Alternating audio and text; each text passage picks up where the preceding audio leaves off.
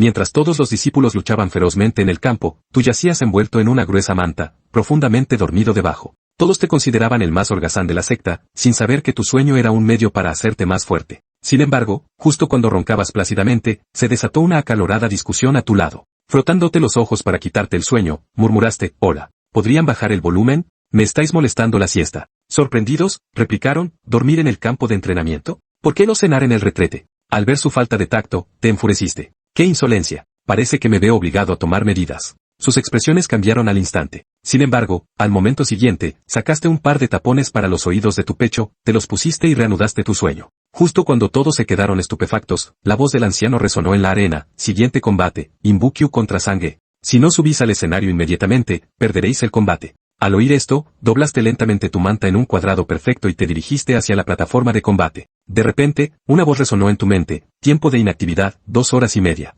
Ubicación, arena de combate. Recompensas obtenidas, hechizo de la etapa de cultivo de I, marca de la montaña sin cima, mejorado a gran maestría, técnica de movimiento de la etapa de cultivo de I, paso de las nubes, mejorada a maestría menor. Una leve sonrisa se dibujó en tus labios mientras subías con paso firme a la plataforma. La multitud que se encontraba abajo estalló en murmullos. ¿No es ese Inbukyu, el famoso perro perezoso de la secta? ¿Por qué ha salido de repente de su guarida hoy? ¿Podría ser que haya tenido una revelación repentina? ¿Alguna vez has visto a alguien llevarse el edredón a las gradas después de ver la luz? Lo más probable es que todavía esté medio dormido. Sin embargo, no les prestaste atención, solo bostezas. Esto provocó el descontento inmediato de tu oponente. Una mirada asesina cruzó los ojos de Sange mientras gruñía, cabrón. ¿Un pedazo de basura sin valor se atreve a ignorarme? Si no te doy una paliza tan fuerte que no puedas levantarte de la cama durante 3 días, tomaré tu apellido. Sin embargo, tú solo sonreíste y saludaste con la mano con desdén, dirigiéndote al anciano, simplemente de la orden para que comience el combate. Después de esto, debo recuperar el sueño. Sin embargo, en el momento en que el anciano dio la orden, una sombra oscura cruzó el escenario.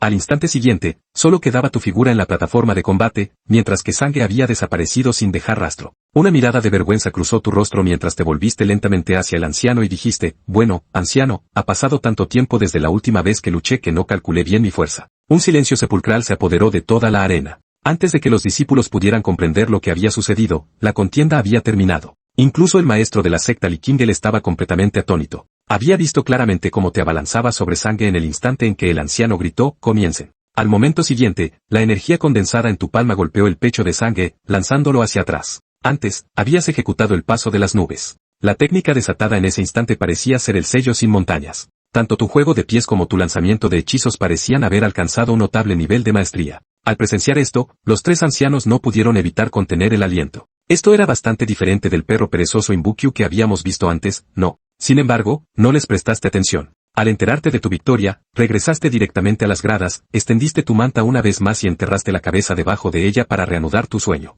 En ese momento, Likingel pareció recordar algo. Su expresión cambió abruptamente y se levantó, volando hacia ti. Tú también pareciste sentir algo, abriste los ojos y viste a Likingel sonriendo, a punto de hablar. De repente, extendiste la mano y tiraste del dobladillo de su túnica. Él se quedó paralizado, aún procesando lo sucedido, antes de que tú lo atrajeras hacia una nueva posición. Ahora su cuerpo se interponía precisamente entre tú y el sol alto, proyectando una sombra que caía directamente sobre tu rostro. Una leve sonrisa se dibujó en tus labios. Cerraste los ojos una vez más y volviste a quedarte dormido. Al presenciar esto, Likingel se quedó paralizado por un momento antes de volver a la realidad.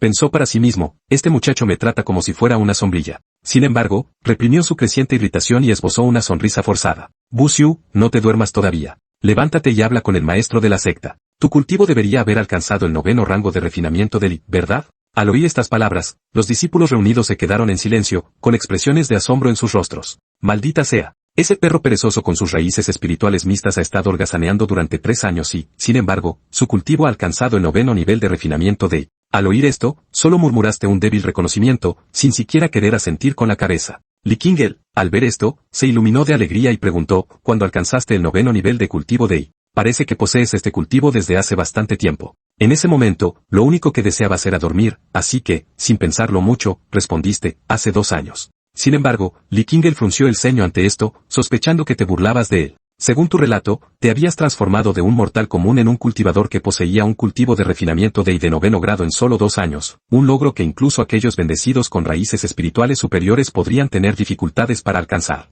Tras un momento de reflexión, extendió una mano y canalizó un hilo de energía espiritual hacia tu cuerpo. En cuestión de segundos, la sorpresa se apoderó de su rostro. Efectivamente, habías alcanzado el 9º rango de cultivo y 2 años antes. Pero, ¿por qué tu cultivo no había progresado más? Ante su mirada inquisitiva, te limitaste a responder con calma, carezco de una técnica de establecimiento de fundamentos. Al oír estas palabras, las pupilas de Likingel se dilataron por la sorpresa. La respuesta tenía mucho sentido. Entonces, ¿por qué no se la pediste a los ancianos? ¿Simplemente has esperado estos 2 años? Los discípulos que estaban cerca se quedaron completamente atónitos. Este perro perezoso no solo estaba holgazaneando, sino que estaba saboteando activamente su propio progreso. Mi raíz espiritual de grado medio tardó 2 años en alcanzar el 7º grado, mientras que su raíz espiritual mixta alcanzó el 9º grado en solo 1 año. ¿Cómo puede ser eso justo? Likingel ahora te miraba con profunda perplejidad. ¿Podría ser este muchacho la reencarnación de algún sabio inmortal? Sin embargo, en el momento en que este pensamiento surgió, negó con la cabeza con desdén. ¿Qué sabio inmortal sería tan indolente? Habían pasado 2 años y ni siquiera se había molestado en buscar una sola técnica de establecimiento de fundamentos.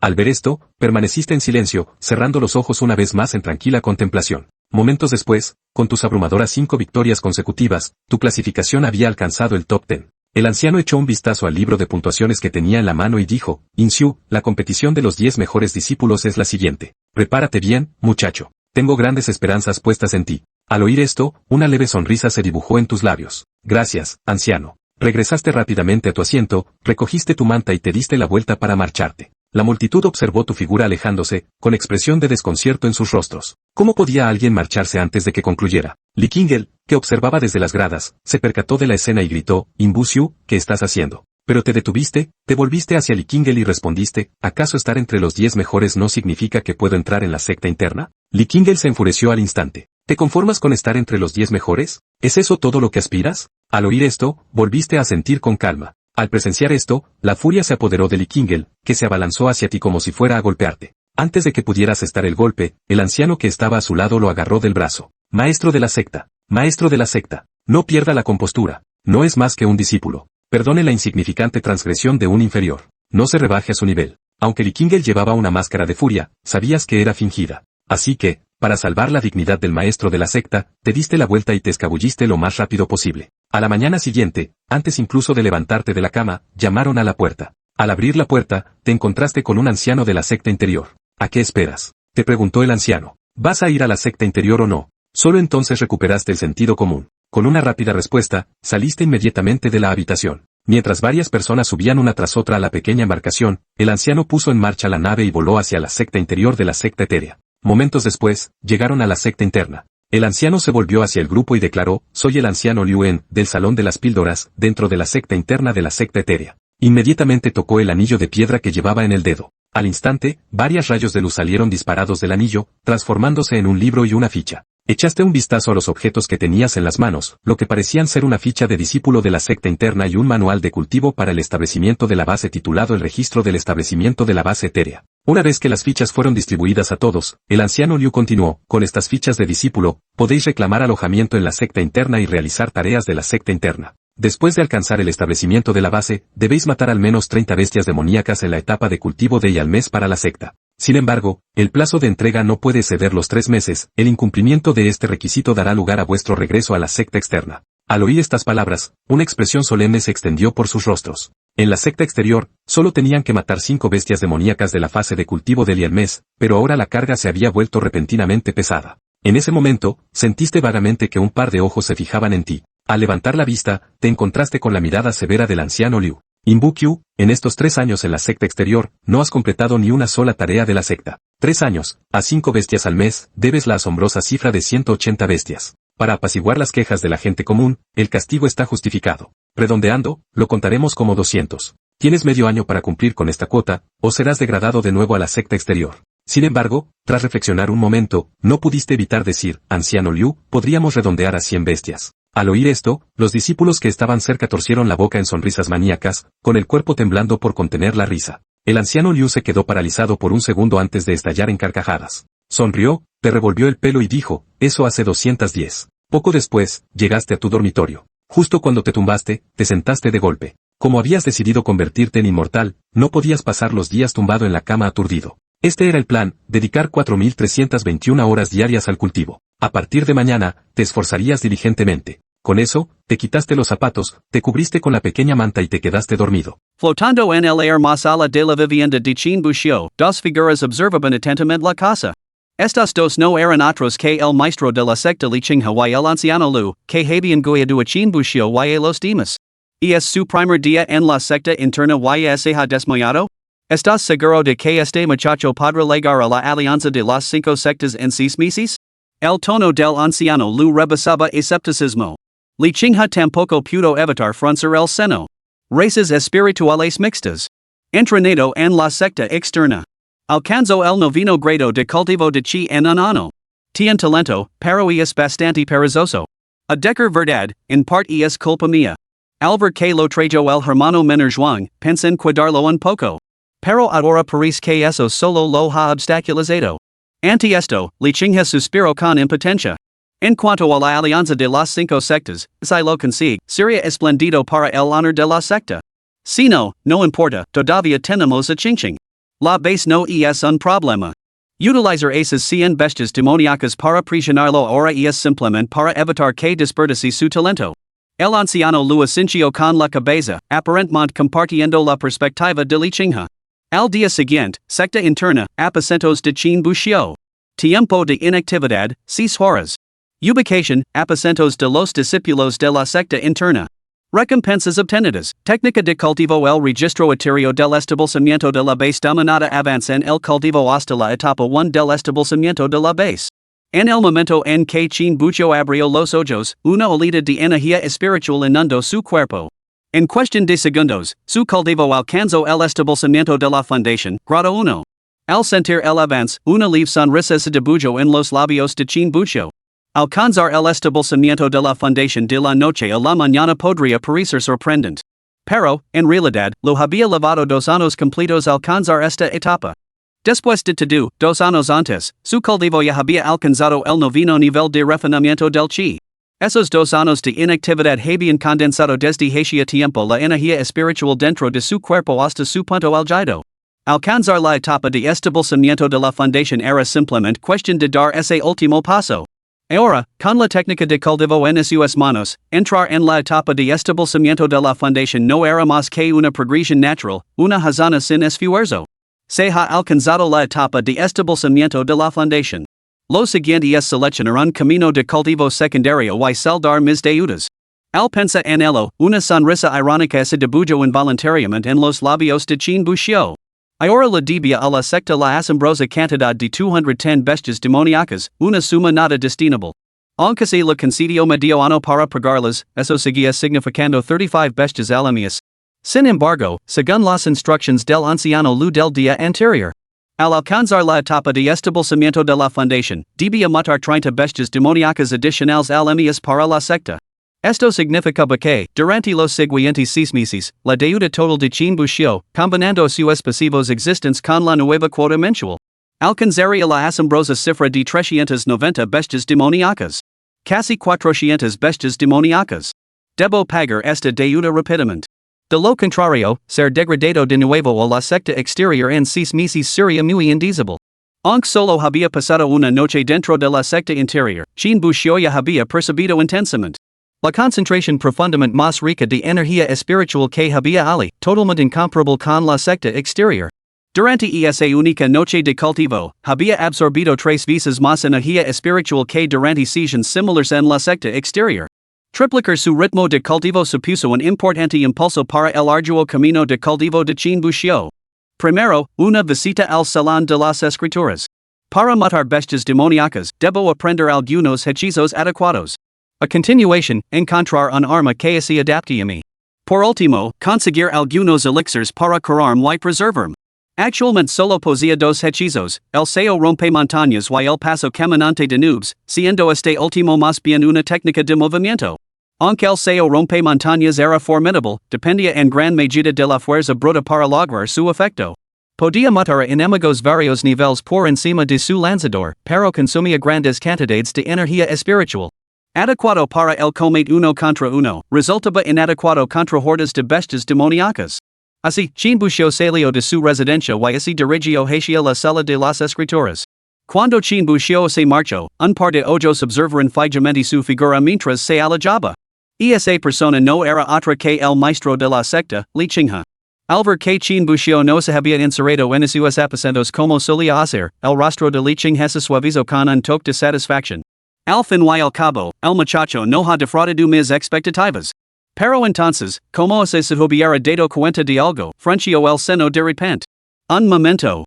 ¿Ha logrado alcanzar el establecimiento de la fundación en una sola noche? Al poco tiempo, Chin Bucio había localizado el Salón de las Escrituras y, tras deambular un rato, llegó a su entrada. El Salón de las Escrituras estaba poco poblado, con un anciano apostado en la entrada como guardián. El anciano, que parecía tener entre 50 y 60 años, estaba sentado en una silla con los ojos cerrados, descansando. Chin Bucio se acercó y se inclinó respetuosamente ante el anciano. Antes de que pudiera hablar, el anciano se dirigió a el primero. Entra. Conoce tus límites. No muerdas más de lo que puedes masticar. El dominio supera con crex la mera acumulación. Al ver esto, Chin Bucio no dijo nada más y se inclinó una vez más. Gracias por su orientación, anciano. Con eso, se dio la vuelta y se dirigió hacia la sala de las escrituras. Al resto, el anciano abrió los ojos, miró a Chin Bucio y una sonrisa se dibujó en sus labios. Al entrar en el salón de las escrituras, Chin Bucio no buscó inmediatamente un lugar para acostarse y dormir. Aunque permanecer ocioso en el salón de las escrituras le permitía adquirir directamente grandes cantidades de hechizos. Eso solo significaba que había aprendido esas técnicas, pero no había progresado en su cultivo, ni siquiera había alcanzado el nivel de principiante. El avance posterior requería holgazanear en la plataforma de combate o en los campos de entrenamiento para mejorarlos gradualmente. Además, el refinamiento de estos hechizos estaba fuera del control de Chin Bucio, ya que era totalmente aleatorio por parte del sistema. Esto suponía precisamente el riesgo del escenario del que había advertido el anciano, abarcar más de lo que se podía abarcar, lo que daba lugar a un dominio disperso y sin refinar. Y es mejor seleccionar personalmente unos cuantos pergaminos de técnicas de cultivo. Chin Bucio examinó minuciosamente los pergaminos del Salón de las Escrituras. El Salón de las Escrituras de la secta interna apenas contenía hechizos de la etapa de cultivo del chi. El nivel inicial era el establecimiento de los cimientos, con ocasionales destellos de técnicas básicas de la etapa del núcleo dorado.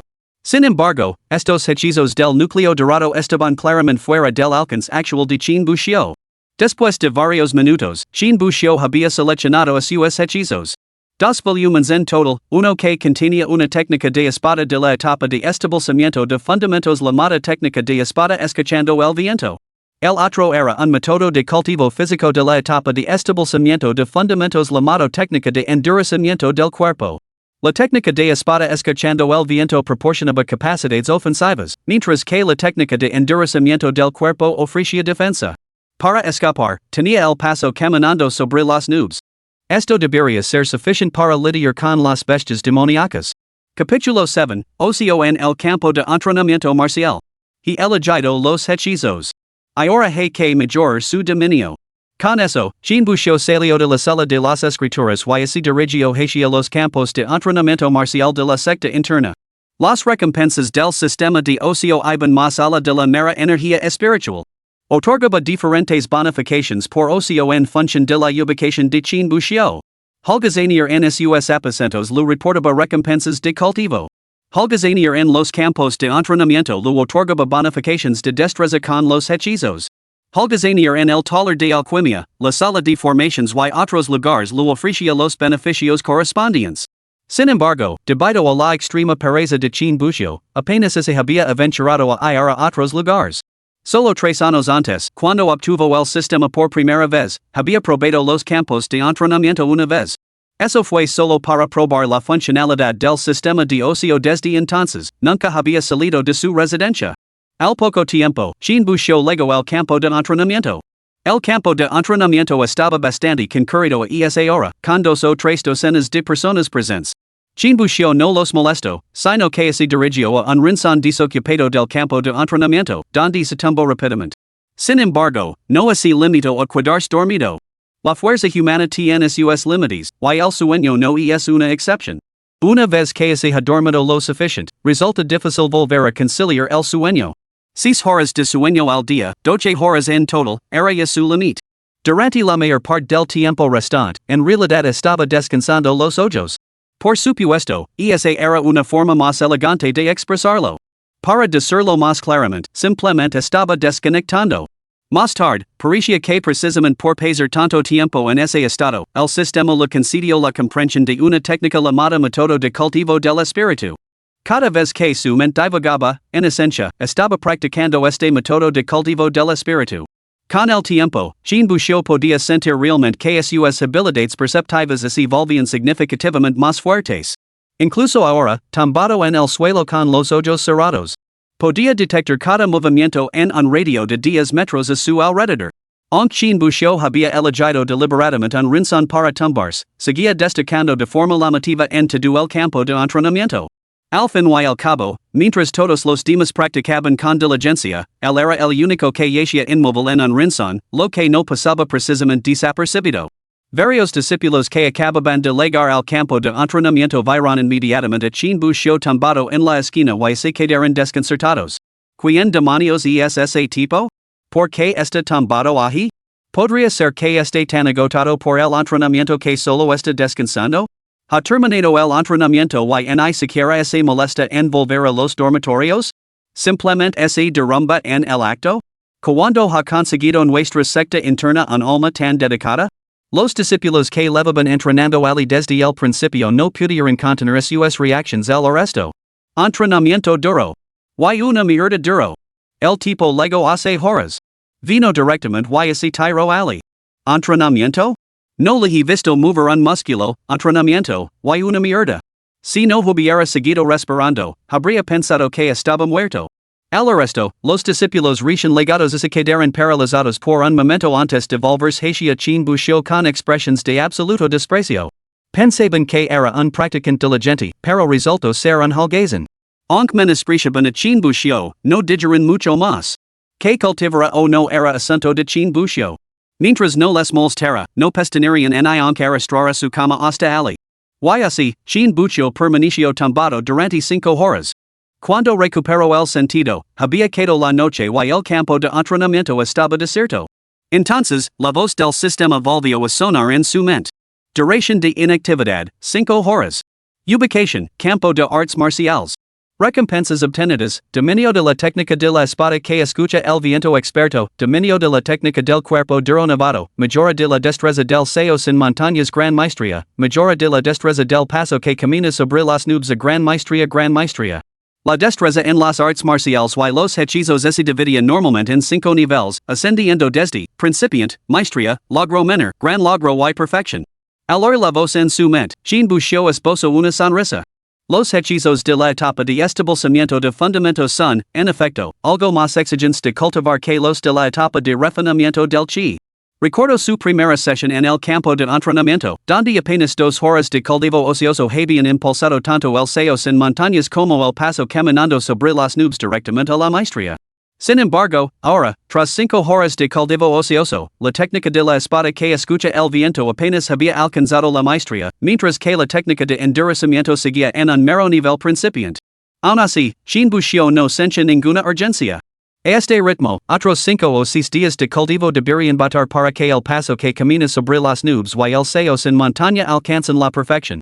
La técnica de la espada que escucha el viento tampoco debería suponer un gran problema.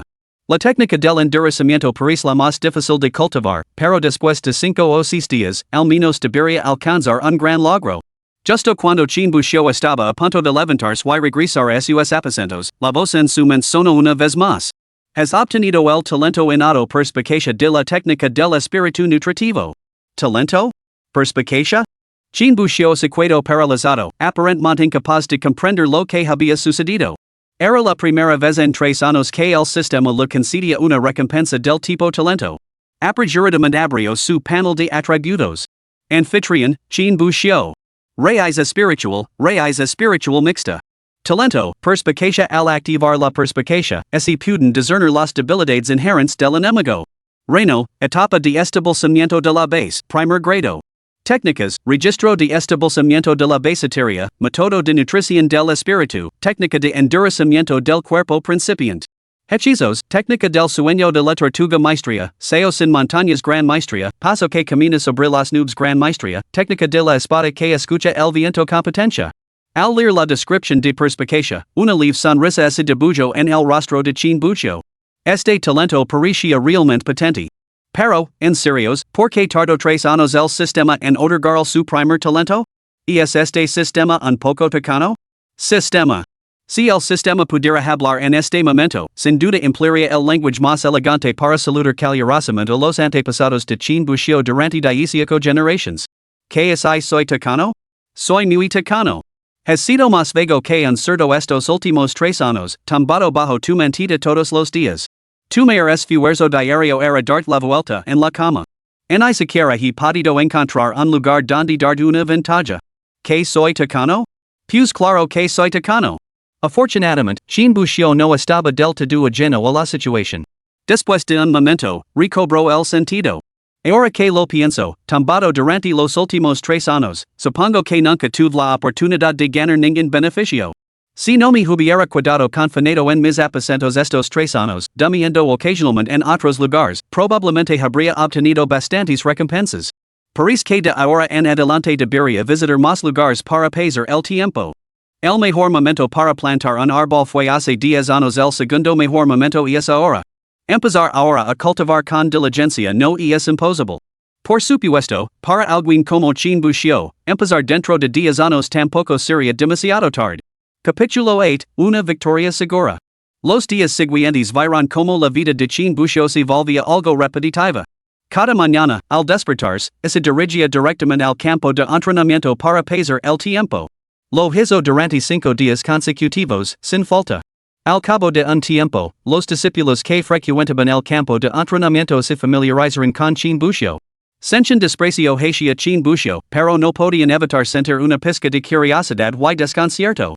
Lo consideraban un holgazán que se pasaba los días en el campo de entrenamiento sin cultivarse, simplemente envuelto en una pequeña manta y durmiendo. A sus ojos, una persona así no tenía ningún futuro ni promesa. Sin embargo, al mismo tiempo, no podían reprimir su curiosidad. ¿Por qué Chin Bushio, siendo tan perezoso, se molestaba en venir al campo de entrenamiento? ¿No podía simplemente dormir en casa? ¿Por qué insistía en venir aquí? El campo de entrenamiento era ruidoso y estaba bastante lejos de sus alojamientos. En lugar de venir aquí a dormir todos los días sin falta, más le valía dormir en casa.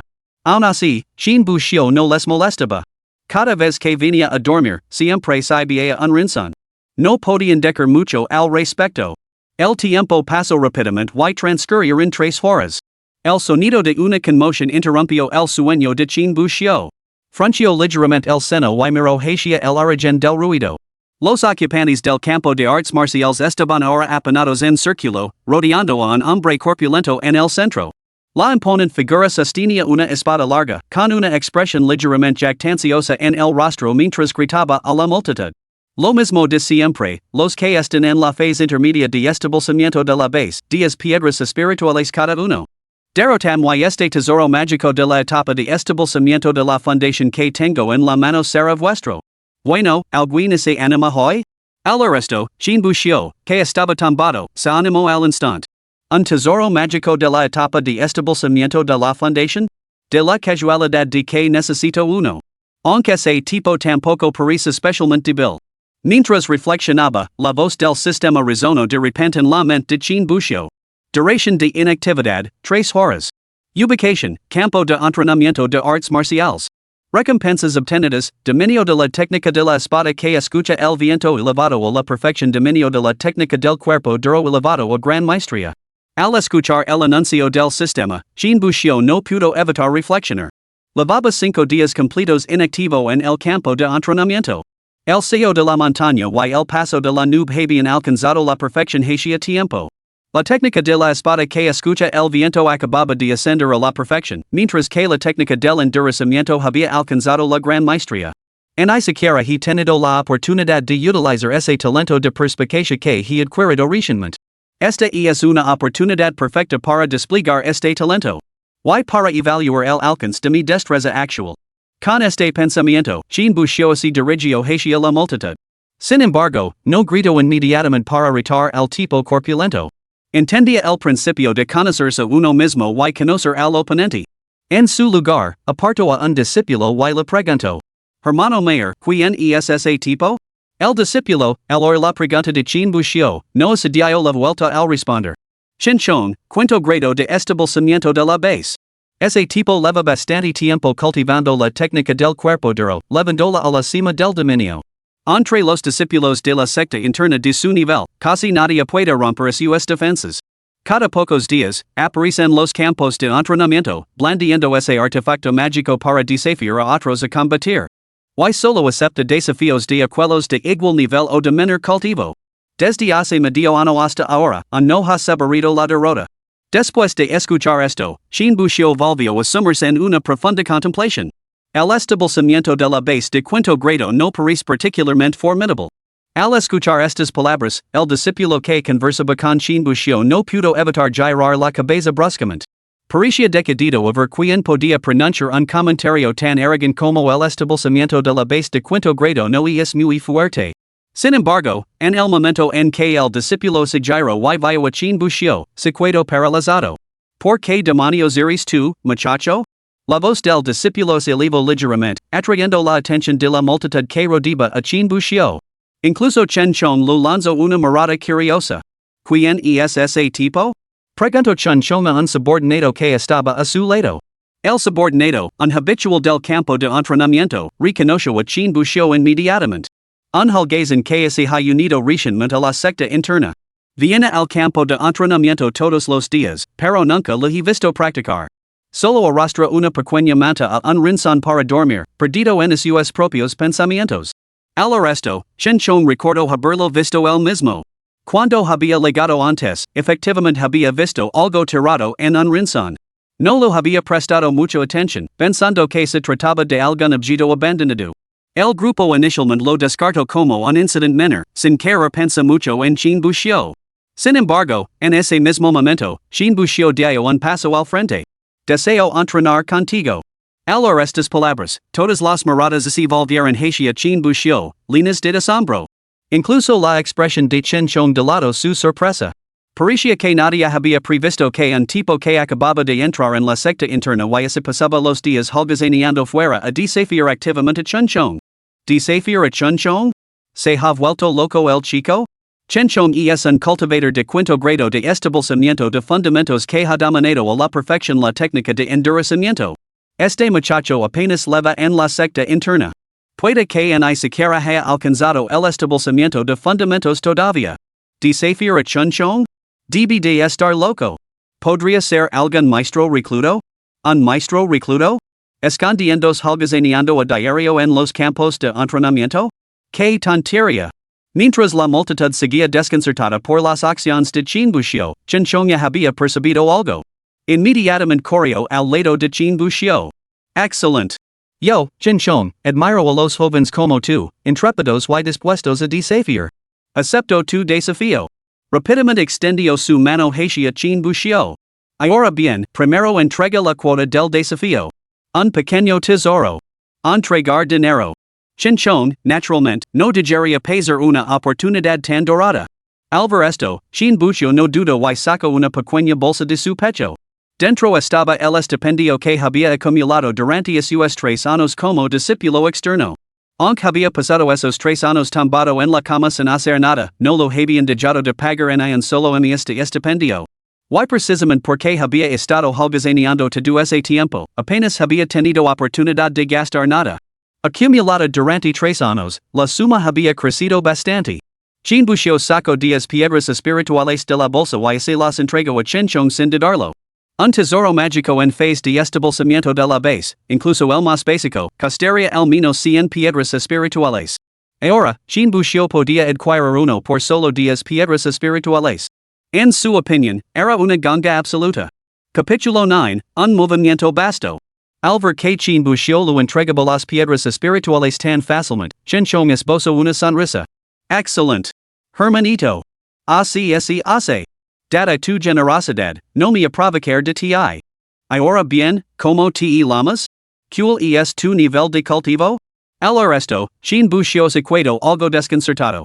¿Acaso Chen Chong pretendía suprimir su cultivo para igualar el nivel de Shin Bushio antes de la prueba? Shin Bushio. Establecimiento de la base, primer grado. Al oír esto, el rostro de Chen Chong se iluminó. Excelente.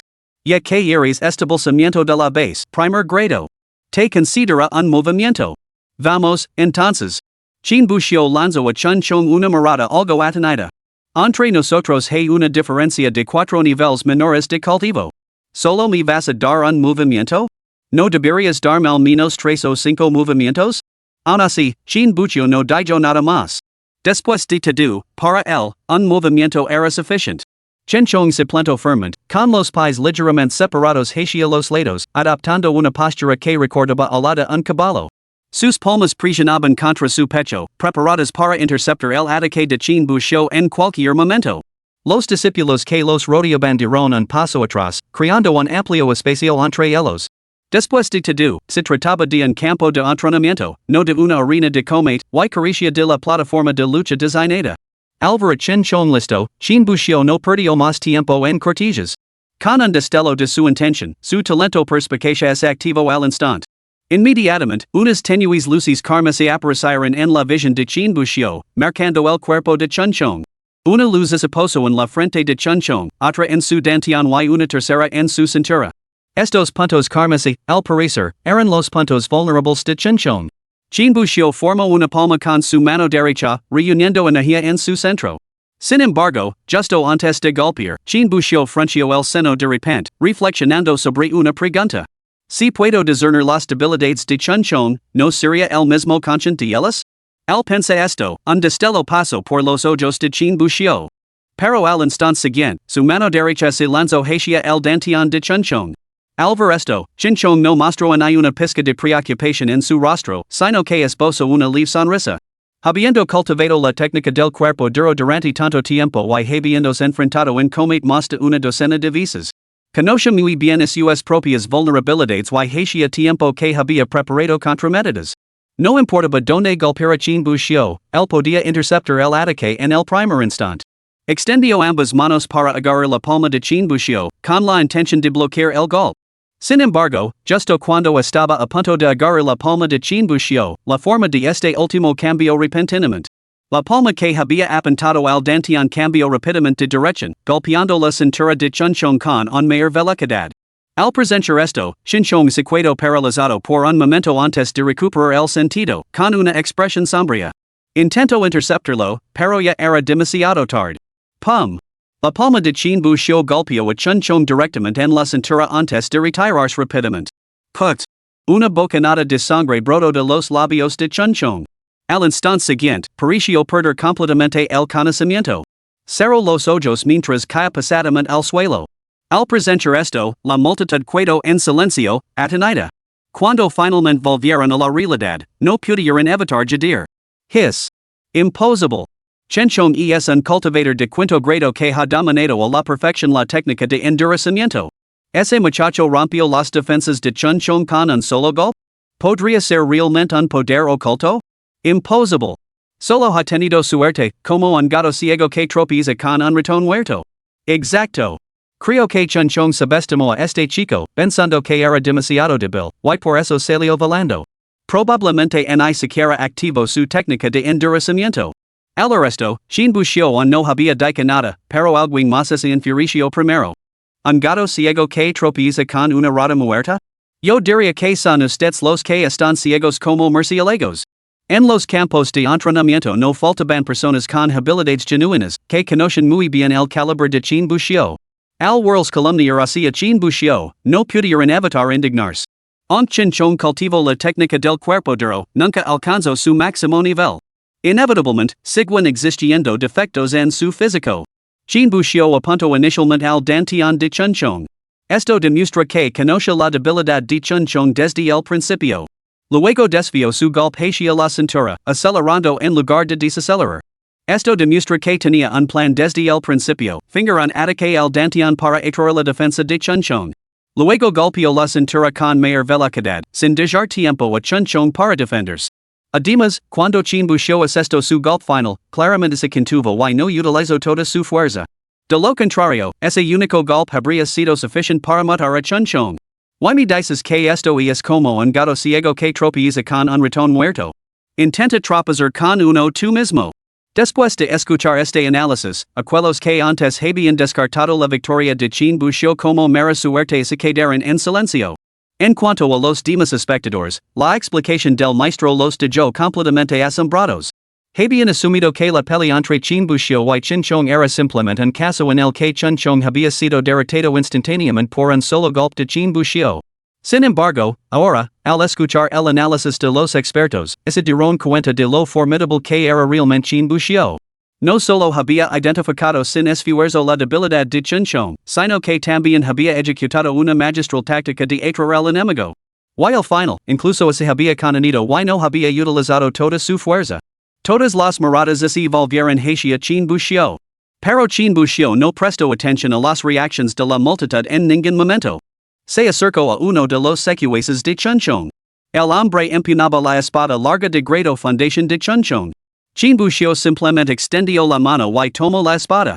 Aunque eso, el secuaz sabía que no era rival para Chinbushio. Sin oponer mucha resistencia, dijo que liquidara la espada. Me llevará el tesoro conmigo. Con eso, Chinbushio se marchó sin mirar atrás. El subordinado, al ver que Chinbushio se daba la vuelta y se alejaba, se apresuró a acercarse a Chinchong. Jeef. Sacudió el cuerpo de Chinchong repetidamente. Al ver que Chinchong no respondía, levantó la mano y le dio dos fuertes bofetadas. Palmada. El golpe fue brutal, como si el secuaz tuviera una cuenta pendiente con Chinchong. Los espectadores no pudieron evitar quedarse boquiabiertos ante tal espectáculo. Tras una larga serie de bofetadas y gritos, Chinchong finalmente se movió en medio de los golpes. Tenía las mejillas ligeramente hinchadas y sentía un escozor en la cara. Jeef, por fin se ha despertado. El subordinado se relajó visiblemente, y una leve sonrisa se dibujó en sus labios. Chinchong levantó la mano para tocarse la cara, pero en cuanto a sus dedos la tocaron, retiró la mano con una mueca de dolor. Recuerdo que ese chico no me golpeó en la cara. Al resto, la expresión del subordinado se volvió claramente incómoda. Los espectadores lucharon por contener la risa, con las caras sonrojadas. Jeef, olvidéis de eso por ahora. Ese tipo se ha lavado su artefacto mágico. El subordinado cambió rápidamente de tema. Al resto, Chinchong abrió los ojos con agitación. ¿Qué? Mi artefacto. Se ha lavado mi artefacto. Intentó levantarse, pero un dolor agudo lo atravesó la cintura como metralla. Apretando los dientes, Chinchong se volvió hacia su subordinado. Llévame primero a la sala de curación. Una vez que me haya recuperado, recuperaremos ese tesoro. El subordinado asintió y ayudó a Chinchong a ponerse en pie mientras se dirigían hacia la sala de curación. Solo después de que Chinchong fuera escoltado, la multitud que se encontraba en el campo de entrenamiento estalló en una carcajada desenfrenada. Capítulo 10, Instrucción de Alquimia. Tras abandonar el campo de entrenamiento, Chinbushio se dirigió directamente a su residencia. Recuperó el tesoro mágico de la etapa de establecimiento de la base que la había ganado a Chinchong, y una sonrisa se extendió por su rostro. Mi cultivo de hechizos está casi completo. Y tengo un artefacto decente a mano. Lo único que me falta ahora es un poco de elixir. Perdido en sus pensamientos, Chinbushio metió la mano en su túnica y sacó la bolsa que contenía piedras espirituales, sacando varias piedras más pequeñas que las unas. La asignación mensual para los discípulos de la secta exterior era de 5 piedras espirituales. Chinbushio había recibido esto durante 3 años completos, 36 meses en total, lo que ascendía a 180 piedras espirituales. Restando lo que había gastado durante su duelo con Chinchong, aún le quedaban 170 piedras espirituales. Con 170 piedras espirituales debería poder comprar bastantes píldoras. Chinbushio planeaba usar las piedras espirituales para comprar algunas píldoras directamente. Así podría abandonar la secta, cazar bestias demoníacas y pagar sus deudas. Guardando las piedras espirituales en su bolsa, Chinbushio se preparó para partir. Pero mientras recogía las piedras, de repente se le ocurrió algo. Miró fijamente la bolsa que tenía en la mano. Espera, ¿cómo diablos se supone que voy a transportar estas bestias? La deuda de Chinbushio no era cuestión de una o dos bestias demoníacas. Si se tratara solo de una o dos bestias, podría simplemente llevar sus cadáveres de vuelta. Pero debía la asombrosa cantidad de 210 bestias. Era imposible hacer un viaje de vuelta después de matar a cada una. Eso sería una completa pérdida de tiempo. Necesitar un artefacto de almacenamiento para guardar los cadáveres de las bestias. Pero un artefacto de almacenamiento decente cuesta al menos 100 piedras espirituales. Y se gastaba piedras espirituales en un artefacto de almacenamiento, tendría que encontrar otra forma de comprar las píldoras. Sin embargo, ganar 100 piedras espirituales a corto plazo no era tarea fácil. La contribución mensual de un discípulo de la secta interna era de solo 20 piedras espirituales. El salón de alquimia. Los ojos de Chin Buxiao se iluminaron como se acabara de tener una revelación. Los alquimistas de la sala de alquimia podían aceptar encargos internos de la secta para refinar píldoras. Al completar tales tareas, recibían recompensas en forma de piedras espirituales. Además, después de refinar las píldoras, solo tenían que entregar una cuota fija. Cualquier píldora sobrante era totalmente suya. Naturalmente, esa la alquimia falaba, el alquimista asumía las consecuencias. O bien se exigía una compensación directa, o bien debían procurarse los materiales y volver a intentarlo con otra tanda. Más importante aún, Chin Buxiao recordó que los discípulos de la secta interna estaban obligados a elegir una vocación secundaria. Convertirse en alquimista ahora significaba no solo ganar piedras espirituales y adquirir píldoras, sino también cumplir con el requisito de su vocación secundaria. ¿Realmente mataba 3 pajaros de un tiro, por qué no aprovechar la oportunidad? Bien. Manos a la obra. Con eso, Chin Buxiao se estiró en el barco. A partir de mañana. El tiempo pasó rápidamente y amaneció el día siguiente. Chin Buxiao se despertó de forma natural. Se dirigió a la sala de alquimia para registrar sus estados, donde recibió una ficha de aprendiz y el tomo de varios cientos de páginas fundamentos de la alquimia. Luego se dirigió sin prisa a la sala de conferencias del salón. La sala estaba ocupada por 2 o 3 docenas de discípulos, cuyos niveles de cultivo variaban mucho.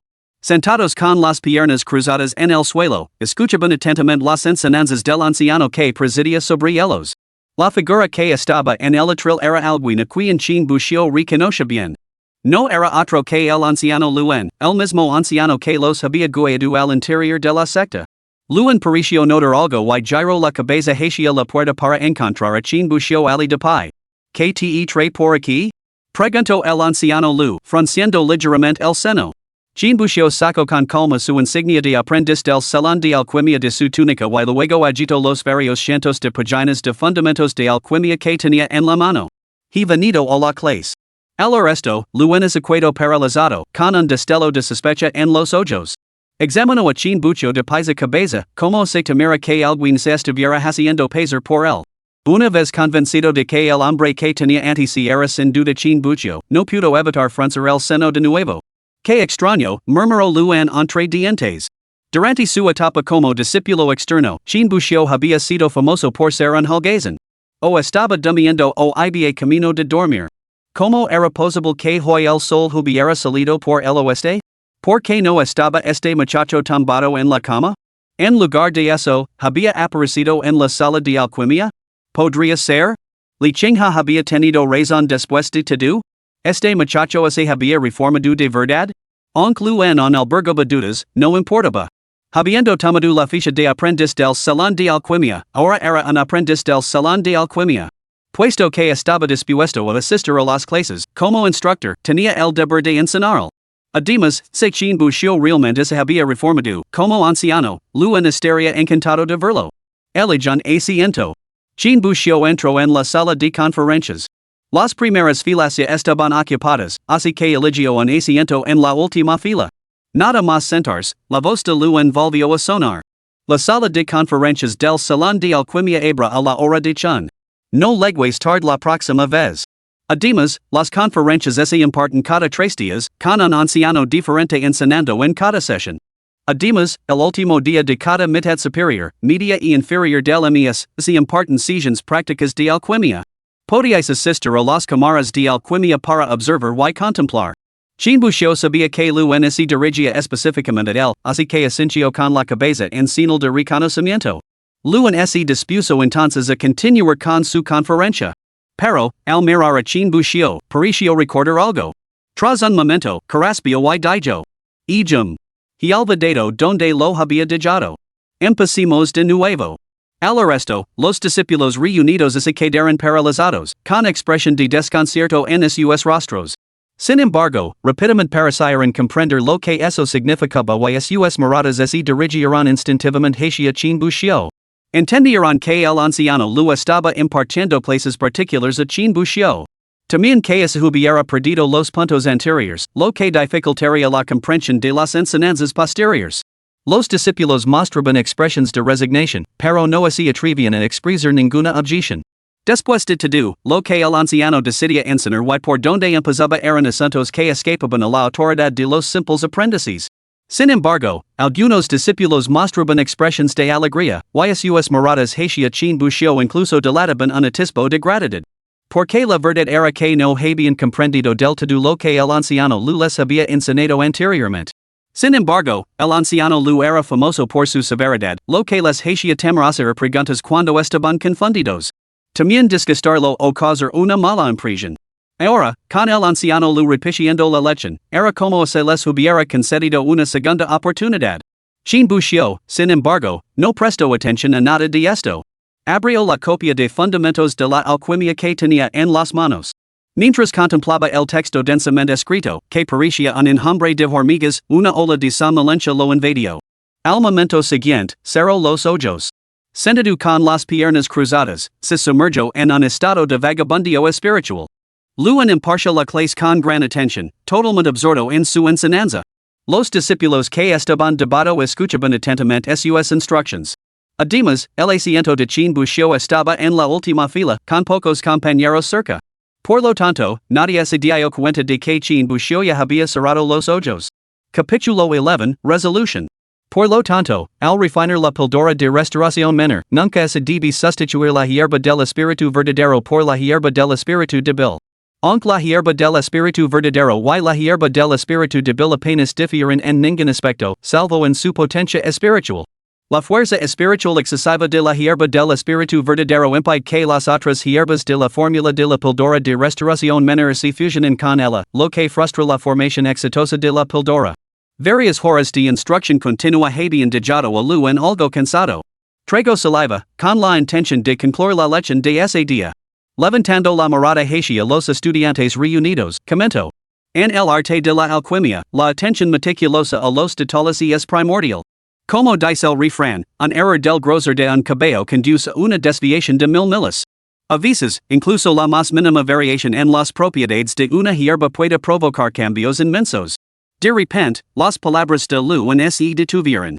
Parecía haberse quedado paralizado. Sin embargo, unos instantes después, su rostro comenzó a enrojecerse visiblemente.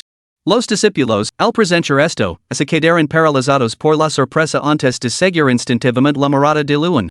Rápidamente, todas las miradas se posaron en Chin Bushio, sentado en la última fila. En ese momento, Chin Bushio estaba sentado con los ojos cerrados, con una expresión serena en el rostro, como si estuviera dormido. No parecía estarlo. Estaba profundamente dormido. Chin Bushio. El furioso rugido de Luan provocó un estremecimiento colectivo en el ala. Chin Bushio, perdido en sus propios pensamientos, se despertó sobresaltado por el estruendoso grito. En el instante en que abrió los ojos, se encontró con la furiosa mirada de Luan. Los discípulos sentados delante de él mostraban expresiones de schadenfreude. ¿Qué demonios estás haciendo? Exigió Luan, con la voz cargada de furia. Yo estaba, escuchando. ¿Escuchando? ¿Con los ojos cerrados? Antes de que Chin Bushio pudiera responder, la voz del sistema resonó una vez más en su mente. Duración de inactividad, 3 horas. Ubicación, sala de conferencias del Salón de Alquimia. Recompensa obtenida, amplios conocimientos teóricos sobre alquimia. Inmediatamente, una gran cantidad de conocimientos teóricos sobre técnicas alquímicas inundaron la mente de Chin Bushio. En ese instante, Chin Bushio se sintió como si estuviera nadando en un océano de conocimientos. Solo entonces recordó la pregunta de Luan. ¿Escuchar la conferencia con los ojos cerrados? No parecía particularmente problemático. Se encontró asintiendo con la cabeza en señal de acuerdo. Pero al presenciar esto, los ojos de Luan se abrieron con furia. Si Chin Bushio hubiera admitido simplemente que se había quedado dormido, una severa reprimenda instantánea no repetirlo habría sido suficiente. Sin embargo, ahora, su obstinada negativa a confesar solo a vivo en más la ira de Luan. Muy bien. Ya que afirmas haber estado escuchando, te pondrá a prueba a fondo. Si puedes responder a estas preguntas, no dir en una palabra si cierras los ojos en la sala de conferencias en el futuro. Incluso así tres una manta yte aquestas a dormir. No pronunciar ni una sola palabra de reproche. Pero si no puedes responderles, se te prohibirá volver a poner un pie en la sala de conferencias. Al resto, los ojos de Chin Bushio se iluminaron al instante. Un trato tan bueno? Luan no perdió tiempo y le hizo inmediatamente su pregunta. Al refinar la píldora de restauración menor, ¿se puede sustituir la hierba del espíritu verdadero por la hierba del espíritu débil? No. ¿Por qué? Luan insistió. Al fin y al cabo, con una pregunta de sí o no, una respuesta al azar tenía un 50% de posibilidades de ser correcta. Los otros aprendices miraron a Chin Bushio, con una sonrisa burlona en los labios. Sus expresiones irradiaban schadenfreude, aparentemente ansiosos por presentir su humiliación. Sin embargo, Chin Bushio se limitó a sonreír levemente. 3 horas de estudio ocioso le habían proporcionado una gran cantidad de conocimientos básicos sobre alquimia. Una cuestión tan básica no estaba fuera de su alcance. La hierba del espíritu verdadero posee propiedades espirituales excesivamente potentes. Dentro de la fórmula de la píldora de restauración menor, muchas de las otras hierbas carecen de la fuerza necesaria para soportar un impacto espiritual tan poderoso. Sustituir por la fuerza la hierba del espíritu verdadero por variedades más débiles haría que la mezcla alquímica no se solidificara correctamente, lo que en última instancia daría como resultado nada más que un montón de residuos medicinales. Al escuchar la explicación de Chin Bushio, Luan pareció visiblemente sorprendido. Parecía que no había anticipado que Chin Bushio realmente supiera la respuesta. Sin embargo, antes de que pudiera hablar, Chin Bushio añadió otro punto. Dica esto, es la habilidad de un alquimista y es lo suficientemente avanzada, puede usar el fuego alquímico para eliminar por la fuerza algunas de las propiedades espirituales de la hierba del verdadero espíritu. En ese caso, sería posible usar la hierba del verdadero espíritu para refinar la píldora de restauración menor. Por lo tanto, decir que es imposible no es del todo exacto. Al escuchar la explicación de Chin Bushio, los aprendices presentes palidecerán inmediatamente. Que usar fuego alquímico para extraer la esencia espiritual de la hierba del espíritu verdadero? ¿Existe tal método? Pero si este método existe, ¿por qué el anciano Lu no lo ha compartido con nosotros? Apuesto al 80% a que este chico se lo ha inventado. ¿Extraer la esencia espiritual con fuego alquímico? Yo diría que este tipo ni siquiera sabe que el fuego alquímico requiere un cultivador de núcleo dorado para condensarse. Exacto. Si fuera cierto, el anciano Lu nos lo habría dicho. Los aprendices murmuraban entre ellos, algunos creyendo que Chin Bushio decía la verdad, otros convencidos de que se lo había inventado. Mientras tanto, Lu se quedó paralizado en su sitio. El método de utilizar el para extraer la esencia espiritual no era algo que Chin Bushio se hubiera inventado él mismo, sino que era realmente real. La razón por la que no lo había mencionado era porque el necesario para este método solo podía ser condensado por cultivadores en la etapa del núcleo dorado. Además, la técnica exigía que un alquimista poseyera una habilidad alquímica excepcionalmente alta para tener éxito. Los discípulos presentes eran en su mayoría cultivadores de establecimiento de fundamentos, cuyas habilidades alquímicas apenas rozaban la superficie de lo básico. Simplemente no había necesidad de compartir con ellos conocimientos tan avanzados. Sin embargo, irónicamente, fue Chin Bushio, el que se había quedado dormido durante la clase, quien había aprendido este secreto, mientras que los discípulos atentos seguían ignorándolo. ¿Podría ser que Chin Bushio estuviera realmente escuchando hace un momento? No. Debe de haber descubierto este método por casualidad en algún sitio. Esos pensamientos se agolpaban en la mente de Luan, que seguía sin creer que Chin Bushio hubiera prestado realmente atención. ¿Cuáles son los puntos clave para refinar la píldora que disipa el frío? ¿Cuál es el problema más común que se encuentra al refinar la píldora que evita las toxinas? ¿Cómo se debe cosechar la hierba de una pulgada de altura para minimizar las pérdidas? ¿Qué se puede utilizar como sustituto de la hierba del río Plata en la píldora que cura las heridas? Luan lanzó una docena de preguntas, cubriendo casi todos los temas tratados en la clase de ese día. Incluso los demás aprendices no pudieron evitar quedarse boquiabiertos al escuchar estas preguntas. Les resultaría difícil responderles a la perfección. Las acciones actuales de Luan transmiten la intención de aplastar a Chin Bushio bajo sus pies. Sin embargo, Chin Bushio se limitó a sonreír serenamente antes de comenzar a dar sus explicaciones con calma. El aspecto más crítico en la elaboración de la píldora para disipar el frío radica en la dosis de hierba de lama marquita.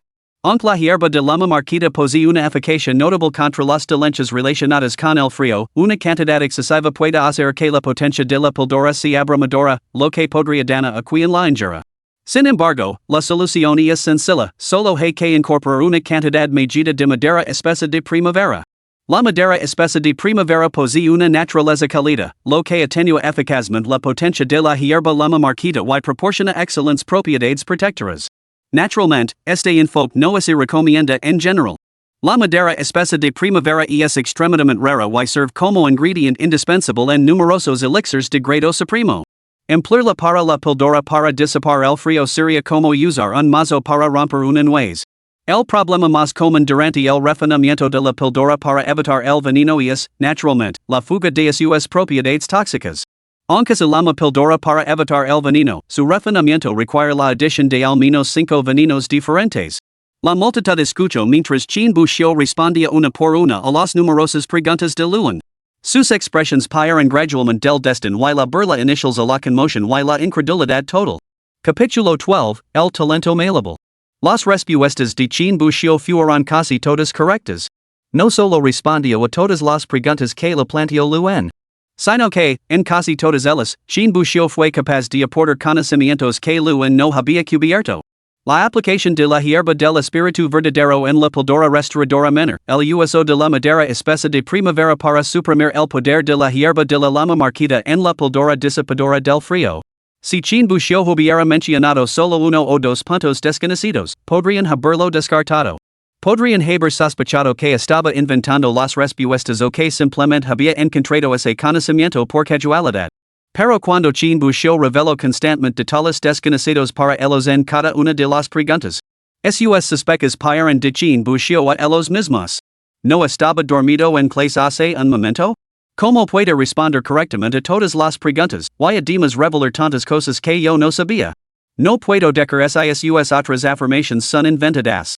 Pero eso de usar madera espesa de primavera para suprimir el poder de la hierba de lama marquita debe de ser cierto, recuerdo haberlo leído en textos de alquimia. Pensaba que era un inútil. Resulta que dormía porque ya lo dominaba todo. Los discípulos que esperaban ver humilado a Chin Buxiu ahora parecen haber puesto ridículas máscaras de payaso. Luan se quedó clavado en el sitio, con una expresión de sorpresa y vergüenza en el rostro. Nunca habría imaginado que Chin Buxiu, el que dormía en clase, fuera en realidad la persona más erudita de toda la sala de conferencias. No solo había absorbido más que nadie, sino que, lo que es más importante, el muchacho también había llenado todos los vacíos del plan de estudios, incluso cubriendo material que Chin Buxiu no había impartido. Como anciano de la sala de alquimia, Luan conoce estos puntos de conocimiento a la perfección. Cada detalle era correcto, sin la más mínima desviación. Su omisión de estos puntos no se debía a un olvido. Era porque impartirlos era innecesario. Por ejemplo, la técnica de utilizar el fuego alquímico para extraer la esencia espiritual de la hierba del espíritu verdadero era algo que solo los cultivadores en la etapa del núcleo dorado podían empezar a refinar. Enseñarlo ahora no tendría sentido. El método de utilizar la madera espesa de primavera para suprimir la hierba de la lama marquita también era correcto, pero nadie lo haría jamás. La razón, como había afirmado el propio Chin Buxiu, era que la madera espesa de primavera era una hierba espiritual extremadamente preciosa, indispensable en muchos elixirs potentes. Utilizarla para la píldora disipadora del frío sería nada menos que desperdiciar un tesoro celestial. Luan se volvió hacia Chin Buxiu, con una expresión decididamente disgustada. Chin Buxiu había respondido correctamente a todas las preguntas. Ahora, el que se encontraba en una posición incómoda era el propio Luan. Las miradas de los discípulos se fijaron en Luan, aparentemente esperando a ver cómo se las arreglaba para salir del apuro. En realidad, obligar a Chin Buxiu a ceder era sencillo, bastaba con plantear preguntas que estuvieran claramente fuera de su comprensión. El propio Luan era un alquimista de quinto grado, el alquimista jefe de la secta etérea, que supervisaba toda la sala de alquimia. Por muy brillante que fuera Chin Buxiu, solo había comenzado a estudiar alquimia recientemente. Sus conocimientos eran limitados, nada comparables a los de un alquimista de quinto rango como Luan.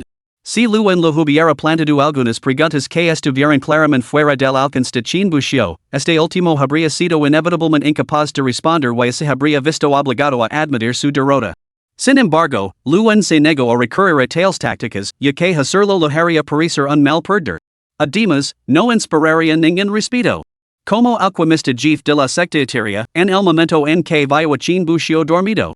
Una sola frase habría bastado, no quiero volver a verte en la sala de conferencias. No habría tenido que perder tanto tiempo para expulsar a Chin Buxiu. Sin embargo, decidió no hacerlo y optó por un enfoque de preguntas y respuestas. ¿Por qué? Porque quería que Chin Buxiu admitiera su error. Y que lo hiciera de buena gana y de todo corazón.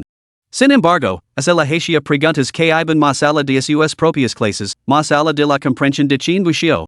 Aunque el chico no supiera responder, ¿sentiría realmente remordimiento? Concluirían los demás discípulos presentes que el fracaso de Chin Buxiu se debía a su falta de atención? Todo hombre tiene sus límites, y los de Luen estaban precisamente ahí. Detestaba quedar en evidencia ante los demás, especialmente ante sus discípulos. Sin embargo, mucho peor que quedar en ridículo era cruzar su propia línea. Chin Buxiu pareció percibir la incomodidad de Luen y comenzó a reflexionar. El anciano Louis es un veterano del salón de la alquimia. Al ponerlo en una situación tan incómoda, ¿podría enfrentarme represalias más adelante? ¿Quizás debería ofrecerle una salida? Deja hoy un hilo de buena voluntad para futuros encuentros. Chin Buxiu podía ser perezoso, pero no era tanto. Aislar completamente a alguien no le reportaría ningún beneficio. Por lo tanto, Chin Buxiu habló lentamente. Anciano, ¿puedo hacerle una pregunta más? Al resto, Luen frunció el seno involuntariamente. Sospechaba que Chin Buxiu lo estaba provocando. Sin embargo, al observar la expresión del rostro de Chin Buxiu, no parecía una provocación en absoluto, sino que más bien transmitía un toque de sinceridad. Luen dudó visiblemente, y entonces se le ocurrió una idea algo inesperada. ¿Podría ser que este muchacho me esté ofreciendo una salida? Aunque no estaba seguro, Luen siguió adelante. ¿Cuándo es el momento óptimo para añadir la hierba coagulante al refinar la píldora hemostática? Chin Buxiu respondió inmediatamente al oír la pregunta. La hierba coagulante debe añadirse al principio del proceso de refinado. Solo así se pueden refinar completamente sus propiedades medicinales y distribuirlas uniformemente por toda la píldora. Al resto, el corazón de Luen dio un salto de alegría.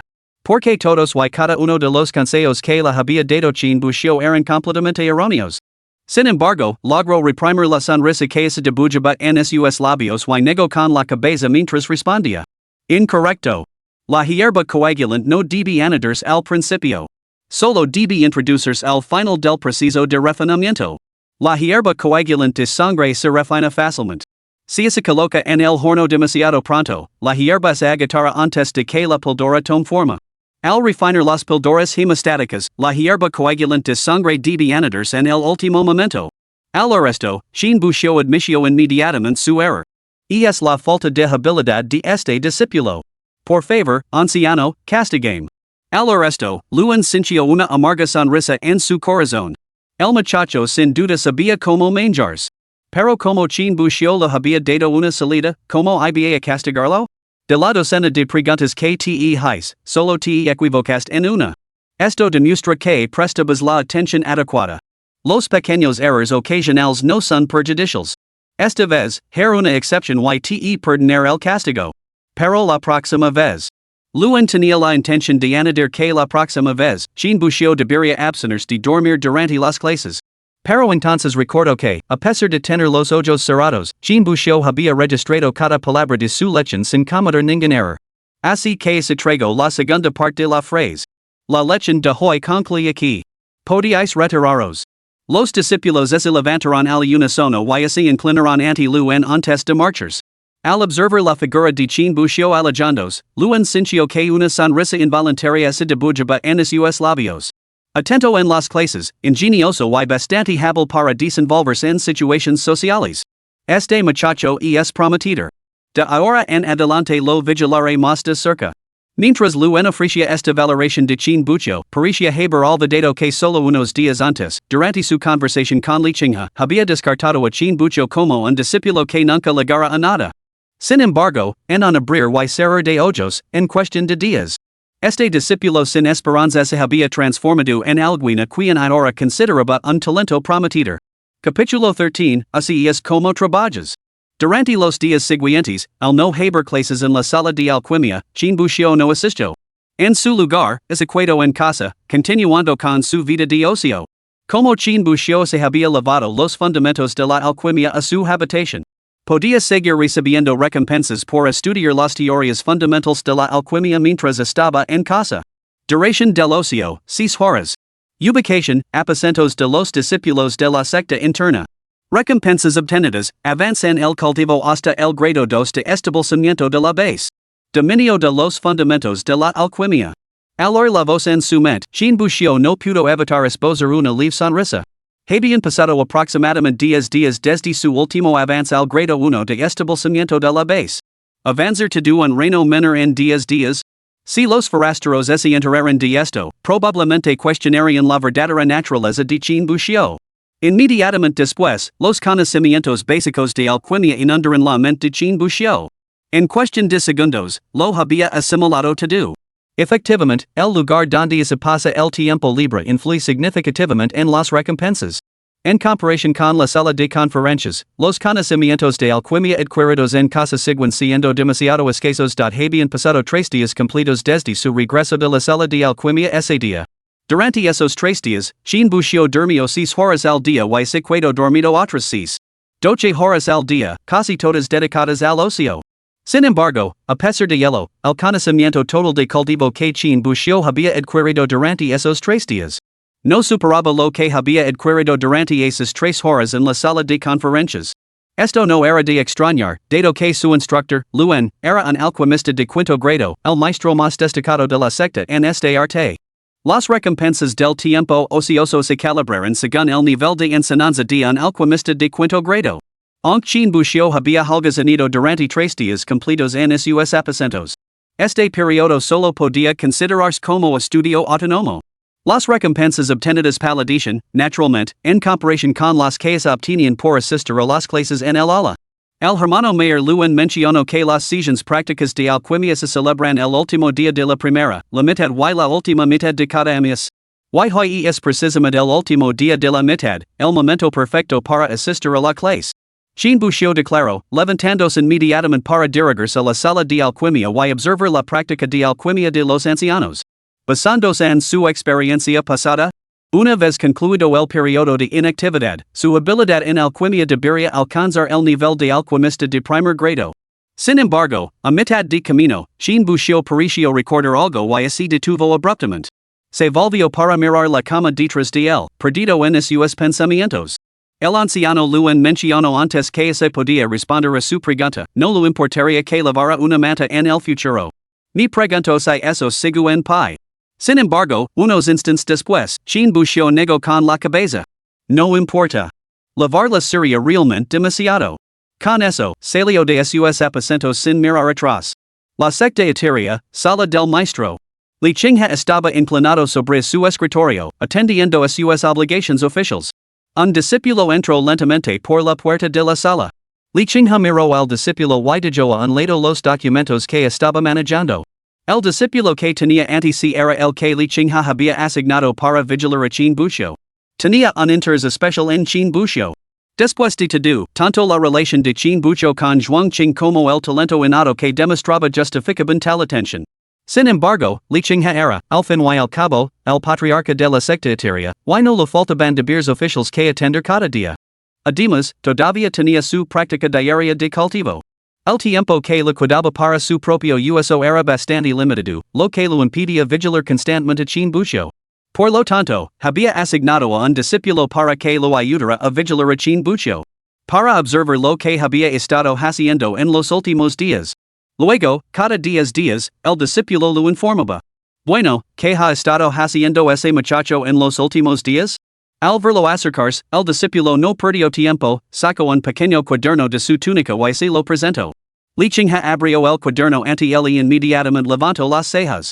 Un décimo día, Chin Buxiu se dirigió al campo de entrenamiento de artes marciales, permaneció allí durante 6 horas y luego regresó a casa. Ese día, había visto a Chin Buxiu dirigirse al campo de entrenamiento y, naturalmente, sabía lo que estaba haciendo. Simplemente no esperaba que chin busio permaneciera en el campo de entrenamiento durante 6 horas completas. Que dedicación a su entrenamiento. Parece que este muchacho realmente ha experimentado una transformación completa. El resto, el rostro del discípulo se sonrojó por la vergüenza. Sin embargo, comprendía perfectamente que la interpretación de Li Qingha se debía únicamente a su falta de detalles. Y eso era algo que había hecho deliberadamente. Al fin y al cabo, cualquiera que fuera digno de que el maestro de la secta asignara personalmente a alguien para que lo vigilara posía un estatus extraordinario. Si el sujeto descubriera más tarde que era el quien había informado sobre él, ¿qué tipo de vida liquidaría? Por lo tanto, yo deliberadamente ciertos detalles vagos. Si el maestro de la secta no preguntaba, fingiría ignorancia. Si el maestro de la secta preguntaba, lo admitiría. La clave era no ofender a nadie. En ese momento, Li Qingha pasó varias páginas seguidas, frunciendo gradualmente el seno. Las páginas siguientes del folleto contenían entradas casi idénticas a las primeras. Día 12, Jean Buxiu fue al campo de entrenamiento, permaneció allí durante 6 horas y luego regresó a casa. Día 13, Jean Buxiu fue al campo de entrenamiento, permaneció allí durante 6 horas y luego regresó a casa. Durante 4 o 5 días consecutivos, Jean Buxiu visitó el campo de entrenamiento, permaneciendo exactamente 6 horas cada vez sin falta. ¿Estás seguro de que realmente lo estabas observando? ¿No es algo que has inventado para engañarme? Li Qingha miró al discípulo, incapaz de reprimir su escepticismo. Creía en la diligencia de Jean Buxiu. Pero visitar el campo de entrenamiento durante 6 horas al día tras día, parecía bastante excesivo, ¿no? Por mucho que se mirara, parecía sospechoso. Este discípulo nunca se atrevería a engañar al maestro de la secta en lo más mínimo. Es solo que. El discípulo se caló, como si le pasara algún secreto inconfesable. Habla. Es solo que. Jean Buxiu no cultiva realmente en el campo de entrenamiento todos los días. Li Qingha frunció el seno involuntariamente, con expresión confusa. ¿No cultiva? Entonces, ¿qué más podría estar haciendo allí? ¿Podría estar durmiendo? Al oír la palabra dormir, el discípulo no pudo evitar levantar la cabeza. Este pequeño movimiento, naturalmente, no pasó desapercibido para Li Qingha. Hizo una pausa por un momento y luego recordó la escena de la competición de la secta exterior. Si cualquier otra persona hubiera afirmado ir al campo de entrenamiento a dormir, quizá no lo habría creído. Pero ese se trataba de Jean Buxiu. Li Qingha pasó rápidamente varias páginas del pequeño cuaderno. Día 16, acudía la sala de conferencias del Salón de Alquimia. Día 17, permanece en casa todo el día, no salí. Día 18, permanece en casa todo el día, no salí.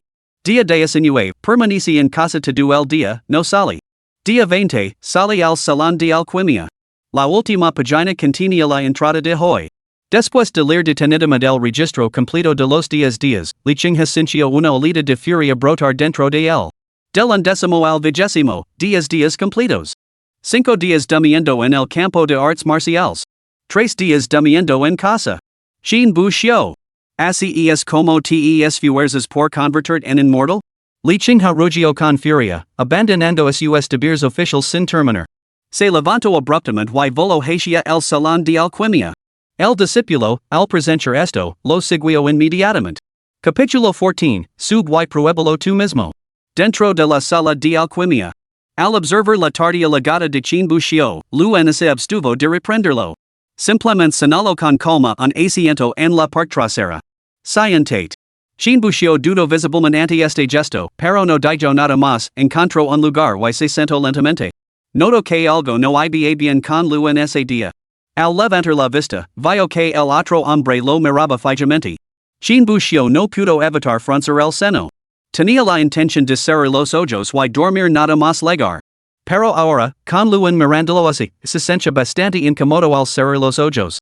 No era por timidez, sino más bien por la sensación de que cerrar los ojos delante de otra persona podría ser algo irrespetuoso.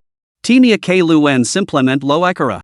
Pero justo entonces, como se hubiera oído los pensamientos de Jean Buxiu, Lu apartó la mirada. Observad con atención, todos. No digáis que vuestras mentes divaguen.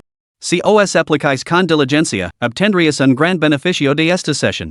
Con eso, Lu sacó las hierbas medicinales y se preparó para encender el horno para la alquimia. Al esto, sin bucio dio un suspiro de alivio y cerró lentamente los ojos. Sin embargo, aparentemente temeroso de que Luen se diera cuenta, levantó la mano izquierda, apoyando el codo en la mesa con la palma abierta y mirando hacia abajo. Su dedo índice presionaba su frente, a la altura de la ceja, mientras que su pulgar presionaba su sien. A primera vista, parecía que estaba sumido en sus pensamientos. Lo que Chin Bucio no se daba cuenta era que cada movimiento que hacía había sido observado por Luen. Sin embargo, al presenciar esto, Luen no mostró ningún signo de reprender a Chin Bucio en cambio, una leve sonrisa iluminó su rostro. Después de la lección de ese día, Luen regresó a sus aposentos y estuvo reflexionando sobre los acontecimientos del día. A juzgar por los ojos entrecerrados de Chin Bucio y la expresión aturdida de su rostro cuando lo despertó, sin duda el muchacho había estado dormido. Sin embargo, porque podía responder a sus preguntas con tanta fluidez, incluso abordando conceptos que nunca la había enseñado? Luen incluso sospechó que Chin Bucio podría haber estudiado previamente materias relacionadas con la alquimia. Sin embargo, tras investigar, descubrió que eso era totalmente imposible. Había otra pregunta aún más crucial. Si Chin Bucio realmente solo quería dormir, ¿por qué había acudido a la sala de conferencias? ¿No habría sido más sencillo dormir en casa? Reflexionando sobre todo esto, Luen finalmente llegó a una conclusión. Chin Bucio probablemente poseía algún talento innato extraordinario. Durante sus primeros viajes, Luen había obtenido una vez un pergamino fragmentario de artes divinas, titulado El método de la observación mental. El llamado método de la observación mental funcionaba precisamente como su nombre sugería. Permite percibir todas las cosas a través de la mente, en lugar de a través de los ojos. Percibir a través de los ojos solo revela la superficie. Percibir a través de la mente revela la esencia interior. El dominio de la técnica del ojo de la mente acelera enormemente el progreso y la comprensión de un cultivador. Y así para refinar técnicas, domina hechizos o comprender cualquier otro asunto, emplear el ojo de la mente resulta varias veces más rápido que los métodos ordinarios. Para comprender las cosas, ya no se necesitan los ojos, sino el corazón. El propio Luen había cultivado en su día el método del ojo de la mente, pero al poser solo un pergamino fragmentario, su progreso había sido menos que ideal. Sin embargo, el propio método del ojo de la mente registraba que el creador de este arte secreto había sido testigo de un cultivador prodigioso. Este individuo comprendía las técnicas de cultivo y los hechizos con los ojos perpetuamente cerrados, como si estuviera dormido. Sin embargo, al déspota, había comprendido completamente todo lo que necesitaba aprender. Además, su velocidad de comprensión era asombrosamente rápida. Cuando se le preguntó, el cultivador respondió, los ojos perciben la superficie, el corazón percibe la esencia. Despoja la apariencia para descubrir el verdadero conocimiento. La demostración actual de Chin Bucio parecía sorprendentemente similar al prodigio del cultivo inmortal descrito en el método del ojo de la mente. Durante las clases, Chin Bucio parecía estar siempre dormido, pero al déspota, respondía correctamente a todas las preguntas. En cuanto a por qué Chin Bucio podía articular conceptos que nunca se habían enseñado explícitamente, la explicación era sencilla. La alquimia, en esencia, gira en torno al dominio del control del calor y la combinación precisa de ingredientes medicinales. Una vez que se comprenden las propiedades específicas de las hierbas, los pasos necesarios suelen ser intuitivos y no requieren instrucción formal. Para alguien con una aptitud tan extraordinaria, comprender estos principios no suponía ninguna dificultad. Si realmente posee un talento tan innato, sin duda es un prodigio de calibre excepcional. Al pensar esto, la mirada de Luen hacia Chin Bucio se llenó de admiración. Naturalmente, una mera conjetura no era suficiente. Por lo tanto, Luen decidió poner a prueba a fondo las capacidades de Chin Bucio durante la lección de alquimia de ese día. Una vez concluida la clase, llamó a Chin Bucio al estrado para que demostrara sus habilidades alquímicas. Su intención era observar cuánto podía aprender Chin en una sola sesión y si realmente poseía el talento innato que sospechaba. Si Chin Bucio demostraba una aptitud excepcional y una rápida comprensión, entonces, Luen sin duda lo mostraría un favor especial en el futuro. Si Chin Bucio carecía del talento que sospechaba, Luen podría abandonar esas esperanzas pronto. Luen no perdió más tiempo. Encendió el horno de alquimia y comenzó el proceso. Toda la secuencia de alquimia fluyó con la gracia de las nubes flotando sobre el agua, sin ninguna interrupción. Sin embargo, aparentemente preocupado de que su ritmo fuera demasiado rápido para que los discípulos lo siguieran, Luen ralentizó deliberadamente sus movimientos. Además, esta lección estaba destinada a aprendices novatos. Enseñarles alquimia excluía naturalmente el uso de técnicas demasiado avanzadas. Los métodos y habilidades empleados eran los de un alquimista de primer grado. Por lo tanto, todo el proceso alquímico parecía algo deliberado. Finalmente, después de media hora, una refrescante fragancia medicinal se esparció desde el horno. Una sonrisa se dibujó en los labios de Luen mientras pasaba la palma de la mano por las llamas que ardían bajo el horno. Las llamas se extinguieron al instante. Levantó la mano para abrir la tapa del horno y una voluta de humo blanco salió flotando. Con otro movimiento de su mano, las píldoras del horno volaron a su palma. Los discípulos estiraron el cuello, esforzándose por ver las píldoras en la mano de Luen. Había 8 píldoras en total, cada una de un color intenso y brillante y del tamaño de una. Este lot de píldoras de restauración menor, en condiciones ideales y sin desperdicio de material, debería producir 10 píldoras. Sin embargo, la alquimia implica pérdidas inherentes y es imposible producir realmente 10 píldoras. Incluso yo, empleando las técnicas de un alquimista de quinto rango para refinar estas píldoras de restauración menor de primer rango, solo puedo producir un máximo de 9 píldoras. Además, el rango de un alquimista está directamente relacionado con su tasa de rendimiento de píldoras. Con 10 porciones de materiales que producen 3 píldoras, se ha entrado en el umbral de un alquimista de grado 1. Producir 5 píldoras significa alcanzar el grado 1 medio. 7 píldoras denotan el grado 1 avanzado. Esto indica que tu dominio y control sobre los elixirs de grado 1 han alcanzado un nivel excepcional, lo que te permite comenzar a intentar pasar al grado 2 de alquimista. Tras terminar su explicación, la mirada de Luen recorrió al grupo reunido, como se evaluara cuanto habían comprendido. Pero finalmente, sus ojos se posaron en Chin Buxiu. Al verlo todavía con los ojos cerrados, una leve sonrisa se dibujó en sus labios mientras hablaba. Chin Buxiu, ven y prueba. Capítulo 15, ir con calma? Modo infierno. Chin Buxiu oyó vagamente que alguien lo llamaba y abrió lentamente los ojos. Sin embargo, al hacerlo, se encontró con que toda la sala de alquimia lo miraba fijamente. La mayoría estaría empapada en sudor a estas alturas. Afortunadamente, Chin Buxiu no era un hombre cualquiera. Levantó la cabeza con calma y miró a Luen. Antes de que Luen pudiera interrogarlo, habló directamente.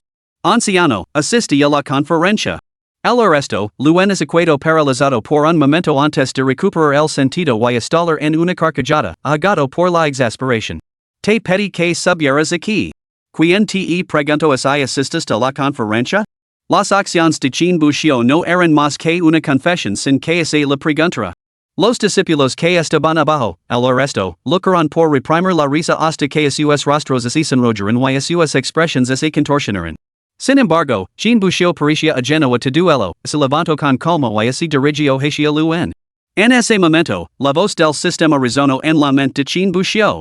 Duración de inactividad, media hora. Ubicación, cámara de alquimia. Recompensa, experiencia de alquimista ganada, avanzando el primer grado inicial. Al oír la voz en su mente, Chin Buxiu no pudo evitar fruncir el seno. El anciano estaba perdiendo su toque. La última vez habían sido 3 horas completas, pero esta vez solo media hora. Estaba perdiendo resistencia día a día. Sin embargo, solo media hora de instrucción había impulsado la alquimia de Chin Buxiu de principiante a primer grado inicial. Esto por sí solo daba fe del calibre de la enseñanza de Luen. Después de todo, era el alquimista jefe de la secta Piao, su único maestro de quinto grado. Cuando Chin Buxiu se acercó, el rostro de Luen se suavizó en una sonrisa mientras le preguntaba. ¿Cuánto has comprendido de mis técnicas alquímicas anteriores? Chin Buxiu se abstuvo de declarar inmediatamente que había alcanzado la etapa inicial del primer rango. Tal afirmación podría parecer bastante presuntuosa. Tras reflexionar un momento, respondió lentamente. Este discípulo es lento de entendimiento y solo ha comprendido los aspectos más superficiales. Oh. Luen miró a Chin Buxiu con expresión pensativa. No sabía si Chin Buxiu realmente solo sabía lo básico o si simplemente estaba siendo modesto. Pero eso importaba poco. Tanto se estaba siendo humilde como si realmente solo sabía lo básico, una sola prueba de alquimia lo revelaría todo. ¿Estarías dispuesto a preparar un lot aquí? ¿Cómo se temera una negativa, añadió una condición final? Si tiene éxito, no tendrá que preocuparse por la evaluación. Lo considera directamente la calificación de alquimista de primer grado. Además, todas las píldoras que refine serán suyas. El resto, sin bucio sequedo algo desconcertado. Sin embargo, rápidamente se dio cuenta de que el anciano Luen estaba poniendo a prueba sus capacidades. Por lo tanto, sin bucio no perdió más palabras. Entonces este discípulo hará el ridículo. Conseguir unas cuantas píldoras gratis era una consideración menor. Lo que sin bucio valoraba más era la calificación de alquimista de primer grado en sí misma. Para ganar piedras espirituales y píldoras realizando encargos de alquimia, necesitaba absolutamente esta certificación. Sin ella, no podía aceptar encargos del salón de alquimia. Aunque cualquiera podía participar en los exámenes de alquimista. No estaba exento de restricciones. En primer lugar, los exámenes de alquimista solo se celebraban una vez al mes, fallados a principios de cada mes. Después de todo, los ancianos de la sala de alquimia eran limitados en número y cada uno tenía sus propias obligaciones. No podían permanecer perpetuamente estacionados en la sala de exámenes, esperando a que los discípulos realizaran la prueba. Además, cada examen requería el pago de 30 piedras espirituales. Estas piedras espirituales cubrían no solo la tasa del examen, sino también el coste de las hierbas medicinales. Si hubiera seguido el procedimiento estándar, Jean Bouchot habría tenido que esperar otros días más o menos hasta la evaluación del mes siguiente para obtener la titulación de alquimista. Pero ahora, con Luen moviendo los hilos a su favor, podía aprobar inmediatamente y recibir su certificación en el acto. Esto no solo lo ahorraba tiempo, sino también piedras espirituales que más se podía pedir. Así, gracias a los arreglos de Luen, Jean Bouchot se sentó ante el horno de alquimia. Luen recuperó las hierbas espirituales, pero pareció reconsiderarlo y las contempló pensativamente durante un momento. Finalmente, devolvió la mitad de ellas a la bolsa de almacenamiento. Estas hierbas son suficientes para refinar 5 píldoras, afirmó. Si logras refinar aunque sea una, aprobarás. Dica esto, colocó las hierbas junto a Jean Bouchot. No había tomado más que las necesarias para 5 píldoras por temer a que Jean Bouchot fallara y desperdiciara las hierbas. Más bien, cuantas más píldoras así requerirían, mayor sería la habilidad exigida al alquimista. Después de todo, era el primer intento de Jean Bouchot en el refinamiento de píldoras, no se podía esperar demasiado. Los discípulos que observaban desde abajo no pudieron evitar sentir envidia y murmuraron entre ellos. Con producir con éxito solo una sería suficiente, lo que significa una tasa de éxito de apenas el 20%. Normalmente, para calificar como alquimista de primer grado, se necesita al menos una tasa de éxito del 30%. ¿El anciano está siendo indulgente con él? Pero estas palabras fueron inmediatamente rebatidas por un aprendiz con experiencia en alquimia. ¿Indulgente? ¿Estás seguro de que no lo está poniendo las cosas difíciles a Jean Bouchot? Desde que empieza a observar la alquimia hasta que logra refinar mi primera píldora, me levo en mes entero. Tuve que refinar 10 lotes de píldoras antes de conseguir crear una sola. Y me considera razonablemente dado. Los que tienen menos talento pueden refinar 20 o 30 lotes sin producir una sola píldora. Y eso lo más fácil. Intenta elaborar una sola píldora tú mismo. Solo después de esta explicación, los aprendices que nunca habían elaborado píldoras comprendieron la enorme dificultad que ello suponía. Si ese es el caso, es probable que Jean Bouchot tenga dificultades para elaborar una sola píldora. Difícil es quedarse corto. Ese prodigio de la alquimia de la vecina secta de la montaña verde necesitó 3 lotes completos antes de tener éxito en su primer intento. ¿Que Jean Bouchot tenga éxito en un solo lote? Eso es prácticamente una dificultad infernal. No necesariamente. Quizás Jean Bouchot pueda lograr un avance sorprendente como lo hizo en la sala de conferencias. Sin embargo, ante este comentario, la multitud se limitó a reírse ligeramente, tomándolo con cautela. Después de todo, la teoría y la práctica eran dos ámbitos completamente distintos. La destreza de Jean Bouchot en la teoría no garantizaba el mismo dominio en la práctica. En medio de los murmullos de los discípulos, un par de ojos fuera de la puerta observaban en silencio todo lo que sucedía dentro de la cámara de alquimia. Esta persona no era otra que Lichinha, el patriarca de la secta etérea. Había legado hacia un reto, pero al ver un anciano encenando en el interior, había decidido esperar a que concluyera la lección antes de entrar a interrogar a Jean Bouchot. Interrogar a Jean Bouchot delante del anciano que impartió la enseñanza sería algo irrespetuoso. Sobre todo porque el instructor era Luen, el alquimista más destacado de la secta Paimao. Inesperadamente, Luen había convocado a Jean Bouchot para que lo ayudara con la alquimia. Y lo que es más importante, quien buscó no mostraba ningún atisbo de miedo. Esto superaba por completo sus expectativas. Además, por las conversaciones de los discípulos, parecía que quien buscó había tenido un buen rendimiento en la sala de conferencias. Entonces, ¿por qué no había visto ningún registro de ello en ese pequeño folleto? Se volvió hacia el discípulo que lo acompañaba. El discípulo, que era astuto, comprendió al instante lo que le quería decir y se encogió de hombres. Maestro, no soy aprendiz de la sala de alquimia. Tampoco pude entrar en la sala de conferencias. ¿Cómo podría saber lo que ocurrió dentro? Li negó con la cabeza, impotent, y no dijo nada más. Capítulo 16, ¿por qué no preguntar directamente? Quien buscó se sentó ante el horno de alquimia y comenzó a refinar metódicamente el elixir. Colocó ambas manos sobre el horno y las agitó ligeramente, aparentemente para medir su temperatura. A continuación, quien buscó tomó la solución y versió 2/3 de ella en el horno. A continuación, arrancó varias hierbas espirituales de las cercanías, las desgarró en pequeños trozos con los dedos y las añadió al horno. Luego retiró su energía espiritual, disminuyendo las llamas bajo el horno. Con un fuego suave y parpadeante, refinó lentamente el elixir. Después de 30 o 40 minutos, las hierbas espirituales del horno se habían fusionado completamente con la solución. Quien buscó tomó entonces la hierba del espíritu débil y la arrojó directamente al horno. Debajo del horno, el calor se intensificó de repente. Comenzaron a surgir burbujas de la solución, acompañadas de una serie de sonidos sordos.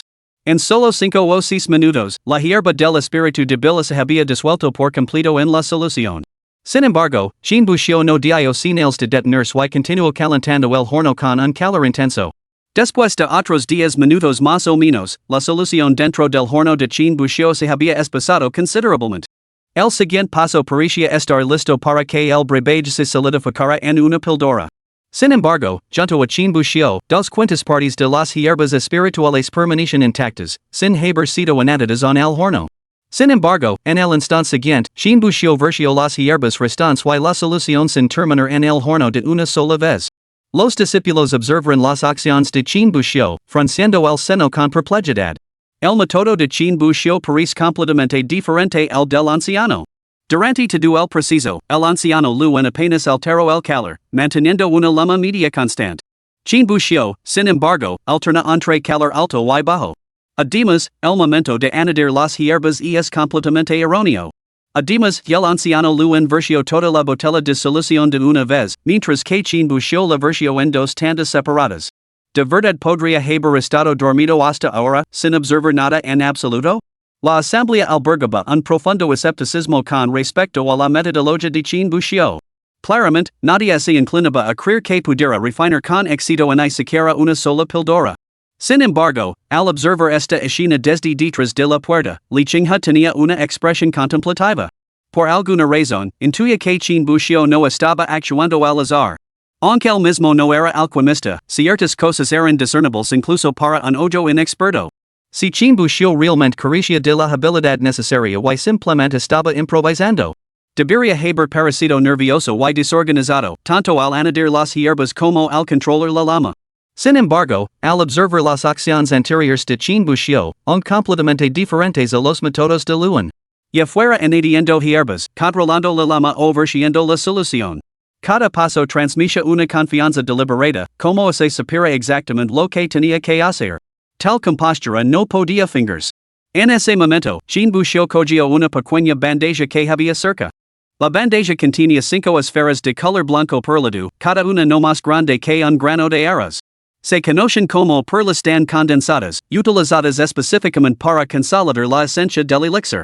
Sin embargo, Luan no había empleado tal objeto durante su anterior intento alquímico. 2 o 3 minutos más tarde, cuando un refrescante y fragante aroma medicinal se esparció desde el horno, quien buscó apagó las llamas que había debajo. Los espectadores no pudieron evitar estirar el cuello, ansiosos por ver ese quien buscó había refinado con éxito el elixir. Sin prisas, quien buscó abrió la tapa del horno. 2 pequeñas píldoras brillantes salieron volando y aterrizaron precisamente en la palma de la mano de Luan. Al presenciar esto, Li Qinghe, que se había escondido junto a la puerta, sintió que sus pupilas se contraían por la sorpresa.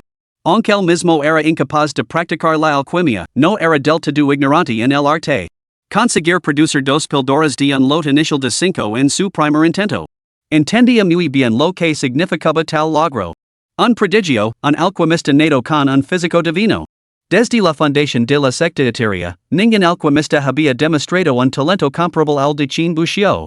Mientras la multitud contemplaba las dos pequeñas píldoras restauradoras en la palma de Luen, el ambiente estalló al instante.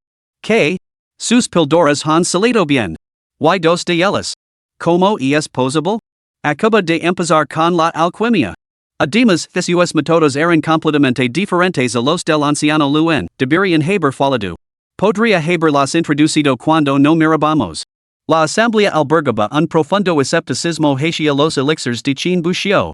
En primer lugar, su secuencia alquímica divergía por completo del método establecido por el anciano Luen. En segundo lugar, este era el primer intento de Chin Buxiu en la alquimia. El prodigio de la secta vecina había necesitado 3 intentos antes de lograr el éxito. Sin embargo, Chin Buxiu lo consiguió en su primer intento, y además produjo 2 píldoras. Una tasa de éxito del 40%. Esto significaba que, incluso si Luen no hubiera sido indulgente con él, la tasa de éxito de Chin Buxiu superaba la nota mínima del 30%, lo que lo cualificaba fácilmente como alquimista de primer grado. Todo parecía demasiado fantástico para que alguien lo creyera del todo. Sin embargo, al momento siguiente, la carcajada sincera de Luen resonó, disipando al instante todas las dudas. Bueno, muchacho, has estado ocultando muy bien tu talento. Tu primer intento con la alquimia ha dado como resultado 2 píldoras exitosas de 5, una tasa de éxito del 40%. No solo dentro de la secta etérea, sino incluso entre los mejores genios de la alianza de alquimistas, pocos podrían igualar. Al escuchar las palabras del anciano Luen, las miradas de los discípulos hacia Chin Buxiu no mostraban más que asombro. Si cualquier otra persona hubiera pronunciado tales elogios, podrían haberlos puesto en duda. Pero viniendo del propio anciano Luen, no tenían más remedio que creerlos, por muy reacios que estuvieran. Después de todo, el anciano Luen era el alquimista más destacado de la secta Paimiao, el único alquimista de quinto grado de la secta. Una figura a la que incluso el maestro de la secta rendía respeto. Y lo que es más importante, el anciano Luen había permanecido junto a Chin Buxiu durante toda su demostración de alquimia. Si Chin Buxiu hubiera empleado realmente alguna táctica deshonesta, Luen sin duda la habría detectado. Si ni siquiera el alquimista JEFE podía discernir ningún juego sucio, era muy probable que no se hubiera producido ningún engaño. Sin embargo, a pesar de ello, algunos seguían albergando dudas sobre Chin Buxiu. No obstante, sus preocupaciones no se centraban en los elixirs en sí, sino en su técnica alquímica. Poco a poco, un discípulo se puso en pie, incapaz de contener su curiosidad. Anciano, tengo algunas preguntas sobre la técnica del hermano mayor Chin durante la demostración de alquimia de antes. ¿Podría pedirle al anciano que me ilumine sobre este asunto? Al oír esto, los ojos de los discípulos se iluminaron. Muchos de ellos estaban intrigados por los métodos alquímicos de Chin Buxiu. Todo su proceso había sido notablemente diferente de lo que Luen les había enseñado anteriormente. Sin embargo, a pesar de ello, Chin Buxiu había logrado producir el elixir. Todos sentían curiosidad por saber cómo lo había conseguido Chin Buxiu. Al oír la pregunta del discípulo, Luen sonrió levemente y así dirigió a los discípulos. Puesto que sentís curiosidad por las técnicas alquímicas del hermano Chin Buxiu, y él está aquí presente, ¿por qué no así lo preguntáis directamente? Capítulo 17, Resolviendo dudas. Buxiu, ¿estarías dispuesto a ofrecer alguna orientación a tus compañeros discípulos? Luen se volvió hacia Chin Buxiu, con un tono tranquilo y inquisitivo. Chin Buxiu sonrió y asintió, sin mostrar ningún rechazo. No me atrevería a ofrecer instrucción, pero estar encantado de intercambiar ideas con mis compañeros discípulos para progresar mutuamente. Al escuchar la respuesta de Chin Buxiu, la admiración brilló en los ojos de Luen, y su respeto por el joven se profundizó considerablemente. Aunque había demostrado un talento excepcionalmente deslumbrante, no se mostraba arrogante ni presuntuoso. Tal compostura se consideraría de primer nivel en cualquier lugar. En particular, la frase intercambio mutuo y avance colectivo. No elevó deliberadamente su propio estatus ni se menospreció a sí mismo. En cambio, puso a todos en pie de igualdad, dispuesto a discutir los asuntos juntos. Al ver esto, el discípulo supo que la oportunidad era única y rápidamente formuló su pregunta. Hermano mayor chin, cuando el anciano hizo la demostración antes, mantuvo la llama a fuego medio durante todo el proceso alquímico. Entonces, ¿por qué, al refinar su elixir, comenzó con una llama baja antes de aumentarla? ¿Por qué no seguir el método del anciano Lu de mantener una llama media durante todo el proceso? ¿No sería más sencillo? Chin Busho escuchó esto y negó suavemente con la cabeza. Cuando el anciano refinó antes, el uso de una llama media supuso un ahorro considerable de esfuerzo. Sin embargo, esto exige que el alquimista posea un dominio absoluto del calor. El hermano mayor Lu es un alquimista de quinto grado, su dominio de las llamas es indudable. Pero yo sigo siendo un novato en el arte de la alquimia y carezco de su consumada habilidad. Si yo también utilizara un calor medio, mi control inestable de las llamas podría llevarme al fracaso. Alternar entre calor bajo y alto, aunque es más laborioso, aumenta la tasa de éxito. Al escuchar esta explicación, la expresión del discípulo cambió a una de repentina comprensión. En ese momento, Chin Busho pareció recordar algo más y continuó. Piensa en que cuando el anciano formoso no empleó una cuenta condensadora sino que condensó directamente el con energía espiritual. Si entenderá este método, dado mi dominio actual de la energía espiritual, dudo que pudiera condensar en siquiera una sola píldora. De ahí mi decisión de emplearla por la condensadora de píldoras, confiando el proceso de formación de la píldora. Aunque esto disminuye un poco la eficacia de la píldora, aumenta sustancialmente la probabilidad de que la formación de la píldora sea exitosa.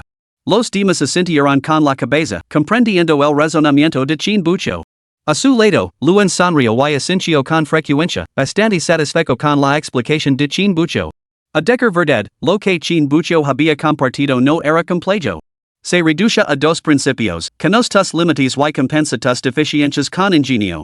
La mayoría de los discípulos simplemente aplicaban la fórmula que Luen les había proporcionado para resolver los problemas. Sin embargo, no habían considerado esas sus propias circunstancias y ajustaban a esta fórmula. Asumían que ese Luen, con su habilidad de alquimista de primer grado, podía refinar tales píldoras, ellos también podían. Paran por alto por completo el hecho objetivo de que el propio Luen era un alquimista de quinto grado. Chin Busho era diferente. Podía comprender este punto y reconocer la diferencia entre Luen y él mismo. Esta es la esencia de actuar dentro de las propias capacidades. En cuanto a compensar las deficiencias con ingenio, esto se refiere al enfoque de Chin Busho tras reconocer sus propias deficiencias. Busco formas de compensar estas deficiencias. Por ejemplo, mientras que Luen dependía de un fuego de intensidad media para la alquimia, Chin Busho empleaba llamas de alta y baja intensidad. Mientras que Luen utilizaba energía espiritual para condensar sus píldoras, Chin Busho utilizaba una cuenta condensadora de píldoras. Aunque era más complicado, este enfoque daba lugar a una mayor tasa de éxito. Aunque estos principios parecen sencillos, comprenderlos verdaderamente y aplicarlos de forma coherente en la alquimia no era tarea fácil. El talento innato de Chin Busho, demostrado por su dominio de estos dos conceptos, y superaba con creces al de todos los aprendices presentes. Hermano mayor Chin, ¿por qué dividiste la solución en dos partes antes? Alvara Chin Busho explicando con tanto entusiasmo a todos, un discípulo no pudo evitar preguntar inmediatamente. Después de todo, esas oportunidades eran realmente poco frecuentes. Chin Busho respondió con la misma seriedad. Sencillamente, porque carezco de la capacidad para refinar todo el lote de píldoras de una sola vez. El hermano mayor Luen posee un cultivo formidable y una habilidad alquímica magistral. Puede refinar todo un horno de píldoras en media hora sin pausa. Pero tanto en cultivo como en arte alquímico, estoy muy por debajo del hermano mayor Luen. Si hubiera vertido toda la solución de una vez, me habría visto obligado a completar el refinamiento de un solo tirón. Sin embargo, sé muy bien que carezco de esa capacidad. Por lo tanto, dividí la solución en dos partes. Esto dividió todo el proceso de refinamiento en dos etapas distintas. Incluso si surgen complications a mitad de camino, no me pondré nervioso. Habrá tiempo suficiente para abordar cualquier problema. El discípulo que recibió la explicación puso una expresión de repentina comprensión. Otro discípulo se puso rápidamente de pie. Hermano mayor Chin, ¿por qué cortes las hierbas medicinales en trozos durante tu anterior refinamiento de píldoras? Chin Busho procedió a responder a la pregunta de este discípulo. Momentos después, se repitió la misma escena. Cuando un discípulo terminó de preguntar, otro se puso de pie. Al principio, Chin Busho no le prestó mucha atención. Después de todo, solo había refinado una píldora restauradora menor no había tantas preguntas que hacer. 3 o 5 preguntas, tal vez una docena se profundizaba más, probablemente lo cubrirían todo. Sin embargo, lo que Chin Bushio no había previsto era esto. Una vez que el grupo se dio cuenta de que no había mucho más que preguntar sobre la píldora de restauración menor. Algunos discípulos que ya habían intentado refinar píldoras comenzaron a preguntar sobre otros elixirs. Píldoras para suprimir el ayuno, píldoras para evitar toxinas, píldoras para disipar el frío. Esos discípulos fijaron sus ojos en Chin Bushio con una mirada de pura codicia. Tan pronto como un discípulo terminaba de hacer su pregunta, se apresuraban a lanzar sus propias preguntas. Parecía como se estuvieran desesperados por descargar todas las preguntas que tenían en mente. Antes de que se diera cuenta, Chin Bushio llevaba media hora respondiendo a las preguntas de los discípulos. Lo que había sido la conferencia de Luan ahora parecía haberse convertido en la de Chin Bushio. En ese momento, Luan, que estaba cerca, no pudo contenerse más. Basta. Les pedí que preguntaran sobre la píldora de restauración menor, y ustedes han sacado a relucir cuestiones relacionadas con su práctica diaria. El arte de la alquimia no consiste solo en dominar el calor, sino en la contemplación profunda. Chin Bushio se unió a la escuela más tarde que ustedes, pero entiende más que ustedes. Esto demuestra que reflexiona más profundamente que ustedes. En lugar de contemplar vuestros propios problemas y buscar soluciones, todos recurren a Chin Bushio en busca de respuestas. ¿Qué, acaso Chin Bushio tiene la intención de ayudaros durante el resto de vuestras vidas? ¿O simplemente planeáis que él refine píldoras para vosotros? Al resto, los discípulos no se atrevieron a hacer más preguntas, temerosos de provocar el descontento de Luan. Sin embargo, cuando miraron a Chin Bushio, sus ojos se llenaron de gratitud y admiración. Esta media hora de preguntas y respuestas había resultado inmensamente beneficiosa. Su actitud hacia Chin Bushio pasó gradualmente del escepticismo y la confusión iniciales al respeto y la admiración genuinos. Quien responde las preguntas y resuelve las dudas bien puede ser considerado un maestro. A los ojos de muchos, Chin Bushio se había convertido ahora en el segundo después de Luan en sus corazones. Capítulo 18, ¿Otra competición? Al terminar la lección, Luan despidió a todos de la cámara de alquimia. Solo Chin Bushio se quedó atrás. Luan miró a Chin Bushio, con una admiración inequívoca en sus ojos. Bushio, veo que tienes un talento considerable para la alquimia. De la casualidad de que tengo algo de tiempo libre en los próximos días. Si estás dispuesto, puedes venir a la sala de alquimia. Observar las sesiones de alquimia a mi lado te resultará beneficioso. El rostro de Chin Bushio se iluminó ante la sugerencia. Sin embargo, al momento siguiente, una pizca de vacilación se dibujó en sus rasgos al ocurrirse una idea. Sentarse junto a Luan para observar la alquimia sería realmente ideal. Necesitaba desesperadamente mejorar sus habilidades alquímicas. Después de todo, Luan era el alquimista jefe de la secta Iteria. Sentarse a su lado para aprender seguramente lo repartiría generosas recompensas. Aunque había alcanzado el umbral de alquimista de primer grado, su cultivo inicial de primer grado aún era bastante mediocre. Con una tasa de éxito del 40%, incluso en las mejores circunstancias, un conjunto de 10 ingredientes medicinales solo produciría 4 píldoras. Sin embargo, las tareas dentro de la sala de alquimia recompensaban con más piedras espirituales cuanto mayor era la tasa de éxito. Por supuesto, Chin Bushio no solo codiciaba la compensación en piedras espirituales, sino también las píldoras en sí. Si una tarea requería la producción de 5 píldoras, y Chin Bushio lograba 7, no solo ganaría las 2 píldoras adicionales, sino también la recompensa en piedras espirituales por el accidente. Eso era precisamente lo que Chin Bushio deseaba. El único problema ahora era que durante las clases podía dormir abiertamente. Después de todo, con tanta gente presente y sentada en la parte de atrás, pasaba prácticamente desapercibido. Pero así lo descubrían y lo obligaban a recibir clases particulares, no tendría donde esconderse. Luan pareció darse cuenta de la vacilación de Chin Bushio, pero rápidamente pareció comprender algo, y una leve sonrisa se dibujó en sus labios. Tranquilo, puedes observar con los ojos cerrados así lo dices.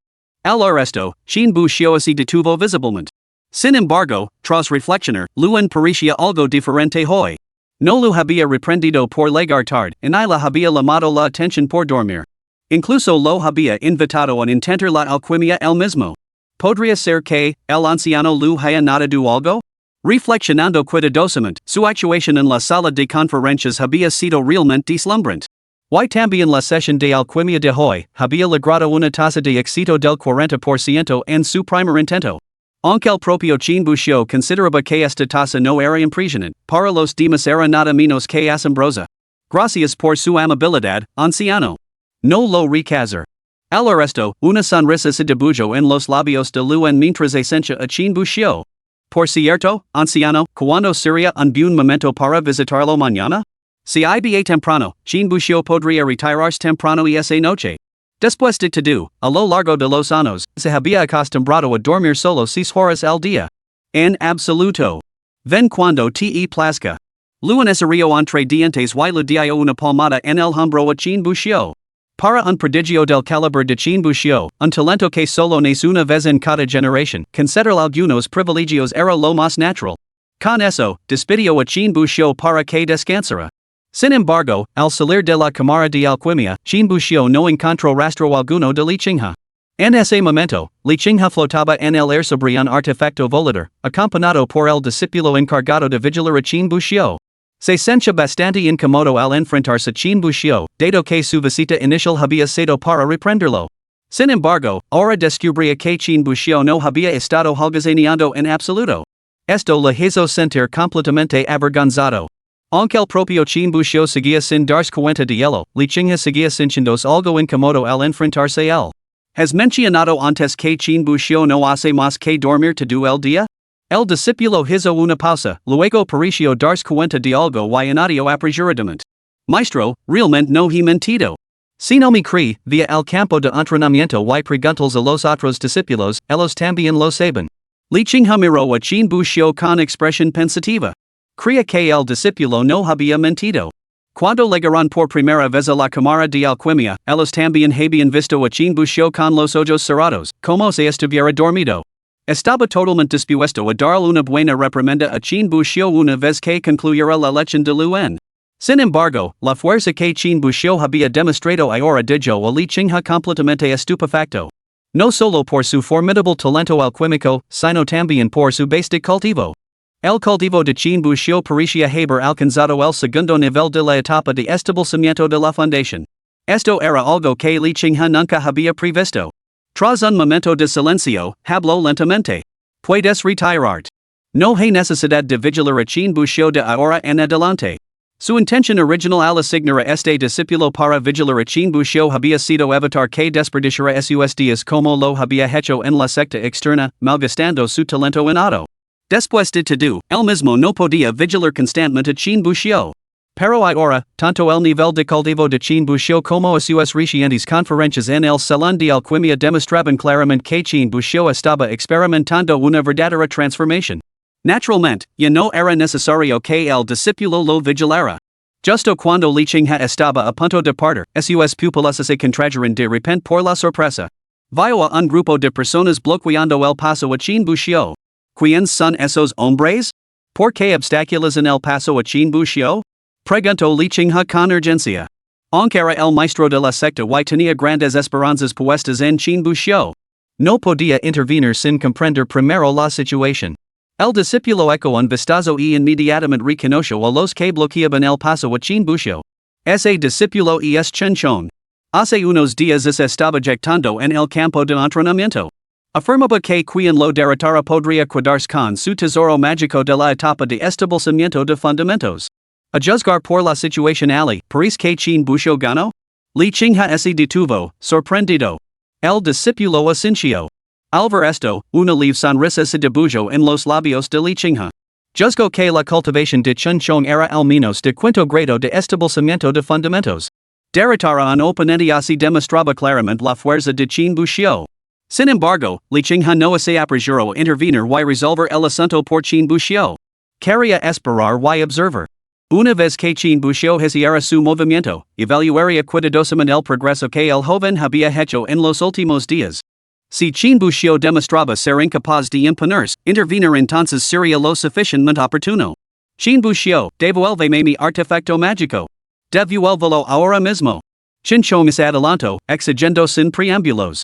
Sin embargo, Chin Buxiu se mantuvo firme, sin mostrar ningún signo de retroceder. Lo gain en una competición justa. ¿Por qué debería devolverlo? ¿Competición justa? No fue más que un ataque por sorpresa. ¿No dices tú mismo que me dejas dar un puñetazo? ¿No sabes aceptar una derrota? Allora chin busio acusar de ser un mal perder, chenchong se enroba y tartamudio. Quien ha dicho que si un mal perder? Quiero decker. No me importa.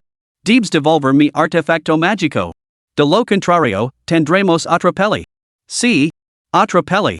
El tono de Chun Chong se volvió más feroz a medida que hablaba. Siempre había creído que su derrota ante Chin Busio ese día no se debía a una habilidad inferior, sino a que había subestimado a su oponente. Después de todo, con su cultivo de quinto grado de establecimiento de la base y la técnica de endurecimiento dominada a la perfección, Chin Busio simplemente no podía ser su rival. Si volvían a luchar, Chin Busio no tendría ninguna posibilidad. Capítulo 19, en realidad es un tipo bastante agradable. No habrá revancha. Chin Busio negó con la cabeza rotundamente. Ante esto, Chinchong se quedó paralizado por un momento antes de que toda su ser se llenara de furia. No habrá revancha. Entonces devuélveme mi artefacto mágico. Atrevid a negarte. Hoy te dar una paliza hasta que te rindas. Con eso, Chinchong y sus secuaces avanzaron varios pasos. Chin Busio frunció el seno al verlo. Parecía que hoy era inevitable una feroz batalla. Pero de repente, como si se le hubiera ocurrido una idea, levantó la ceja. Se inclinó hacia el espacio detrás de Chinchong y sus hombres. Este discípulo saluda al maestro de la secta. Chinchong y sus hombres palidecer invisiblemente al oír estas palabras. Incluso Li Qinghe, suspendido en el aire, se quedó paralizado por la sorpresa. ¿Me ha visto este muchacho? Había ocultado deliberadamente su aura, algo que la gente común no podía detectar. Sin embargo, al instante siguiente, Li Qinghe vio como Chinchong y sus hombres se daban la vuelta, solo para que Chin Busio ejecutara una rápida maniobra evasiva y desapareciera a una velocidad vertiginosa. Solo entonces volvió a la realidad. Chin Busio no lo había detectado en absoluto, estaba engañando a los demás. Al darse cuenta de esto, el rostro de Li Qinghe se torció en una sonrisa irónica. El muchacho es un poco perezoso, pero no es del todo tanto. Mientras tanto, Chinchong y los demás se dieron la vuelta con inquietud, solo para descubrir que no había nadie detrás de ellos. Se quedaron paralizados por un segundo antes de volver a la realidad. Chinchong fue el primero en darse la vuelta, solo para descubrir que Chin Busio había desaparecido detrás de ellos, sin saber dónde estaba. En ese instante, la furia de Chinchong alcanzó su punto álgido. Chin Busio. No dejes que te atrape. Chin Busio regresó a casa sano y salvo, cerró la puerta con llave y se fue directamente a la cama. Durante los días siguientes, Chin Busio frecuentó la sala de alquimia, buscando a Luan para aprender el arte del refinamiento de píldoras. Luan no se mostró tocano con Chin Busio. Durante varios días, permitió a Chin Busio observar diariamente su proceso de elaboración de píldoras, explicando los principios clave. Además, le proporcionó materiales alquímicos de forma gratuita, lo que le permitió refinar un lot de píldoras cada día. Tal dedicación dio lugar a un progreso tangible. En solo 3 días, las habilidades alquímicas de Chin Busio avanzaron a un ritmo notable, alcanzando la etapa final del primer grado. Ahora, cada lot produce al menos 7 píldoras de forma constante, superando ocasionalmente las expectativas y llegando a producir hasta 8. Dentro de la cámara privada de alquimia de Luan. Mientras una fragante niebla se esparcia, Chin Busio apagó las llamas y levantó lentamente la tapa del horno de alquimia. 8 píldoras, de color intenso y forma completa, yacen en su interior. Al presenciar esto, Luan, que estaba de pie cerca, esbozó una sonrisa de satisfacción. Desde tu primer intento con la alquimia hasta hoy, apenas han pasado 4 días. Incluso contando desde tu primer paso en la sala de conferencias de la sala de alquimia, apenas suman 10 días. En menos de 10 días, has pasado de ser un cultivador totalmente ignorante en alquimia a un alquimista de primer grado en fase avanzada. Tu talento, muchacho, es nada menos que prodigioso. Mientras Luan hablaba, sus interacciones durante estos días le habían hecho sentir cada vez más afecto por Chin Busio. Chin Busio, al observar esto, se apresuró a hablar. Todo se lo debo a la excelente orientación del anciano. Los dotados por naturaleza son comunes, pero los que reconocen tales dones son realmente raros. Incluso la perla más brillante, así no se aprecia, permanecerá enterrada en el polvo. Sin el anciano, por excepcional que sea mi talento, seguiría perdido entre la multitud. Al resto, el ánimo de lo en mejoró considerablemente. Sabía muy bien que chin bucio lo estaba agilando. Pero la agitación se ejecutó con notable habilidad. La mayoría de la gente, cuando hace cumplidos, se limita a decir. Todo es gracias a la guía del anciano, o sin el anciano, nunca habría alcanzado este nivel, o cualquiera podría lograrlo bajo la tutela del anciano. Sin embargo, las palabras de chin bucio no descartaban sus propios dones naturales. En cambio, se comparaba a sí mismo con una perla oscurecida por el polvo, y describía a Luan como el ojo perspicaz que reconoce su valor. Muchacho, sabes cómo halagar. El discípulo solo dice la verdad. Luan esbozo una leve sonrisa. A tu ritmo actual, pronto podré enseñarte a refinar elixirs de segundo grado. Sin embargo, ahora debo retirarme durante un tiempo para refinar píldoras. Espero que tarde aproximadamente un mes en salir. Una vez que salga de mi retiro, te enseñaré a refinar píldoras de segundo grado. Después de hablar, Patricio pensa en algo más y añadió. Si no dices esperar tanto tiempo, puedes acudir a los otros ancianos del salón de las píldoras. Lo acordar con ellos de antemano. No te recazarán. Sin embargo, chin bucio negó con la cabeza inmediatamente. Este discípulo está dispuesto a esperar a que el anciano salga. Luan hizo una pausa y luego una sonrisa se extendió por su rostro. ¿No te preocupa que eso retrace tu progreso en el cultivo? Chin bucio volvió a negar con la cabeza. Este discípulo abandonará la secta en unos días para cazar bestias demoníacas. No interferirá. Al resto, Luan finalmente volvió a la realidad. Efectivamente, chin bucio on la debía a la secta más de 200 bestias demoníacas. Luan frunció ligeramente el seno mientras se sumía en profundas reflexiones. Como alquimista jefe de la secta etérea, resolver el asunto de las 200 bestias demoníacas para chin bucio no le supondría ningún problema si lo decía. Sin embargo, era mejor dejar que algunas cuestiones las resolviera la propia persona. Esas 200 bestias demoníacas eran una deuda de chin bucio, era justo que él mismo las pagara. Su consideración por chin bucio no significaba que quisiera convertirlo en un tonto inútil. Unos instantes después, un destello de luz brilló en el anillo de almacenamiento del dedo de Luan. Varias cajas de píldoras y talismans aparecieron en su mano. Dejar que chin bucio resolviera los problemas que él mismo había causado no significaba negar toda ayuda. Además, con el extraordinario talento alquímico de chin bucio, no quería que encontrara su fin allí fuera. Toma, cogesto. Dijo Luan, poniendo las píldoras y los talismans en las manos de chin bucio. Son píldoras de restauración menor de grado 2. 3 cajas, 15 píldoras en total. Repondrán rápidamente tu energía espiritual agotada. Estas son píldoras de recolección de chi de tercer grado, una caja de 5.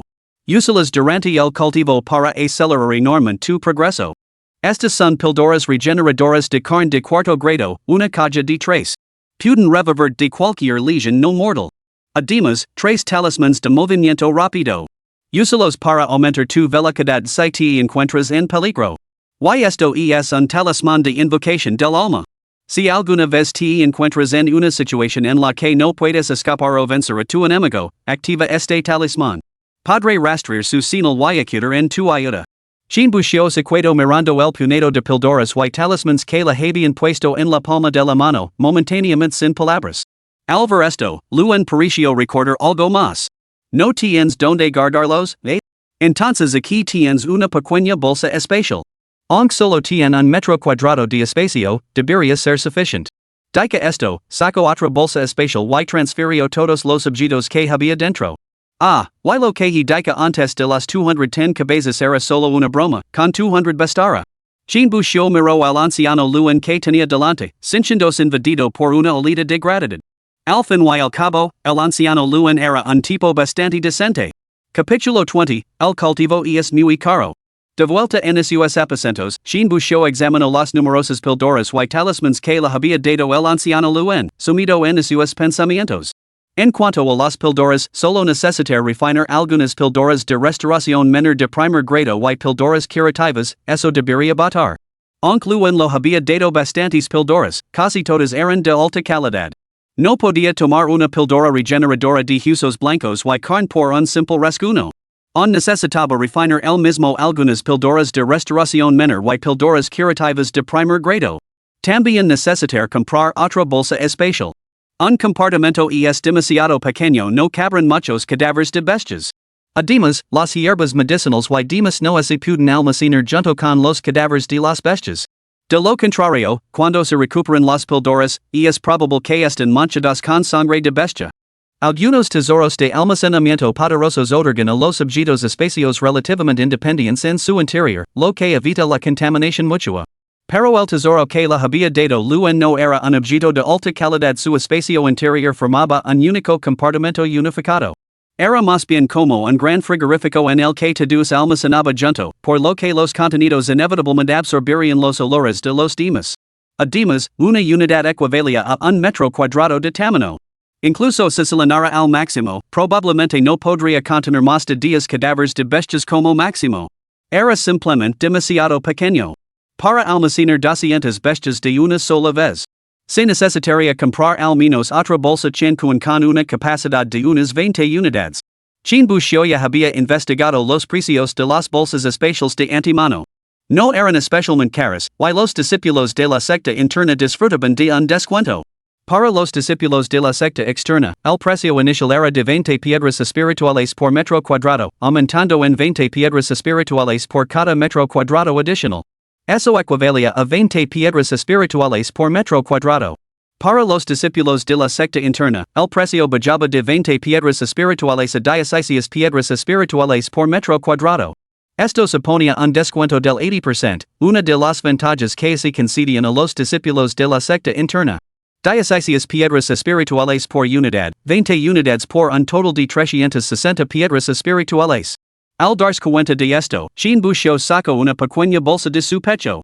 Esta bolsa contenía toda su fortuna, 190 piedras espirituales en total.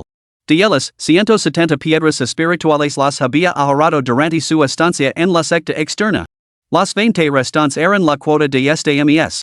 Aún así, apenas cubrían la mitad del cost. Todavía le faltaban 170 piedras espirituales para alcanzar su objetivo. El cultivo es realmente un asunto caro. Chen Buxiu no pudo evitar suspirar. A menudo había oído a otros quejarse de que el cultivo no era más que cultivar riqueza, cultivar piedras espirituales. Cuanto más se cultivaba, más insuficientes parecían las piedras espirituales. En aquel entonces, Chen Buxiu no había comprendido la verdad de esta afirmación. Después de todo, había pasado sus días holgazaneando, sin apenas usar piedras espirituales, ahorrando casi todas. Pero ahora que se esforzaba por avanzar, las piedras espirituales de repente le parecían lamentablemente insuficientes. La simple compra de una bolsa de almacenamiento requería 360 piedras espirituales. Dicho esto, la situación de Chen Buxiu, gastar 360 piedras espirituales en una sola bolsa de almacenamiento, era bastante excepcional. Después de todo, ¿qué cultivador interno ordinario necesitaría una bolsa tan grande como 20 metros cúbicos? Incluso aquellos que estaban obligados a entregar 30 bestias demoníacas al ms a la secta encontrarían suficiente una bolsa de unos 3 metros cúbicos, que no costaba más de 54 piedras espirituales. La razón por la que Chen Buxiu tuvo que gastar más de 360 piedras espirituales en una bolsa de almacenamiento se debía únicamente a su abrumadora deuda. Con 200 bestias demoníacas que almacenar, una bolsa más pequeña simplemente no sería suficiente. Por supuesto, además de comprar una bolsa de almacenamiento enorme, Chen Buxiu tenía otra opción. Era comprar una bolsa más pequeña, por ejemplo, una con una capacidad de 10 metros cúbicos. Entonces, haciendo unos cuantos viajes más, 3 como mucho, podría saldar la deuda de las 200 bestias. Pero Chen Buxiu no tenía ningún deseo de hacerlo, y su razón era simple. Pereza. ¿Por qué hacer dos o incluso 3 viajes cuando uno bastaba? Ir y venir, no sería agotador. Y así revendo algunos artículos de la secta interna a la secta externa. Una idea pasó por la mente de Chen Buxiu. Sin embargo, momentos después, negó con la cabeza de forma decidida. Aunque artículos como las bolsas especiales tenían descuentos para la secta interna, los discípulos tenían estrictamente prohibido venderlos a los miembros de la secta externa. Si se descubría, se les exigiría al menos 10 veces la diferencia de precio, o peor aún, la pérdida inmediata de su base de cultivo y la expulsión de la secta.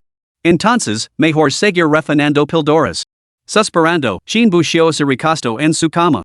Olvidarse de ganar piedras espirituales mediante el refinamiento de píldoras por hoy.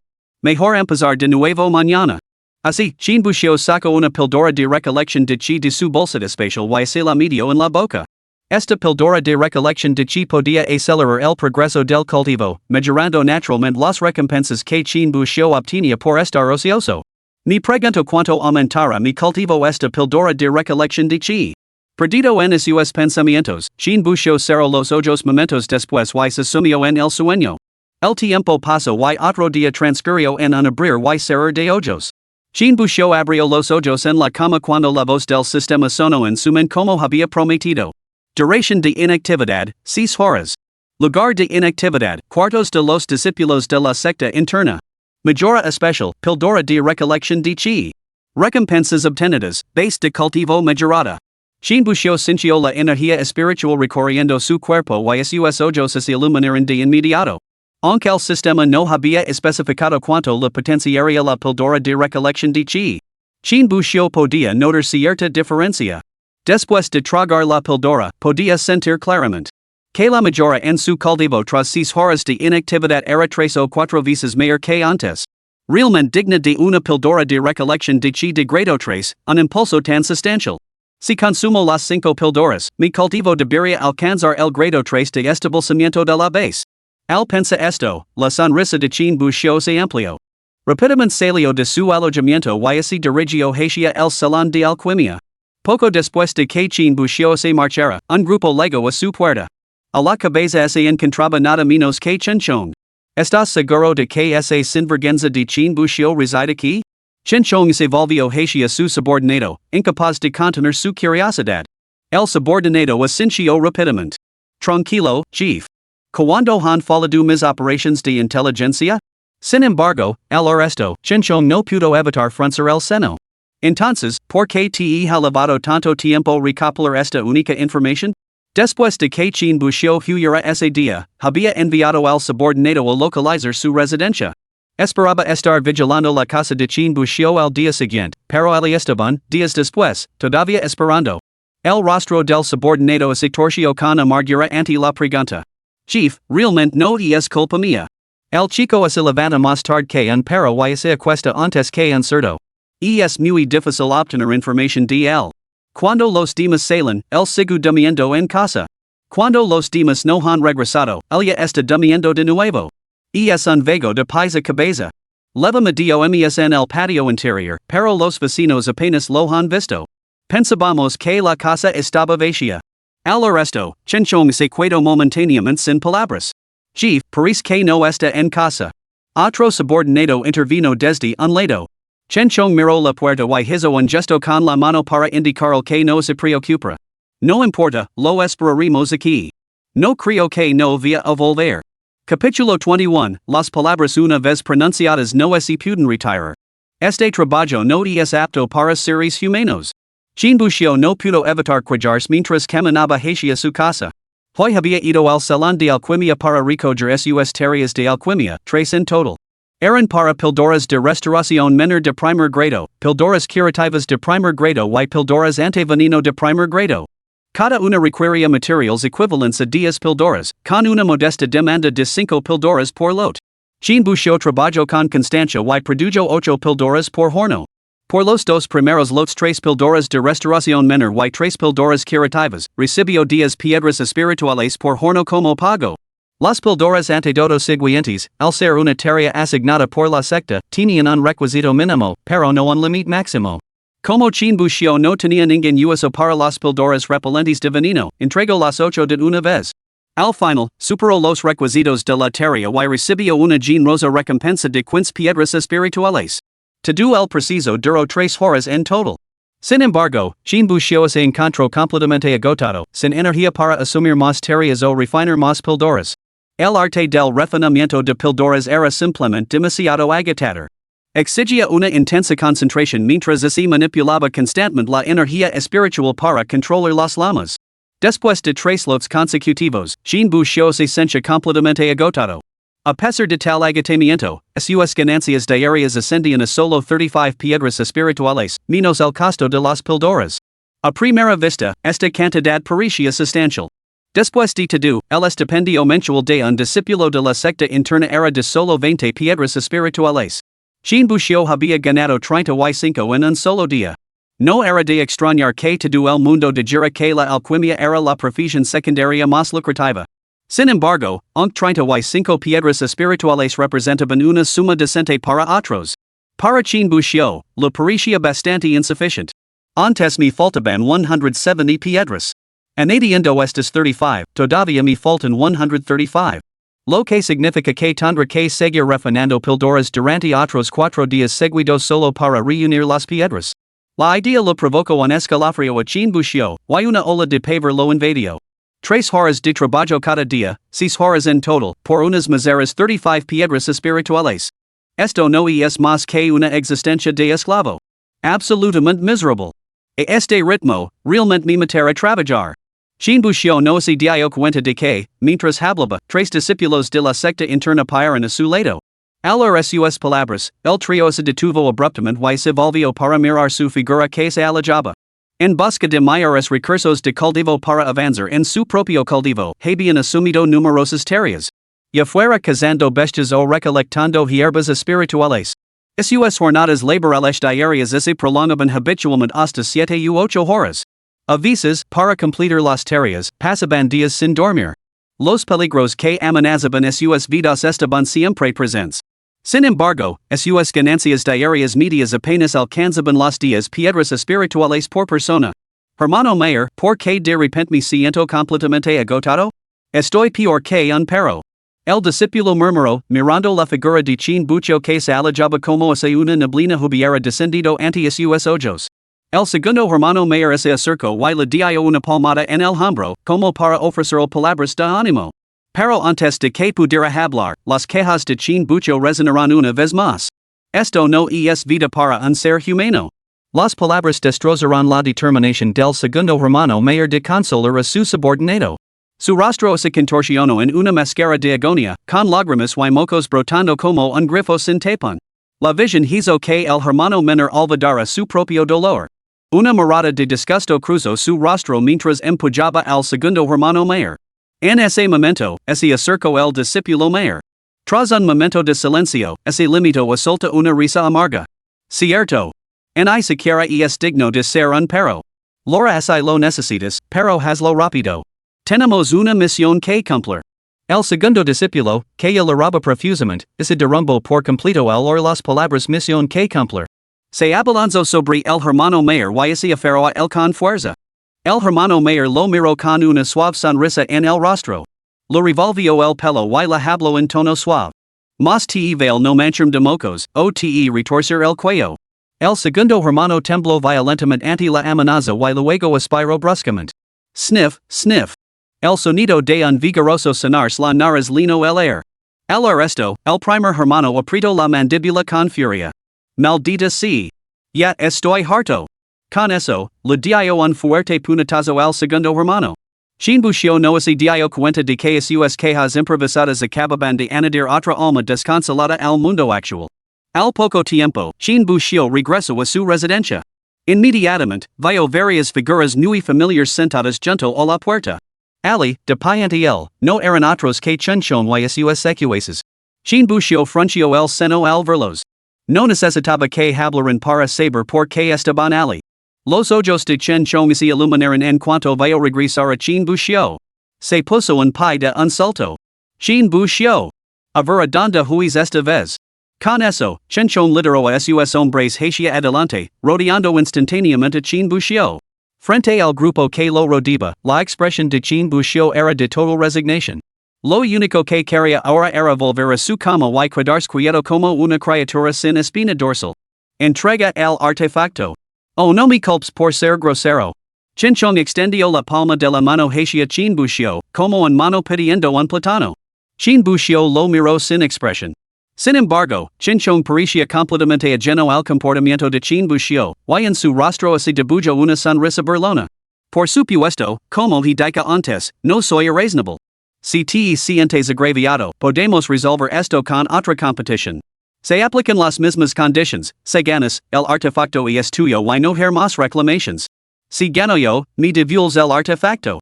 Chen Chong estaba seguro de que Chin busio no podría escapar esta vez, ya que lo había acorralado en su propia puerta. Y como chin bucio no podía huir, chen chong estaba seguro de recuperar su tesoro. Sin embargo, el simple hecho de recuperar el artefacto dejaba a chen chong algo insatisfecho. Oyala pudiera volver a batirse en duelo con Chin Bucio, para que sus hombres fueran testigos de que la anterior victoria de Chin Bucio había sido una mera casualidad. Para recuperar hasta el último ápice de su reputación perdida. Luego, como idea de último momento, para darle una buena lección a ese joven sin escrúpulos. Eso sí que sería satisfactorio. Chin Bucio tenía la intención de recazarlo de pleno, pero teniendo en cuenta el temperamento del otro, se dio cuenta de que, aunque se negara, Chen Chong probablemente no descansaría hasta recuperar su tesoro.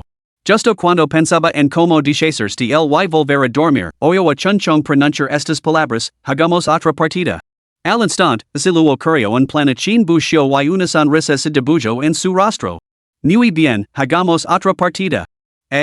Chen Chong se quedó visiblemente paralizado, claramente sin esperar que Chin Bucio aceptara su desafío. Aunque ese era precisamente el resultado que esperaba, la disparidad entre sus fuerzas era innegable. Él era un cultivador de quinto grado de establecimiento de fundamentos, mientras que Chin Bucio era, como mucho, de segundo grado. Además, había cultivado la técnica de endurecimiento a la perfección. Con tal destreza, Chin Bucio debería haber tenido demasiado miedo como para aceptar el desafío.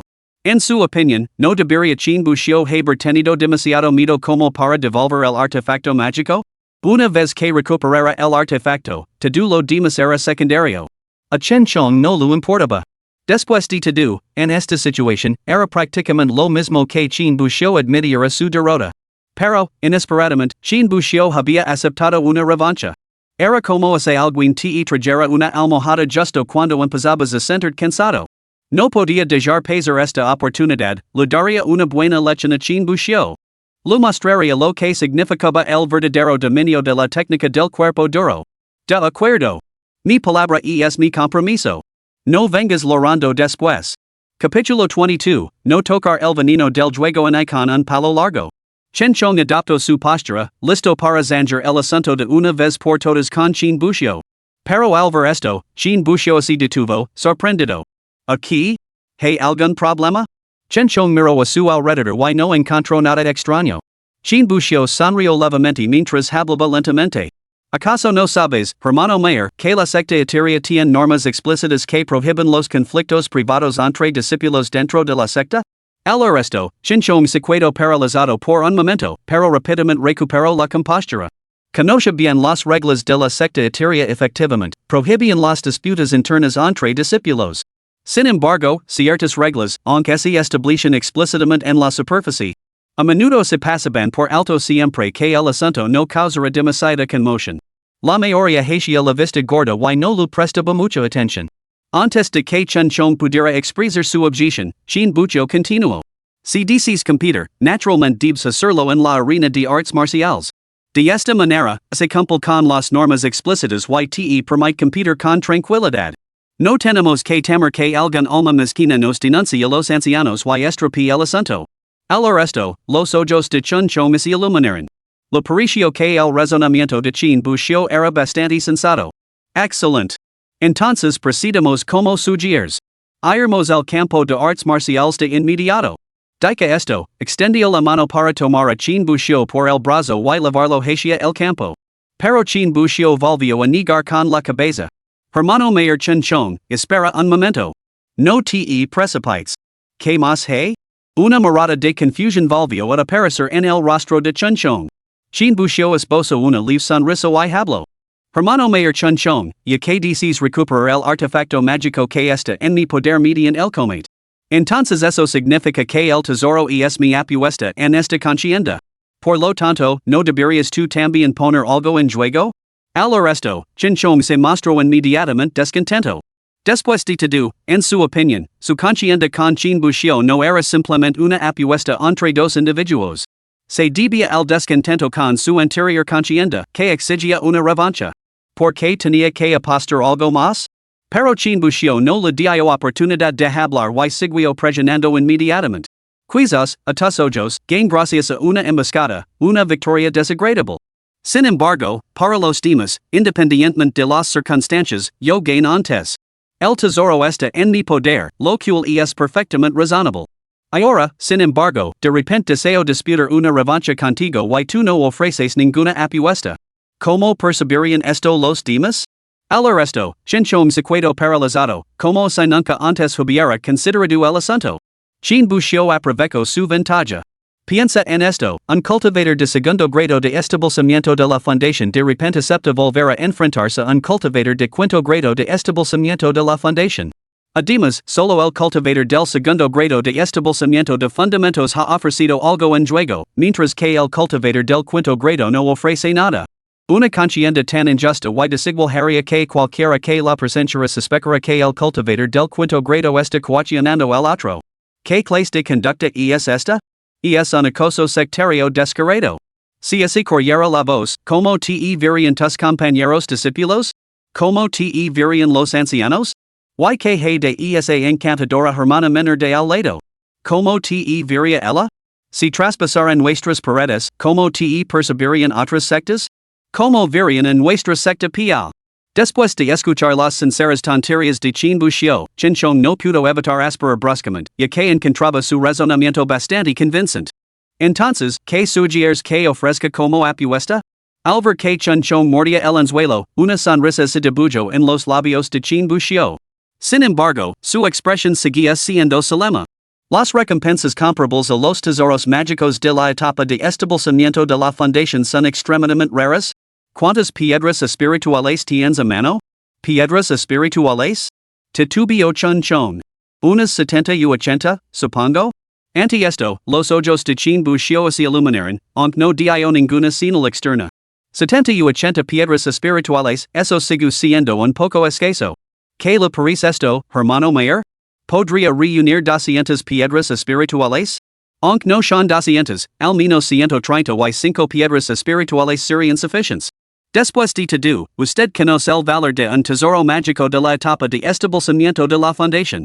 135 piedras espirituales y es una ganga. Al resto, Chinchong reflexionó un momento antes de dirigir la mirada a los pocos subordinados que había traído consigo. Los subordinados se quedaron paralizados por un segundo antes de volver a prestar atención, con aspecto algo inquieto. Jeff, ¿no es esto un poco incómodo? YSI. Antes de que el subordinado pudiera terminar, la voz de Chin Bushio volvió a interrumpir. YSI. YSI. ¿De verdad crees que el incomparable y poderoso hermano mayor Chinchong podría perder? ¿Perder contra un oscuro cultivator de segundo grado de la fundación? ¿A quién crees que estás menospreciando? La mirada de Chinchong se posó en el subordinado, frunciendo ligeramente el seno con disgusto. Al ver esto, el subordinado inmediatamente negó con la cabeza frenéticamente. No es eso lo que quería decir. El hermano mayor es tan formidable que seguro que ganará. Entonces, ¿qué es esa tontería de YSI? Replicó Chin Bushio inmediatamente. Si la victoria es segura, entonces, hablando claro, esas piedras espirituales serán devueltas. ¿O te preocupa que el hermano mayor Chinchong te pida prestadas las piedras y nunca te las devuelva? ¿Crees que es un hombre mezquino? Antes de que Chinchong pudiera reaccionar, el discípulo menor rompió a sudar frío. No es eso lo que quería decir.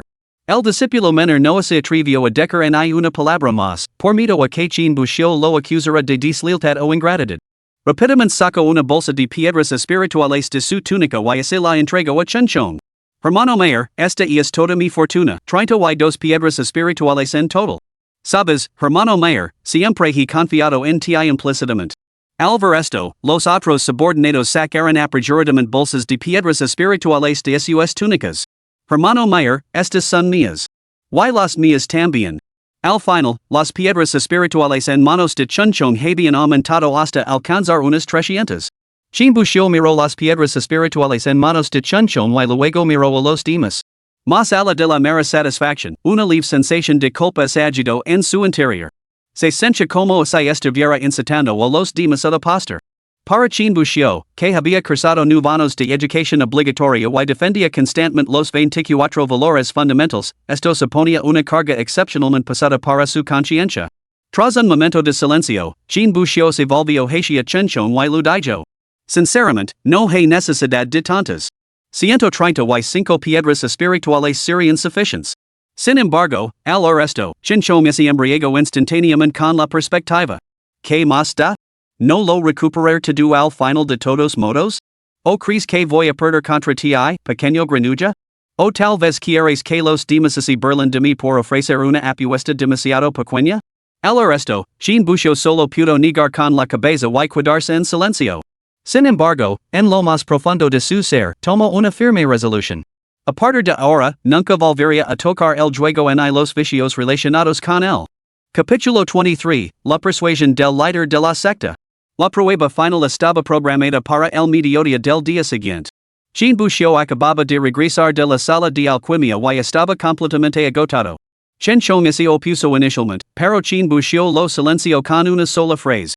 ¿Estás dispuesto, hermano mayor Chen Chong, un cultivador de quinto grado de establecimiento de fundamentos, a que los demás sepan que te estás aprovechando de alguien cuando es quedo? Sin decir nada más, Chen Chong se marchó con sus seguidores. De vuelta a sus aposentos, Jean Bouchot se bañó y se tumbó en la cama. Recordando el comportamiento anterior de Chen Chong, suspiró con un toque de resignación. En efecto, no hay que dejar que las cosas se calienten demasiado. La aceptación de Jean Bouchot de batirse en duelo con Chen Chong se debió a dos consideraciones. En primer lugar, sumpter a Chen Chong mediante el comate. En encuentros anteriores, había huido sin más, considerando que aquel hombre no merecía su atención. Pero ahora que Chen Chong había llamado a su puerta, escapar era imposible. Sin embargo, devolver el tesoro mágico de la etapa de establecimiento de fundamentos era igualmente impensable. Después de todo, lo había ganado limpiamente, porque iba a devolvérselo a Chen Chong. Además, en unos días se iría a cazar bestias demoníacas y realmente necesitaba un arma fiable. La segunda razón era reponer su escasez de piedras espirituales. Esto explicaba por qué había instado tan fervientemente a Chen Chong a ofrecer alguna apuesta. Celebrar el duelo en la arena marcial también le garantizaba poder reclamar las ganancias de forma legítima. Después de todo, se locaban en privado en otro lugar, aunque él saliera victorioso. Chen Chong y sus secuaces podrían renegar, dejándolo sin piedras espirituales y con las manos vacías.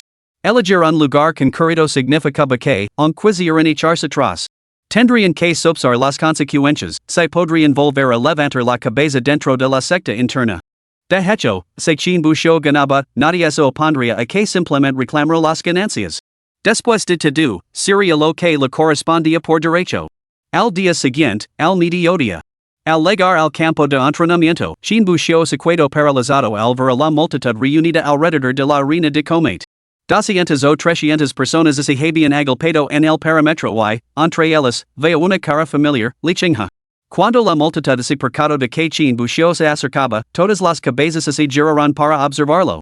Al presenciar este espectáculo, el rostro de Jean Bouchot se ensombreció al instante, sin saber qué decir. En ese momento, Chen Chong se acercó con una sonrisa en los labios mientras miraba a Jean Bouchot. Bueno, ¿has traído mi tesoro? Sin más preámbulos, Jean Bouchot sacó la espada larga de la etapa de establecimiento de la base de su bolsa especial. El rostro de Chen Chong se iluminó de alegría. Hermano mayor, ¿por qué hay tanta gente hoy en la arena de combate? Jean Bouchot no pudo evitar preguntar, seguro de que esto tenía algo que ver con Chen Chong. Después de todo, su duelo con Chen Chong solo se había confirmado. No se lo había contado a nadie más, ya que se había ido directamente a la cama después. El único que podría haber armado tanto alboroto era Chen Chong, que estaba delante de él. Solo así lo mencioné de pasada a algunos compañeros discípulos. No esperaba que me hicieran tal honor acudiendo en masa. Jean Bouchot se quedó sin palabras, aunque entendía el razonamiento de Chen Chong. Simplemente había perdido prestigio tras ser derrotado por él en el campo de entrenamiento aquel día. Ahora que tenía la oportunidad de la revancha, naturalmente quería invitar a tanta gente como fuera posible. Si no era para acaparar la atención, entonces era para demostrar su destreza a todos. ¿Y el maestro de la secta? Insistió Jean Bouchot. También lo invite. Por miedo a que alguien pudiera causar problemas, ya sabes. Al resto, Jean Bouchot sintió de repente ganas de reír. Por miedo a que alguien pudiera causar problemas? Más bien por miedo a que no le devolviera el artefacto mágico se perdía, así que trajo al maestro de la secta para prisionarlo. Aún así, Jean Bouchot se mordió la lengua, aunque la inquietud le carcomía por dentro. Chen Chong daba tanta importancia a su reputación. Y así le derrotaban ante todos esos testigos. Al fin y al cabo, en el campo de entrenamiento, Chunchong podría haber alegado que Chin Buxiu la había subestimado o que la emboscada la había robado su dignidad. Pero otra derrota esta vez, bueno. La pareja se acercó a Li Qinghe. Boxiu, Chunchong está en el quinto rango de cultivo de establecimiento de fundamentos. Además, ha dominado la técnica de endurecimiento a la perfección. Más allá de eso, ha cultivado numerosos hechizos y posee una fuerza formidable. ¿De verdad tienes intención de luchar contra él? Si te sientes acorralado, no es demasiado tarde para echar atrás ahora. Puedo asegurar que Chunchong no te causará problemas en el futuro. Li Qinghe habló, tras haber reconstruido toda la secuencia de acontecimientos entre los dos, incluida la confrontación de Chunchong en la puerta de Qin Buxiu. No había estado presente durante la contienda inicial entre Qin Buxiu y Chunchong. Pero había buscado al discípulo que había estado observando a Qin Buxiu. Según ese discípulo, parecía que Chunchong había subestimado a su oponente, dejando deliberadamente que Qin Buxiu le diera un puñetazo, solo para que Qin aprovecara la oportunidad. Por lo tanto, desde la perspectiva de Li Qinghe, la victoria de Qin Buxiu no se había debido a una fuerza superior, sino a la pura suerte. Sin embargo, ahora había aceptado otra contienda, lo que sugería que probablemente había sido coaccionado. En cualquier caso, el exceso de confianza de Chunchong fue su propio error, no invalidaba la victoria de Qin Buxiu. Aunque no decía que Qin Buxiu dependiera de él, con la esperanza de que el joven aprendiera a valerse por sí mismo. Eso no significaba que fuera a abandonarlo por completo. Un duelo era aceptable, pero, como mínimo, los contendientes debían estar en igualdad de condiciones. Chunchong se quedó estupefacto al oír las palabras de Li Qinghe. Había buscado específicamente a Li Qinghe, con la esperanza de que el anciano fuera testigo de su duelo con Qin Buxiu. Sin embargo, ahora, la persona que debería haber acudido en su ayuda se había vuelto para apoyar a Qin Buxiu. Lo más importante es que Chunchong no se atrevía a decir ni una palabra. Al fin y al cabo, se trataba del maestro de la secta. Solo entonces Chunchong comprendió verdaderamente el significado de dispararse en el pai. Qin Buxiu era muy consciente de que Li Qinghe lo estaba ayudando deliberadamente. Lo que Li Qinghe no sabía era que, desde el principio, el cerebro detrás de todo esto no era Chunchong, sino el propio Qin Buxiu. Por lo tanto, Qin Buxiu solo pudo responder con un toque de incomodidad. Mi agradecimiento, líder de la secta. Sin embargo, esta competición no fue impuesta a este discípulo. Al resto, Li Qinghe se detuvo, y una mirada de desconcierto cruzó a sus ojos. Pero entonces, como si se le ocurriera algo, miró a los cientos de personas reunidas alrededor de la arena. Murmuró, ¿estás seguro? Seguro, respondió Qin Buxiu con decisión. Al ver la expresión resuelta en el rostro de Qin Buxiu, Li Qinghe solo pudo asentir. Li Qinghe se preguntó si Qin Buxiu creía realmente que podía derrotar a Chunchong, o si era solo orgullo, no queriendo quedar mal ante tanta gente. Si era lo primero, entonces era muy bienvenido. Pero si era lo segundo, sería bastante tonto. Aún así, Li Qinghe no vio sentido en seguir persuadiéndole a había dicho todo lo que tenía que decir. Insistir solo sería agotador. Hagen sus apuestas aquí y luego dirigencia la plataforma. Qin Buxiu le entregó su espada larga de la etapa de establecimiento de fundamentos a Li Qinghe. Chunchong, por su parte, le entregó a Li Qinghe las 300 piedras espirituales que él y sus hombres habían reunido. Luego, bajo la mirada de 200 o 300 discípulos, la pareja subió a la plataforma de combate. Capítulo 24, Reducir el número de enemigos. Tan pronto como los dos hombres subieron a la plataforma, comenzaron a surgir murmullos entre los discípulos que se encontraban abajo. Que tanto debe de ser Qin Buxiu, atreviéndose a desafiar a Chunchong en un duelo y apostando un artefacto de la etapa de establecimiento de la fundación. Chunchong es un cultivador de establecimiento de la fundación de quinto grado. Solo en cuanto al nivel de cultivo, supera a Qin en 3 reinos menores. Por no mencionar que Chunchong ha perfeccionado su técnica de endurecimiento hasta su máxima expresión. Qin Buxiu no tiene ninguna posibilidad. No necesariamente. Recuerda que Qin Buxiu ya derrotó a Chunchong una vez en el campo de entrenamiento. ¿Derrotarlo? Eso fue solo una victoria por ataque por sorpresa. Esta vez no tendrá otra oportunidad de tenderle una emboscada. ¿Emboscada? ¿Consigues destrozar la perfeccionada técnica de endurecimiento de Chunchong con un solo puñetazo? Además, eso no fue una emboscada. Chunchong menospreció el menor nivel de cultivo de su oponente y se impuso por la fuerza. Al final, recibió su merecido. ¿A quién hay que culpar? Evidentemente, muchos de los presentes en la arena de combate habían presenciado el anterior duelo entre Qin Buxiu y Qin Chong en los campos de entrenamiento. Al leer las afirmaciones de que Qin Buxiu había ganado gracias a una emboscada, no pudieron resistirse a replicar. Pero la parte que replicó siguió igualmente inconvencida y respondió inmediatamente. Aunque no fuera una emboscada, no fue más que suerte. Chen Chong no solo cultivó la técnica del cuerpo duro, sino que también dominó muchos otros hechizos. Ha sido capaz de entrenar con oponentes en los campos de entrenamiento durante tanto tiempo sin ser derrotado nunca. Eso no puede deberse solo a la técnica del endurecimiento. El hombre estaba a punto de decir algo más en defensa de Qin Buxiu cuando uno de los subordinados de Chen Chong intervino. Admitamos que nuestro jefe subestimó a su oponente la última vez. Pero eso no volverá a suceder. Hoy tenemos buenas noticias para todos vosotros. Hace unos días, la técnica del cuerpo duro de nuestro jefe pasó del reino del gran logro al reino del dominio perfecto. Al oír estas palabras, las pupilas de todos los presentes se dilataron por la sorpresa y sus rostros se llenaron de asombro. ¿Qué? ¿La técnica del cuerpo duro de Chen Chong ha alcanzado el dominio perfecto? El reino perfecto. ¿De verdad ha cultivado la técnica del cuerpo duro hasta el reino perfecto? La multitud quedó claramente atenida ante la revelación del hermano menor. Aunque el gran logro y el reino perfecto solo se diferenciaban en un nivel, la diferencia entre ambos era tan grande como el cielo y la tierra. Alcanzar el gran logro significaba dominar la técnica o el hechizo en un grado consumado. Se había captado su esencia con una comprensión casi perfecta. La perfección, sin embargo, significaba elevar la técnica a su cenit absoluto.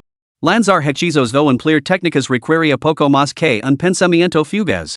Para establecer una analogia, es similar a una persona discapacitada que utiliza una prótesis. En la etapa de maestría, años de práctica han perfeccionado el uso de la prótesis hasta tal punto que funciona de manera casi indistinguible de una extremidad natural.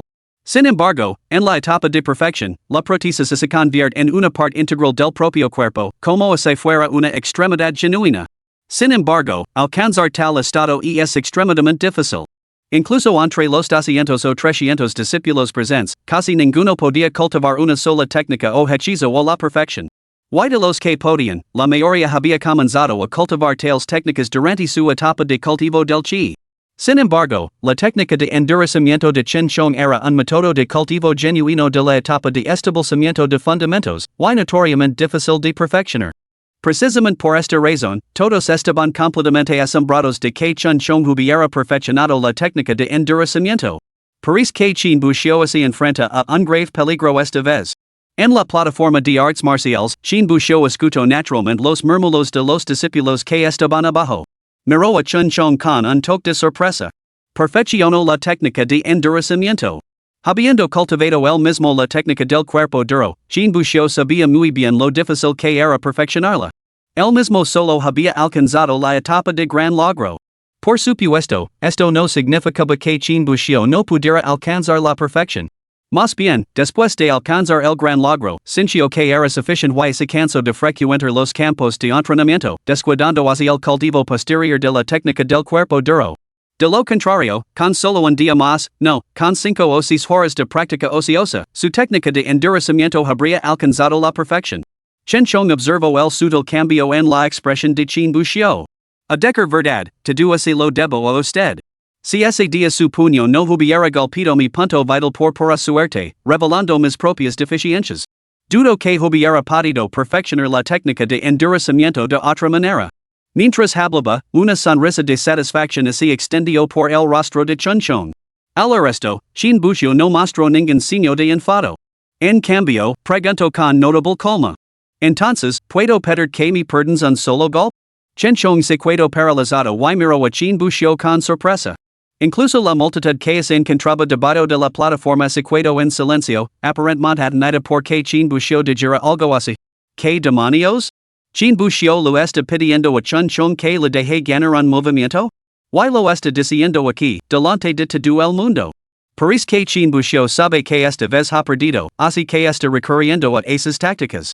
Los murmullos se extendieron, y la multitud parecía convencida de que Qin Buxiu estaba acorralado y recurría a medidas desesperadas. Chen Chong miró a Qin Buxiu, con una expresión que oscilaba entre la luz y la sombra. En circunstancias normales, podría haber aceptado. Pero adora no. Incluso con la certeza absoluta de que podía derrotar a Chin Bushio, era impensable. No así db tropezar dos veces en el mismo lugar. Yse Chin Bushio tenía algún truco oculto bajo la manga. Para esta competición, no solo había convocado a 200 o 300 espectadores, sino que también había conseguido que el maestro de la secta actuara como árbitro. Y lo que es más importante, había pedido prestadas 200 piedras espirituales a varios subordinados, reuniendo 300 piedras espirituales como apuesta. Si perdía, no solo les debería a sus hombres más de 200 piedras espirituales, sino que le resultaría difícil mantener la cabeza alta dentro de la secta a partir de entonces. En otra ocasión, Chen Chong decidió rechazar la propuesta. Bajo ninguna circunstancia podía permitir ni el más mínimo giro inesperado de los acontecimientos. Chin Bushio, al observar esto, no mostró ni decepción ni resignación. Simplemente sacudió la cabeza con una sonrisa irónica. Su petición de que Chen Chong cediera el primer gol no era para obtener una ventaja. Era simplemente para ahorrar a Chen Chong la humiliación de una derrota aplastante. Si Chen Chong aceptaba dejar el golpear primero, Chin Bushio podría finger un ataque formidable, uno que pareciera formidable pero que en realidad no supusiera una amenaza real. Así, aparte del propio Chen Chong y Chin Bushio, nadie sabría la verdadera potencia de ese gol. Si Chen Chong perdía más tarde, podría utilizar la concesión como excusa para salvar algo de dignidad. Además, como Chen Chong conoce el verdadero valor de ese movimiento, no exigiría más tarde una revancha con fuertes protestas. Se podría decir que el enfoque de Chin Bushio era la solución óptima para la difícil situación actual. Por desgracia, Chen Chong parecía ajeno a este matiz. En cuanto a los motivos de Chin Bushio, eran muy claros. En primer lugar, aunque Chen Chong había iniciado la provocación. Fue el ánimo de Chin Bushio lo que había cargado al otro con una deuda superior a 200 piedras espirituales. En realidad, él tenía una mínima parte de responsabilidad. En segundo lugar, como compañeros discípulos, no podía llegar a las manos hasta la muerte. Deja hoy un hilo de misericordia y quizá te encuentras con él de nuevo en el futuro. Había indica que él siempre había defendido como principio rector en sus relaciones con los demás, tanto en su vida pasada como en esta. Era el siguiente. Has muchos amigos y pocos enemigos. Capítulo 25, el corazón suspendido finalmente muere. Comienzan. A la orden de Li Qinghe. Chin Bushio y Chen Chong se separaron instantáneamente, adoptando posturas de combate. Habiendo aprendido de su derrota anterior, Chen Chong apretó ambos puños esta vez, lanzando el primer golpe hacia Chin Bushio. Chin Bushio, al observar esto, no mostró ningún signo de pánico. Con un rápido movimiento de su cuerpo, evadió sin esfuerzo el puñetazo de Chen Chong. Chen Chong vaciló momentáneamente, pero sus manos no se detuvieron. Lanzó una serie de golpes, golpeando con los puños a izquierda y derecha en rápida sucesión hacia Chin Bushio. Pero Chin Bushio se movía como si tuviera el viento bajo sus pies, esquivando los ataques de Chen Chong con facilidad. Este paso de camina sobre las nubes parece estar perfeccionado.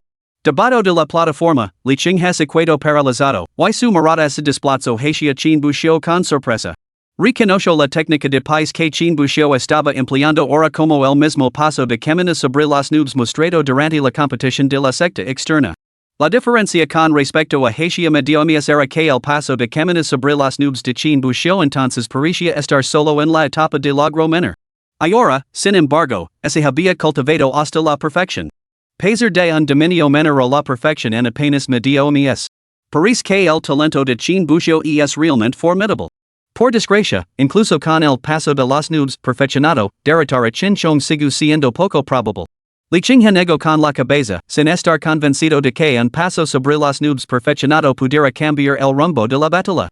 Mientras tanto, la situación en la plataforma de combate comenzó a cambiar. Al ver que sus ataques ni siquiera rozaban las túnicas de Chin Bushio, Chen Chong cambió decididamente táctica. De una postura ofensiva agresiva, pasó a una defensa pasiva. Parecía que tenía la intención de esperar a que Chin Bushio atacara para provocar la oportunidad y contraatacar. Pero casi en el instante en que Chen Chong pasó del ataque a la defensa, Chin Bushio levantó repentinamente la mano, con una potente fuerza coagulándose en su palma. El cielo sin montañas. Chen Chong reconoció al instante el hechizo que Chin Bushio estaba lanzando.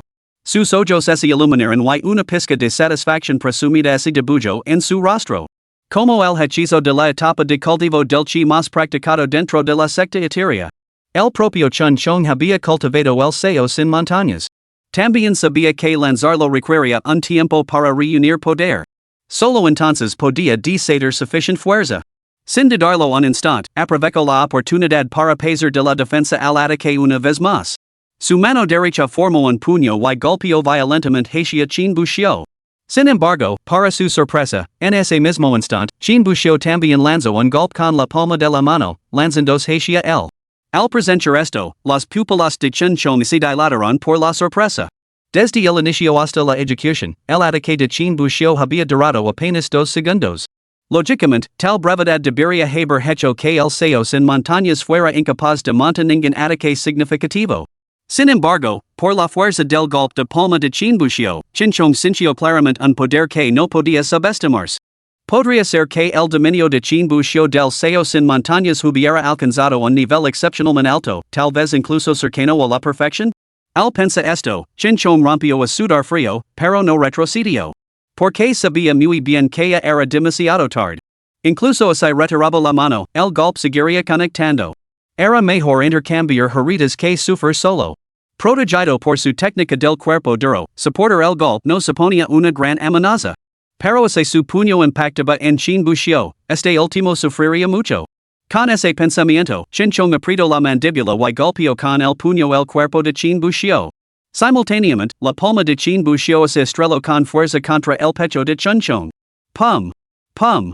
Los dos sonidos resonaron cuando Chun Chong y Qin Buxiu se golpearon simultáneamente.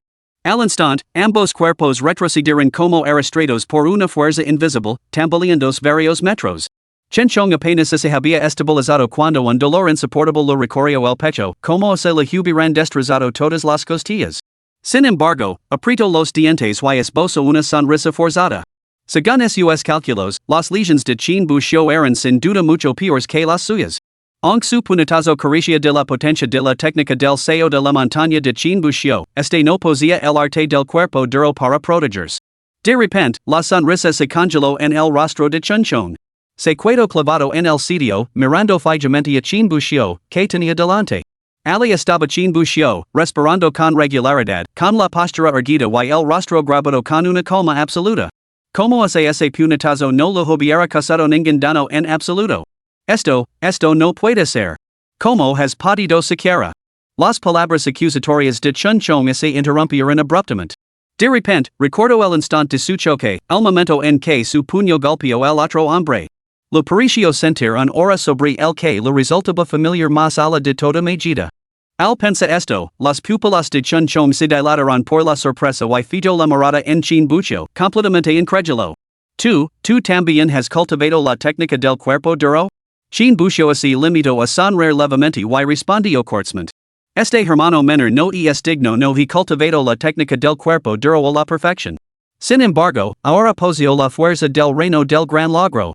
La voz de Qin Buxiu no era alta, pero resonó en toda la arena de como un trueno. Un silencio sepulcral se apoderó de toda la arena.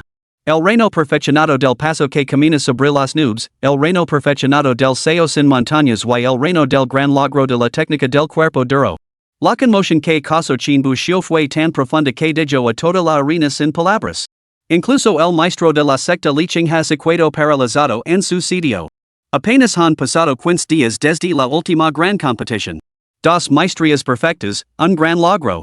¿No es el talento de este muchacho un poco demasiado monstruoso? Sin embargo, Qin Buxiu seguía ajeno a los pensamientos de Liqing. Al ver las expresiones de absoluto asombro que se extendían entre la multitud, esbozó una leve sonrisa. Ya se ha mostrado suficiente cortesía. Y es hora de concluir esto. Con eso, la sonrisa de Qin Buxiu se desvaneció mientras dirigía su mirada hacia Chun Chong. Chun Chong, intuyendo algo, miró hacia Qin Buxiu. Por alguna razón, al encontrarse con la mirada de Qin Buxiu, un repentino temblor se apoderó de él, como si esa sola mirada hubiera infundido miedo en su corazón. Qin Buxiu levantó la mano izquierda. En ese instante, su brazo pareció transformarse en una joya afilada como una navaja. Un violento vendaval se desató a su alrededor, como si se hubiera convertido en el ojo de un huracán. Al presenciar este espectáculo, se escucharon voces entre la multitud debajo del escenario. Sin espada en la mano, pero con la espada en la mente. La espada es eleva con el viento, cortando el aire sin dejar rastro. Esta técnica de espada. Es el reino perfeccionado del arte de la espada escuchar el viento. Chen Chong observó la escena que se desarrollaba ante él. En ese instante, el peso que tenía en el corazón finalmente se alivió. Capítulo 26, Una victoria rotunda. Chen Buxiu blandió su mano derecha hacia Chen Chong. Una espada de energía brotó de su palma, lanzándose hacia Chen Chong. Chen Chong apretó los dientes, con sudor frío perlándose en su frente. Boom! Una explosión atronadora resonó cuando la energía de la espada golpeó el cuerpo de Chen Chong. Este salió disparado por los aires como se hubiera chocado de frente con un toro enfurecido, describiendo un arco pronunciado antes de estrellarse contra el suelo. Debajo de la plataforma, innumerables discípulos observaban el espectáculo que se desarrollaba ante sus ojos, con expresiones de total incredulidad en sus rostros. Esta escena había desafiado por completo las expectativas de todos. Tres cultivadores del reino perfecto, un cultivador del reino de la gran perfección. Este Chen Buxiu. ¿Cómo demonios ha cultivado hasta este nivel? Y lo más importante, solo leva medio mes en la secta interna. ¿Qué? ¿Dices que solo leva medio mes en la secta interna? Los que no conocen a Chen Buxiu se quedaron completamente estupefactos al resto. Como los discípulos externos eran todos cultivadores en la etapa de cultivo de chi, no tenían acceso a las técnicas de cultivo de la etapa de establecimiento de fundamentos. Solo al entrar en la puerta interna se obtenía el privilegio de estudiar y practicar las técnicas y hechizos de establecimiento de fundamentos. Esto significaba que todos y cada uno de los logros de Chen Buxiu se habían alcanzado en apenas 15 días. Vaya. Al darse cuenta de esto, la multitud no pudo evitar contener el aliento. Si fuera yo, después de medio mes en la secta interna, dominando un solo hechizo hasta la etapa de logro menor. Probablemente estaría presumiendo ante todos, llamando a mí mismo un prodigio. Pero Chen Buxiu utilizó ese mismo medio mes para cultivar con fuerza una técnica de cultivo hasta la etapa de gran logro, e incluso perfeccionó una técnica de espada hasta su máxima expresión. Tal talento es nada menos que un prodigio entre prodigios. Mientras tanto, Li Qinghe, el maestro de la secta, permanecía completamente paralizado, con los ojos fijos en Chen Buxiu, rebosante de total incredulidad. Chen Buxiu había sido admitido personalmente en la secta interna por él. Conoce las capacidades de este muchacho mejor que nadie. Más de medio mes antes, Chen Buxiu había demostrado su destreza durante la competición de la secta externa. Sin embargo, incluso entonces, solo había cultivado el sello sin montañas hasta alcanzar un nivel de gran maestría y el paso nublado hasta alcanzar un nivel de maestría menor. Por lo tanto, al ver por primera vez el paso nublado y el sello sin montañas en su consumida maestría, Li Qinghe se sintió simplemente asombrado. Pero no del todo sorprendido. Después de todo, estas técnicas eran las que Chen Buxiu había cultivado anteriormente. Pero cuando Chen Buxiu demostró la técnica de endurecimiento en su nivel de maestría, Li Qinghe se quedó estupefacto. Y cuando Chen Buxiu mostró la técnica de la espada que escucha el viento en su nivel consumado, Li Qinghe sintió un zumbido resonando en su mente, como si todo su cerebro hubiera explotado. De entre todos los presentes, solo él comprendía el terror absoluto que inspiraba Chen Buxiu el haber cultivado estas artes hasta su máximo nivel y su perfección. De hecho, había enviado a discípulos para vigilar a Chen Buxiu y, según sus informes, aunque Chen Buxiu había visitado los campos de entrenamiento durante 5 o 6 días consecutivos, se había pasado cada día durmiendo, sin mostrar ningún signo de cultivo. En los días siguientes, se quedó en casa, durmiendo profundamente cada día. Más tarde, Chen Buxiu había ido al salón de alquimia, sumergiéndose en el estudio de la alquimia. Apenas unos días antes de que Luen entrara en reclusión, había buscado específicamente a Li Qinghe para informarle de que Chen Buxiu era excepcionalmente diligente y dotado en el arte de la alquimia. A estas alturas, ya había alcanzado el rango de alquimista de primer grado en fase avanzada. Basándose en esta información, podía sacar una conclusión. Chen Buxiu apenas había cultivado ninguno de estos hechizos. Incluso ese Chen Buxiu hubiera estado cultivándose en secreto en casa, el tiempo total dedicado apenas habría superado los 5 días. 5 días. 3 avances al reino perfecto. Un gran logro. Tal talento trascendía la mera prodigiosidad. Li Qinghe necesitaba urgentemente un término más extraordinario que prodigio para describir a Chen Buxiu.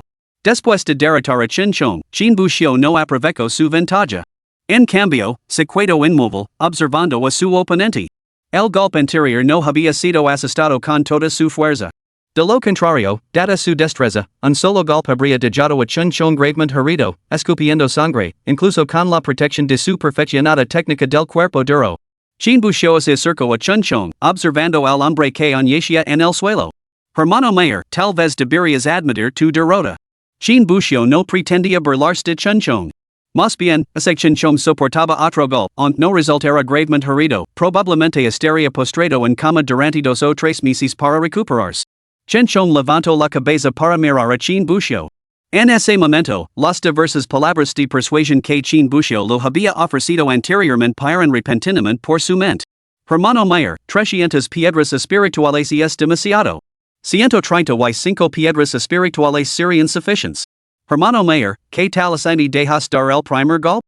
Al principio, no había comprendido el significado de esas palabras. Cuando se dio cuenta, ya era demasiado tarde.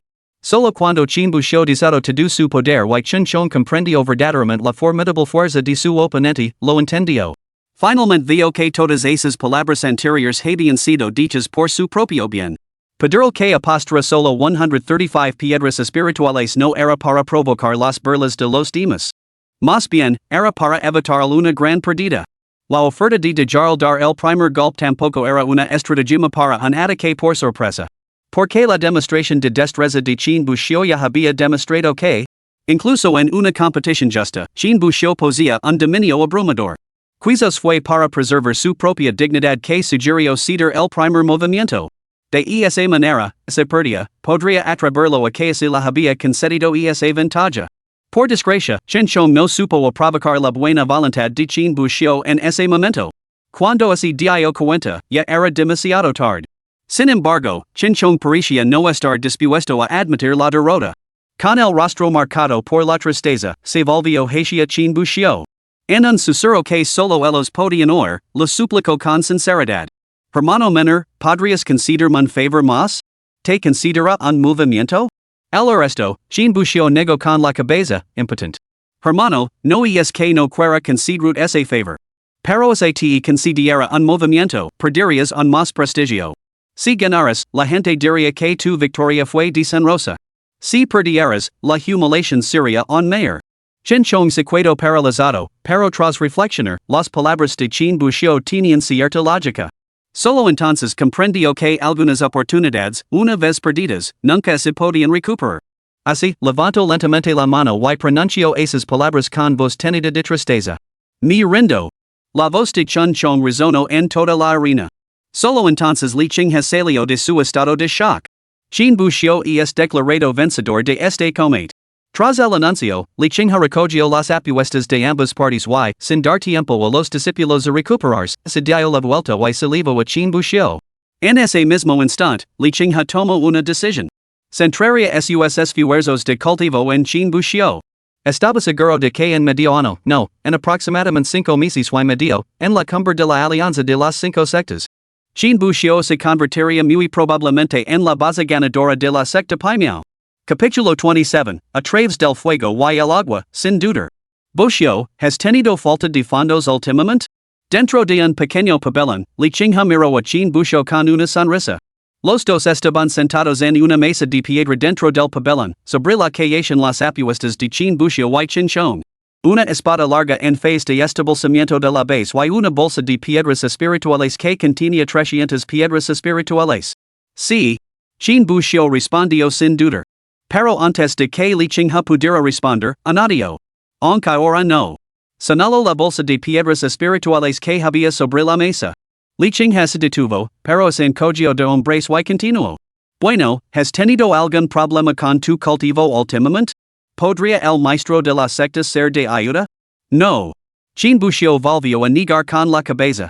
De todos modos, rara vez cultivaba mientras no lo hiciera, no surgen problemas. ¿Alguien te ha estado causando problemas últimamente? ¿Quizás el maestro de la secta debería darle una lección a alguien? Al resto, Chin Buxiao finalmente no pudo contenerse. Frunció el seno y miró a Li Qing que estaba frente a él. Maestro, solo soy un poco perezoso en mi vida diaria. Mi intelecto está perfectamente sano. Si tienes algo que decir, dilo claramente. No hay necesidad de engatusarme como a un niño. Li Chingha hizo una pausa y una pizca de vergüenza ese debujó en su rostro. Aclarando la garganta con torpeza, fue al grano. Bushió, ¿has oído hablar de la alianza de las cinco sectas? ¿La alianza de las cinco sectas? Chin Bushió es equado paralizado, con una mirada de sorpresa en sus pupilas. Pero inmediatamente negó con la cabeza. No. Li Chingha. Entonces, ¿por qué esa maldita expresión de sorpresa en tu rostro? Se guardó ese pensamiento para sí mismo y mantuvo la sonrisa mientras continuaba. La alianza de las cinco sectas es una reunión organizada conjuntamente por las cinco sectas más poderosas del continente de Nanyang. Se celebra una vez cada 10 años y su objetivo principal es profundizar la cooperación y el entendimiento entre las cinco grandes sectas, fomentando el aprendizaje mutuo y el crecimiento colectivo. Naturalmente, también incluye una competición entre discípulos, en la que cada secta envía a sus mejores alumnos para que se enfrenten a la élite de las demás. Tras las competiciones, las cinco sectas se reparten las 7 minas de vidas espirituales del continente Nanyang en función de la clasificación de sus discípulos en la gran competición. Al resto, Shin Bushió comprendió al instante el propósito de Li Chingha al buscarlo. Al observar la expresión del rostro de Chin Bushió, Li Chingha abandonó por completo la simulación y le preguntó directamente. Bushió, ¿te gustaría participar en esta alianza de las cinco sectas? Chin Bushió parecía pensativo, todavía algo indeciso. Li Chingha, siendo un hombre astuto, comprendía bien el principio de que para provocar un buey para error, hay que alimentarlo con hierba. Por lo tanto, sonrió y volvió a hablar. Naturalmente, la secta etérea nunca defrauda a quien sirven a la secta. Si te desempeñas bien en la alianza de las cinco sectas, yo personalmente me encargo de tu traslado desde los terrenos de la secta interna al área central. La concentración de energía espiritual dentro de la secta interna es solo 3 veces mayor que la de la secta externa. Sin embargo, el área central cuenta con una concentración 5 veces mayor que la de la secta interna, como ves. Al oír estas palabras, los ojos de Chin Bushió se iluminaron al instante. 5 veces la concentración de energía espiritual de la secta interior. Eso significa 15 veces la de la secta exterior. Si pudiera trasladarse al área central, sin duda mejoraría enormemente su cultivo. Sin embargo, a pesar de su asombro, Chin Bushió no dejó que eso nublara su juicio. Se obligó a pensar con calma. Maestro de la secta, ¿qué constituye exactamente un buen desempeño? Chin Bushió fingió desconcierto mientras preguntaba. El aspecto más traicionero de emprender cualquier tarea radicaba en que la otra parte proporcionara una definición tan ambigua. ¿Render bien? ¿Qué constituye exactamente ese rendimiento? ¿Derrotar a un cierto número de oponentes? ¿Asegurar una clasificación específica? ¿O era necesario alcanzar el primer puesto para ser considerado exitoso? Sin una definición clara establecida desde el principio, el poder de definir el éxito acabaría cayendo en manos de otros. Aunque Chin Bushió creía que el maestro de la secta no lo haría daño. Uno nunca debe albergar intenciones maliciosas, sino permanecer siempre alerta. Li Chingha, un veterano experimentado, captó al instante el significado implícito en las palabras de Chin Bushió, y su rostro se torció en una sonrisa irónica. Este muchacho es realmente como así describe a sí mismo. Quizás un poco perezoso, pero en absoluto tonto. Incluso ese protege de su propio maestro de secta. Aunque este pensamiento cruzó por su mente, Li Chingha no mostró ningún signo de enfado. Después de todo, entendía el principio de que uno debe protegerse de los demás. Para la competición de discípulos de la alianza de las cinco sectas, cada secta enviará a 2 discípulos por debajo de la etapa del núcleo dorado para participar. La competición emplea un sistema de puntos en 2 rondas. La primera es un combate individual, en el que los puntos se calculan en función de la clasificación final. La segunda ronda es una lucha libre de 10 personas, en la que se otorgan puntos por derrotar a los oponentes y por sobrevivir hasta el final. Si consigues quedar entre los 3 primeros en cualquiera de las 2 rondas, considerar que tu rendimiento es satisfactorio. Después de escuchar la explicación de Li Chingha, Chin Bushió se sumió en sus pensamientos. Dada su reputación como las 5 grandes sectas, la fuerza de sus discípulos difícilmente podría ser débil. Además, este evento implicaba la división de las minas de vidas espirituales y solo se celebraba una vez cada 10 años. Esto significaba que cada secta enviaría a sus discípulos más formidables. Los que participaran en la gran competición probablemente serían los cultivadores más poderosos de cada secta, todos en la cima del 9º grado de establecimiento de la base. Algunos incluso podrían limitar deliberadamente su cultivo al noveno grado de la fundación durante meses o incluso años, esperando específicamente el comienzo del torneo. Maestro de la secta, ¿cuándo comienza la alianza de las cinco sectas? El resto, li Qinghe supo que Qin Buxioya estaba tenido. Comienza dentro de 5 meses. ¿Y bien? ¿Lo intentemos? Qin Buxio volvió a sumerse en una profunda reflexión.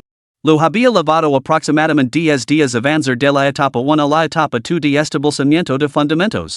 Y en los últimos días, gracias al consumo de píldoras de recolección de chi, había rozado ligeramente el umbral de la etapa 3 de establecimiento de fundamentos. Calculó que en un par de días más podría alcanzar la etapa 3 de establecimiento de fundamentos. Después de eso, aunque no tendría más píldoras de recolección de chi, es aceptable la sugerencia del maestro de la secta.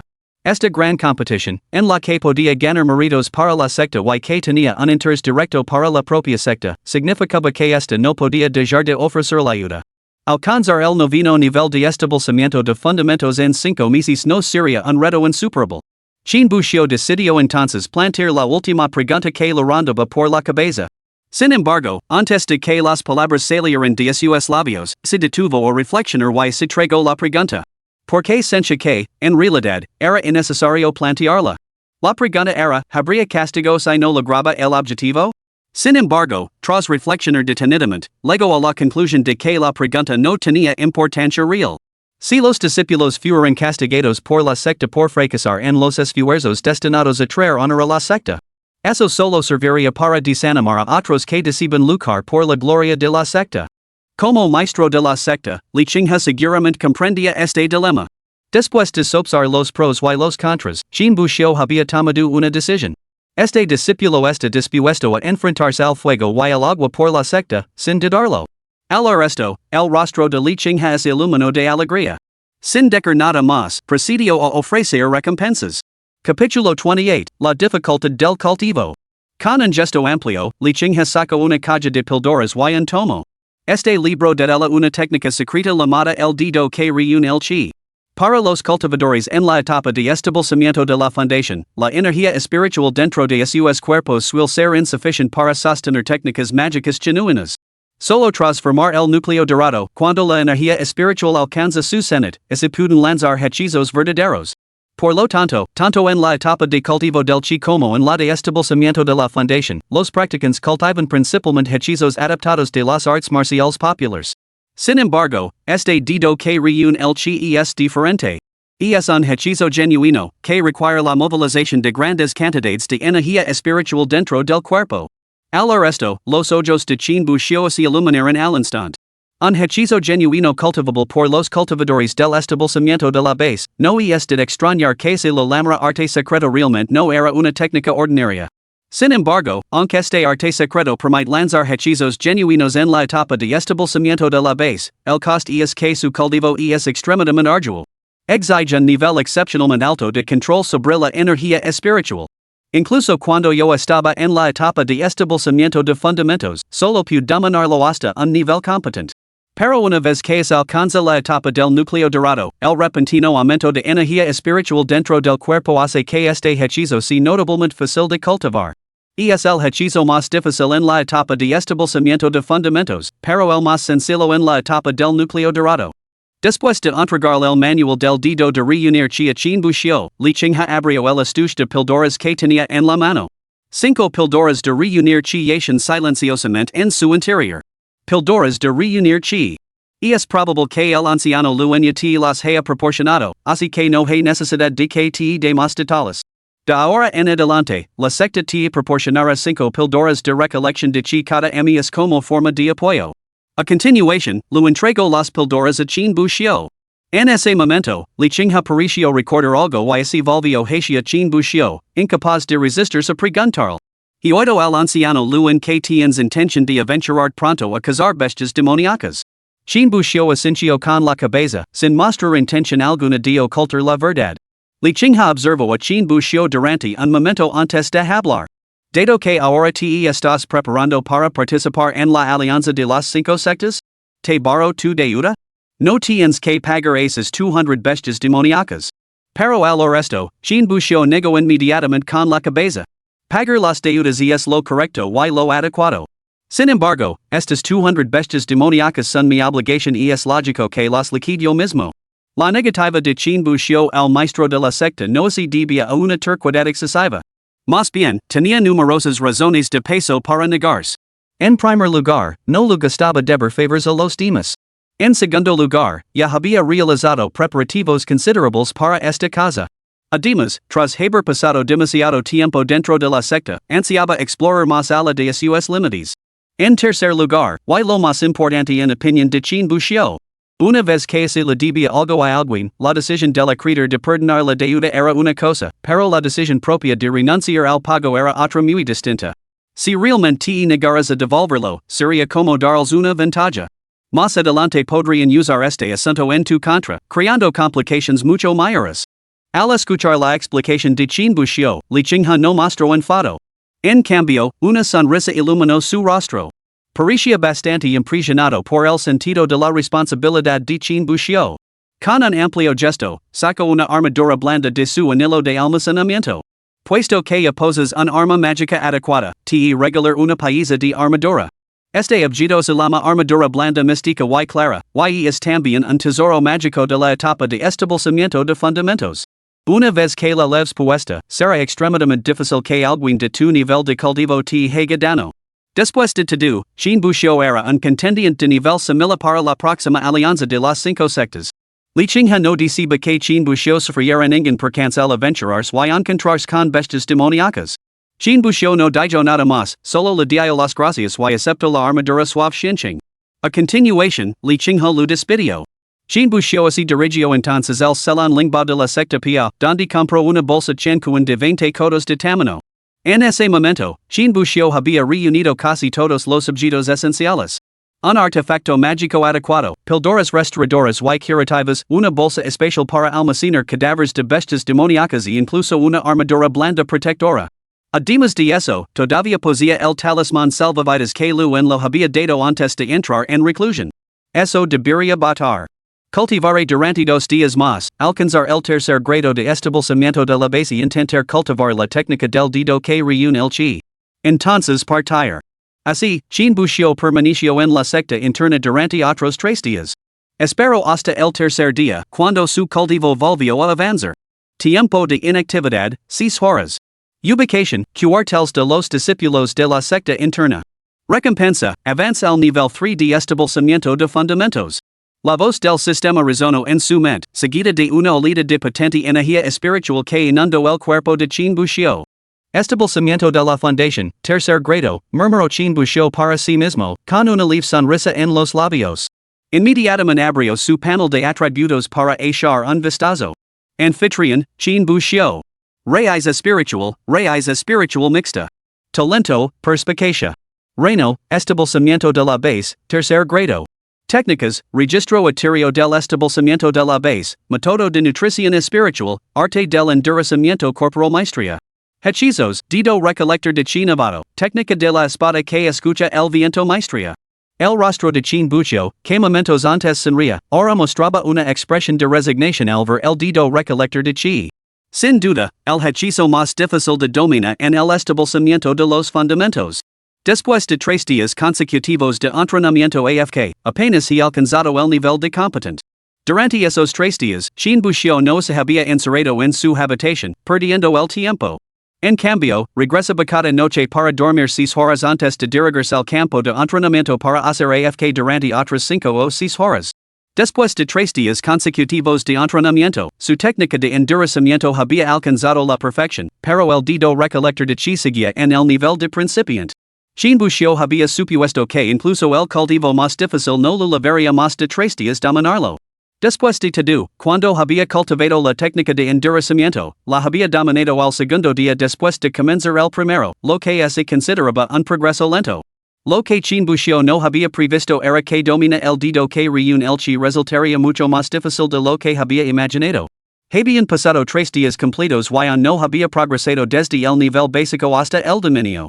Aún así, cuando era intent usar el dedo que reúne el chi, me pareció mucho más fluido que antes. Incluso sentí un ligero indicio de avance. Supongo que con otro día de práctica concentrada debería alcanzar el dominio.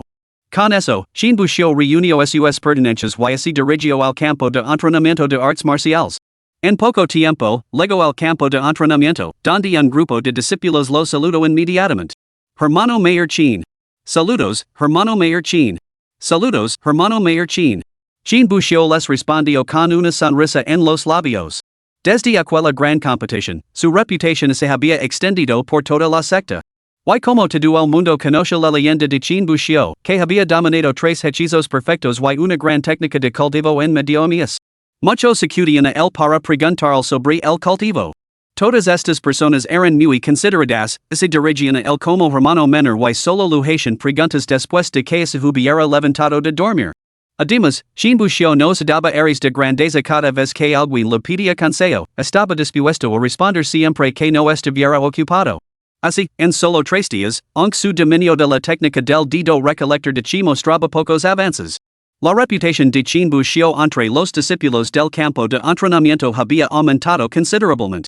Capítulo 29, No dejes que muera en el frío invierno. Tiempo de inactividad, 2 horas. Ubicación, campo de artes marciales. Recompensa, dominio del dedo recolector de chi. Antes de que concluyera el periodo de inactividad de 5 horas, Chin buscio se despertó abruptamente. Sin embargo, este déspota no fue voluntario, sino forzado. En el mismo instante en que su cultivo del dedo recolector de chi se rompió, Chin buscio sintió de repente una agitación inusual dentro de su energía espiritual.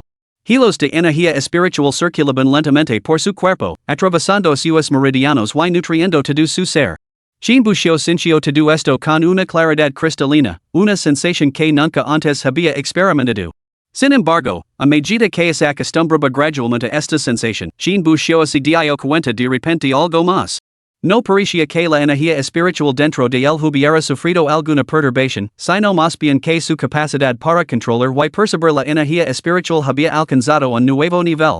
Precisamente porque su percepción de la energía espiritual dentro de su cuerpo había mejorado, podía sentir su flujo con tanta claridad. Chin buscio abrió los ojos de repente, con un rastro de asombro presente en su mirada. ¿Por qué mi percepción de la energía espiritual ha aumentado repentinamente un nivel? ¿Podría ser porque la técnica del dedo que reúne el chi había avanzado hasta alcanzar la maestría? Esta conjetura no era del todo infundada, tenía motivos para ser considerada. Después de todo, desde hacía un momento hasta el presente, se había habido algún cambio en Chin buscio. Parecía ser únicamente el avance de la técnica del dedo que reúne el chi hasta alcanzar la maestría. Más allá de eso, ya fuera en el nivel de cultivo o en cualquier otra cosa, no había habido casi ningún cambio. Cultivar el gathering chi finger tiene tales efectos? Entonces, ¿por qué el maestro de la secta nunca me lo mencionó? Pero, tras un momento, Chin buscio negó con la cabeza. No importa. Volver sería una molestia. Esperaré hasta después de la casa de bestias demoníacas para preguntar. Con eso, se levantó y se sacudió el polvo de la túnica. Los discípulos que entrenaban en el campo de artes marciales cercano, al ver que Chin buscio había concluido su cultivo, se agolparon inmediatamente a su alrededor. Hermano Mayor Chin, ¿has terminado de cultivar tan rápido hoy? Bueno, he encontrado un problema en mi cultivo. ¿Podría pedir consejo? Yo también, hermano Mayor Chin. También tengo una pregunta que hacerte. Una multitud de discípulos rodeó a Chin buscio, con el rostro rebosante de expectación. Durante los últimos 3 días, Chin buscio había pasado su tiempo en el campo de entrenamiento resolviendo las dudas y preguntas de los discípulos. Esto no solo le valió una sólida reputación y un grupo de seguidores leales entre la generación más joven, sino que también atrajo la atención de muchos compañeros discípulos. Se corrió la voz y ahora muchos se quedaban deliberadamente en el campo de entrenamiento, esperando a que Chin buscio saliera para acercarse el y pedir el consejo. Después de todo, todos habían sido testigos de su actuación en la arena de combate ese día, lo que demostraba su auténtico valor. Si conseguían que les diera unas pocas palabras de orientación, tal vez los problemas que llevaban días frenando su cultivo se resolverían en un instante. Chin buscio miró a la entusiasta multitud que tenía ante sí, y una leve sonrisa de resignación se dibujó en sus labios. Originalmente había planeado abandonar la secta y cazar bestias demoníacas una vez que dominara la técnica del dedo que reúne el chi. Sin embargo, ahora parecía que se retrasaría una noche más o menos. Entonces, Chin buscio comenzó a instruir a los discípulos sobre su cultivo. No rechazó a nadie. Aunque el mismo apenas había cultivado con seriedad, confiando casi por completo en las recompensas otorgadas por el sistema. Las recompensas del sistema habían esencialmente amontonado todo el proceso de cultivo y varios principios clave en su mente. En consecuencia, en muchos aspectos fundamentals, Jean Bouchot todavía tenía una ventaja significativa sobre los discípulos presentes. Después de pasar una hora completa instruyendo a los discípulos, Jean Bouchot observó que probablemente solo faltaba una o dos horas para que se pusiera el sol. Volviéndose hacia la multitud reunida, habló. Compañeros discípulos, se hace tarde. Este hermano menor debe descender de la montaña para cazar bestias demoníacas y no puede quedarse para seguir discutiendo. Les ruego que sean indulgentes. Al resto, varios discípulos que no habían tenido la oportunidad de preguntar a Jean Bouchot fruncieron el seno, mostrando su descontento. Afortunadamente, la mayoría se mostró razonablemente comprensiva. Que tontería, hermano Jean. Somos nosotros los que te hemos molestado. Cierto. Si el hermano Jean tiene asuntos que atender, debe hacerlo. No te demos más tiempo en tus importantes asuntos. Jean Bouchot asintió con la cabeza, sin perder más tiempo, y se dio la vuelta para marcharse. Los discípulos observaron su figura alejándose, con los ojos llenos de renuencia. Sin embargo, en el instante en que la figura de Jean Bouchot desapareció del campo de entrenamiento, una voz resonó de repente, captando la atención de todos. Humph. ¿A qué viene toda esta farsa? ¿Solo estás presumiendo porque tienes un poco de talento, eh? Actuando como si fueras alguien especial. La multitud volvió la cabeza hacia el origen de la voz. Descubrieron que quien había hablado era un discípulo del segundo nivel de la etapa de establecimiento de la fundación. Este discípulo había sido uno de los que acababan de rodear a Jean Bouchot con preguntas. Sin embargo, parecía que Jean Bouchot no había tenido tiempo de responder a su pregunta en particular. El discípulo lo había tomado como un deseo personal, convencido de que Jean Bouchot lo menospreciaba. Sin embargo, consciente de la formidable fuerza de Jean Bouchot, no se había atrevido a expresar su queja a la cara.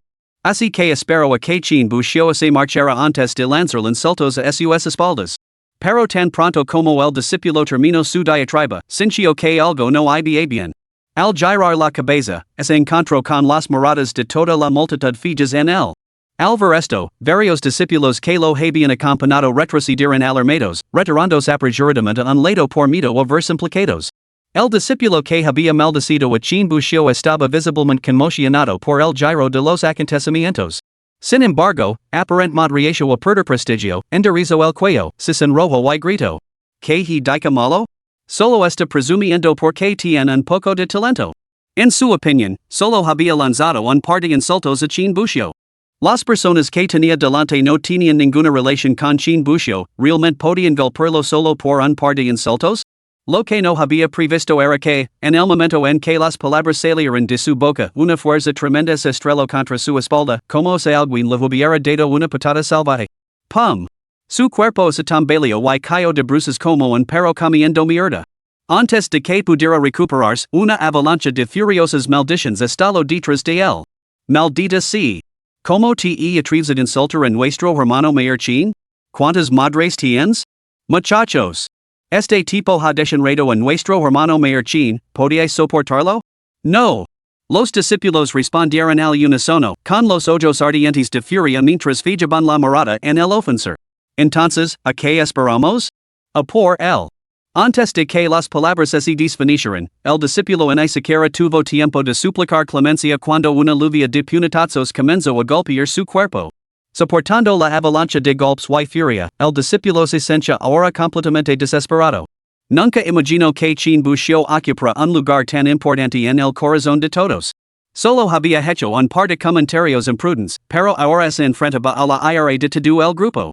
Había una verdad que este discípulo fanfarrón pasaba por alto, aunque los demás la entendían bien. Jean Bouchot no tenía ninguna obligación de instruirlos. Así era el mundo del cultivo, ni siquiera los compañeros discípulos tenían el deber de guiarse unos a otros. La mayoría de las veces, tropezaban solos, buscando respuestas a través del ensayo y el error. Sin embargo, ahora había aparecido Jean Bouchot, resolviendo sus estudios y guiando su cultivo. No solo resolvía sus estudios, sino que nunca se comportaba con arrogancia, tratándolos con la mayor cortesía. Encontrar a un compañero discípulo así era un golpe de suerte para todos ellos.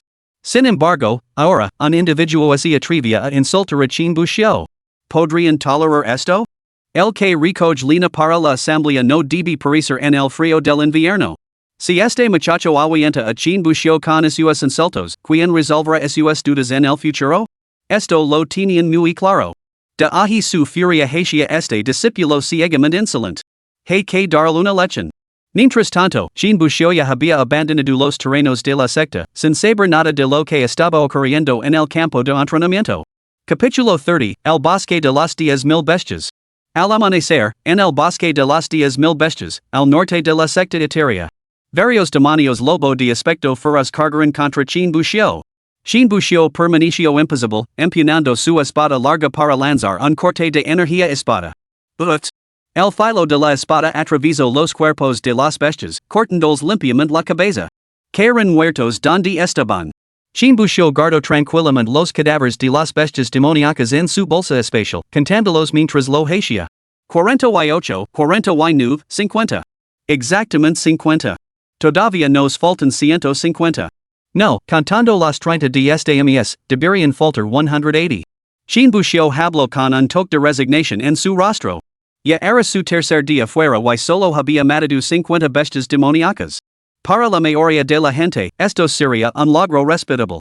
Después de todo, su cuota mensual era de solo 30 bestias.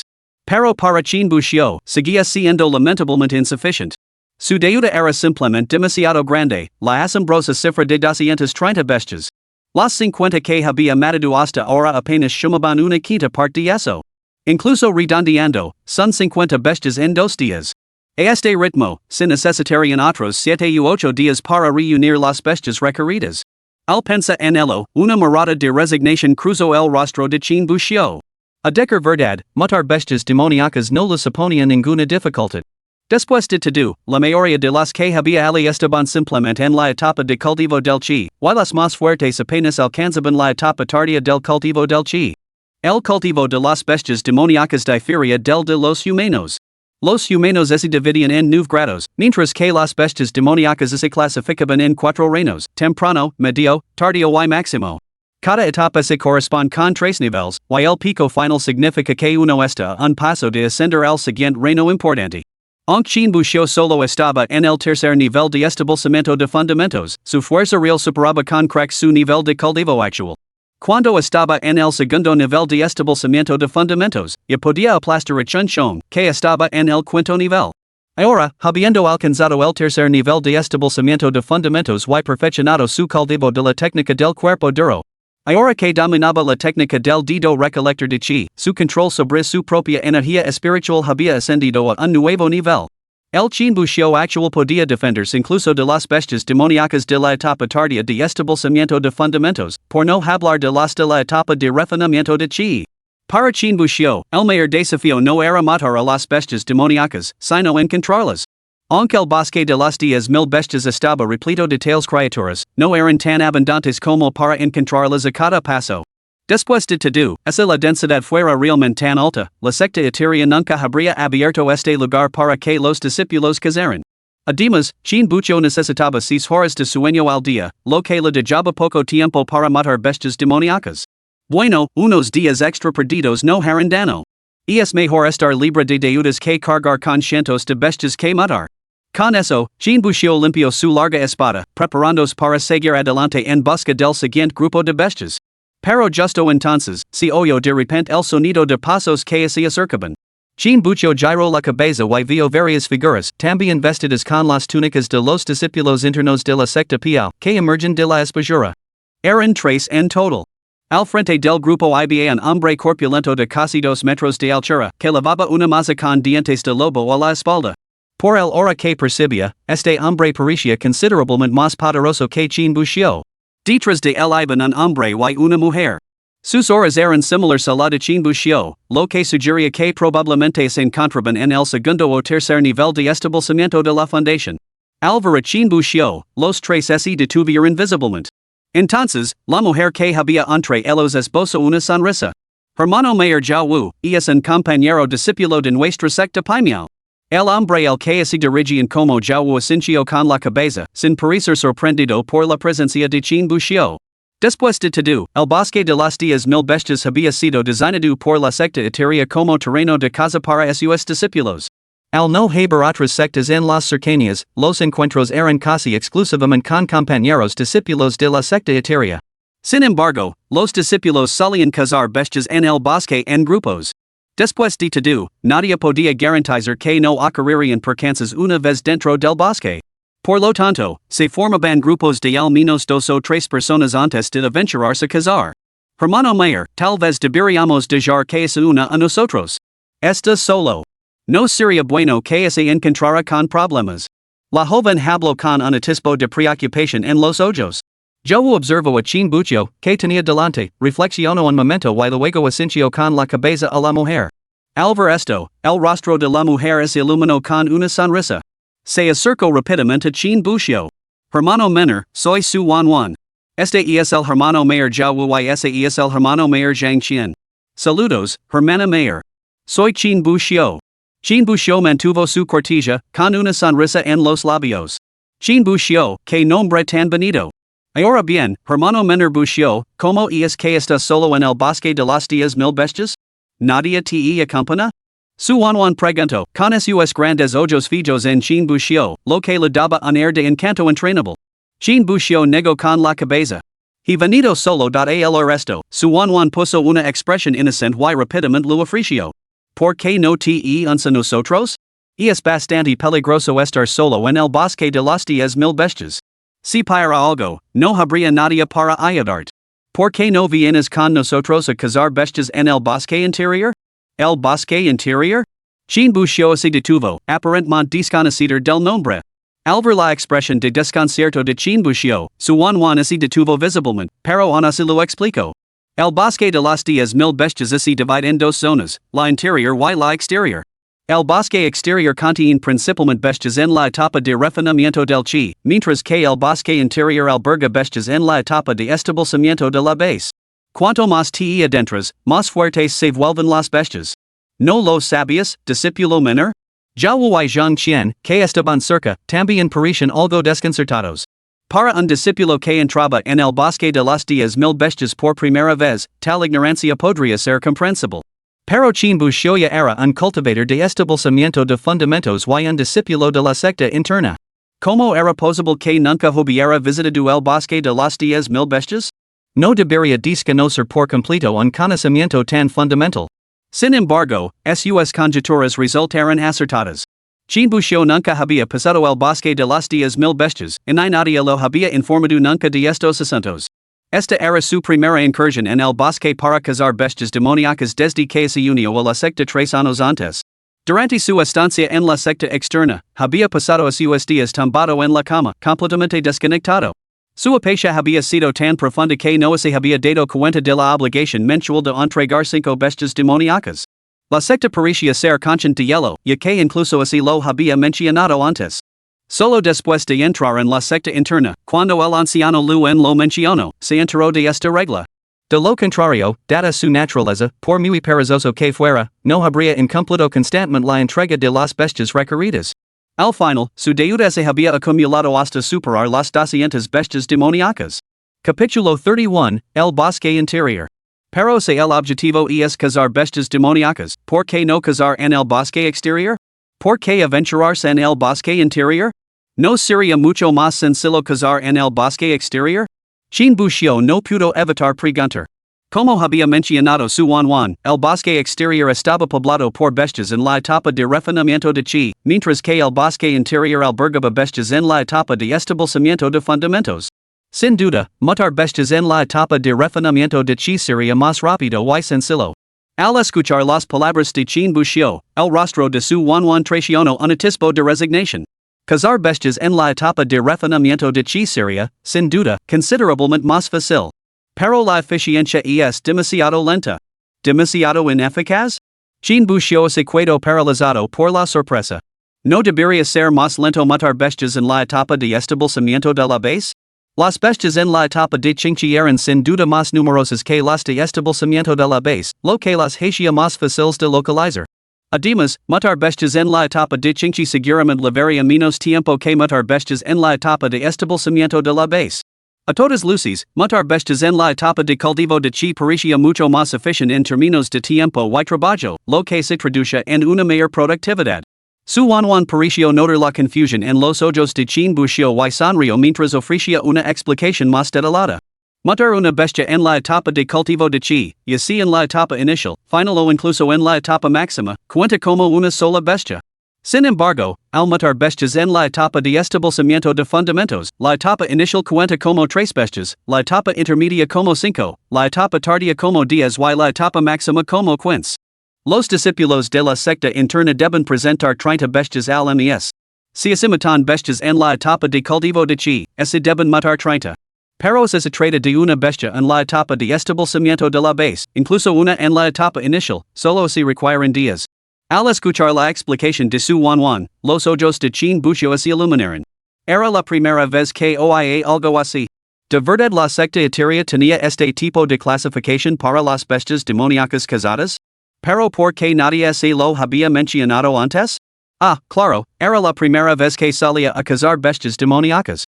Bueno, entonces, discípulo junior, ¿te unsa nosotros para cazar bestias en el bosque interior? Su Wanwan lo volvió a invitar, con una mirada llena de expectación mientras observaba a Chin Bushio.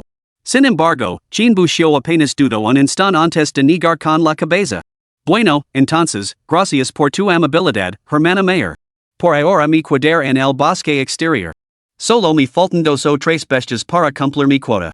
Su Wanwan se sintió visiblemente decepcionada por su negativa. Aún así, esbozó una sonrisa forzada y asintió con la cabeza. Muy bien. Cuidate. Aunque esto es el bosque exterior, las bestias del bosque interior se entran en él de vez en cuando. Chin Bushio asintió. Gracias por la advertencia, hermana mayor. Tendrá cuidado. Con eso, su Wanwan y sus compañeros se dieron la vuelta y se dirigieron hacia el bosque interior. Después de verlos partir, Chin Bushio esperó un momento antes de partir en la misma dirección. Sus palabras anteriores a su Wanwan habían sido un engaño deliberado. Todavía le faltaban 180 bestias demoníacas para alcanzar su objetivo. Su negativa a unirse a su Wanwan se debía a un simple cálculo: cazar bestias con 4 personas sería demasiado ineficaz para sus propósitos. Incluso utilizando la tasa media de encuentros que había experimentado en el bosque exterior 2 días con 50 bestias. Y suponiendo que todas fueran de la etapa inicial de establecimiento de fundamentos, eso solo sumaría 150. A primera vista, este número parecía decente, solo 30 menos que su objetivo. De hecho, con un poco de suerte, unas pocas bestias de etapa intermedia o avanzada entre las presas podrían incluso compensar el déficit. Pero no hay que olvidar que se trataba de bestias cazadas por 4 cazadores, que debían repartirse a partes iguales. Tras el reparto, cada uno recibiría como máximo 40 bestias. Para los discípulos que simplemente cumplían con su tarea mensual, esto sería más que suficiente. Sin embargo, para Chin Bushio, parecía algo insuficiente. Por lo tanto, en opinión de Chin Bushio, las ventajas de actuar solo superaban con creces las de unirse a un grupo. Justo cuando Chin Bushio entraba en el bosque interior, al otro lado del bosque de las 10,000 bestias, un grupo de cultivadores vestidos con túnicas negras también planeaba su entrada. JEFE, ¿estás seguro de que esa información es fiable? ¿De verdad hay una flor de sol dorada dentro de este bosque de las 10,000 bestias? El hombre vestido con túnica negra al que llamaban JEFE se volvió hacia sus seguidores, con el rostro ensombrecido. ¿Me lo preguntas a mí? ¿A quién demonios ese supone que debo preguntárselo? Esta es una orden emitida personalmente por el joven maestro. Si tienes alguna pregunta, levásila tú mismo al joven maestro. Al mencionar al joven maestro, el hombre tembló visiblemente. No se atrevió a preguntar nada más y cerró la boca rápidamente. El grupo partió entonces hacia el bosque de las 10,000 bestias. El día siguiente legó en un abrir y cerrar de ojos. Chin Bushio se agachó en lo alto de un gran árbol y miró a lo lejos. 2 osos colosales, cada uno de unos 4 o 5 metros de altura, yacen tumbados en el suelo, dormitando. Junto a ellos yacen 7 u 8 demonios osos, de estatura ligeramente más pequeña. Chin Bushio miró fijamente al grupo, con los ojos ya brillantes de expectación. 2 osos salvajes en la cima de la etapa de establecimiento de la fundación, cuentan como 30. Más 5 en la etapa tardía de establecimiento de fundamentos, esos son 50. Los 2 restantes en la etapa intermedia de establecimiento de fundamentos cuentan como 10. En total, eso hace 90. Después de calcular el número de bestias demoníacas que podía obtener al matar a las bestias de abajo, el rostro de Chin Bushio adoptó una expresión pensativa. Desde que entró en el bosque interior, había estado buscando objetivos como lo había hecho en el bosque exterior. Sin embargo, tras un día entero deambulando, solo había matado 5 bestias demoníacas. 4 estaban en la etapa inicial de establecimiento de fundamentos y una en la etapa intermedia, lo que equivalía a 17 bestias demoníacas. En ese momento, Chin Bushio se dio cuenta de que los métodos de caza eficaces en el bosque exterior podrían no ser adecuados para el bosque interior. Las bestias demoníacas del bosque interior se encontraban todas en la etapa de establecimiento de fundamentos, y el nivel de peligro general aquí superaba con creces al del bosque exterior. Además, los discípulos que cazaban aquí se encontraban casi todos en la etapa de establecimiento de fundamentos y viajaban en grupos. En un entorno así, las bestias demoníacas rara vez se aventuraban a salir solas. Todas pertenecían a clans fijos y viajaban juntas. Las que no tenían un clan fijo probablemente ni siquiera tenían que esperar a que los discípulos de la secta etérea las mataran, ya que otras bestias demoníacas las matarían primero. Por lo tanto, Chin Bushio abandonó sus anteriores tácticas de caza itinerante en favor del hecho y la emboscada. La manada de osos salvajes que tenía ante sí representaba su primera presa objetivo. Toda la familia estaba presente, matarlos significaba sacrificarlos a todos, sin dejar en un solo superviviente. Sin embargo, este enfoque conllevaba un riesgo enorme, ya que su manada incluía nada menos que 2 bestias en la cima de la fase de establecimiento de la base.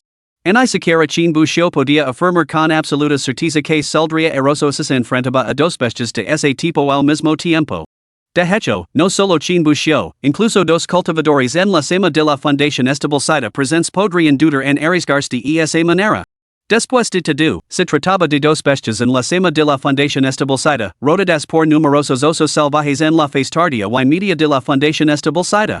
El más mínimo paso en falso podría costar la vida a uno. Nadie se atrevía a correr un riesgo tan colosal a la ligera. Sin embargo, como dice el refrán, cuanto más fuerte es la tormenta, más rica es la captura. Si se pudiera matar a todas, equivaldría a 90 bestias demoníacas.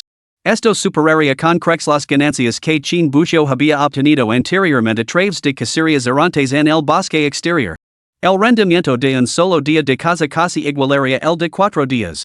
Cuanto mayor es el riesgo, mayor es la recompensa. Chin Bushio murmuró para sí mismo, sin perder más tiempo. Sacó su espada larga de su bolsa especial y saltó del gran árbol. Inmediatamente, activó su técnica paso de noob, cargando hacia la manada de osos a una velocidad vertiginosa. Capítulo 32, Batalla con el oso salvaje. El oso salvaje, tumbado boca abajo en el suelo en un estado de tranquilidad relativa, de repente movió las fosas nasales, como si hubiera detectado un olor desconocido. Como si se hubiera dado cuenta de algo, abrió los ojos de gol. Una figura es abalanzaba hacia su posición a una velocidad asombrosa. Roar. El oso salvaje rugió, aparentemente para intimidar a Chin Bushio, o tal vez para alertar a sus compañeros. Pero para entonces, Chin Bushio ya había acortado la distancia, y su larga espada se movió horizontalmente para lanzar un golpe de energía de espada.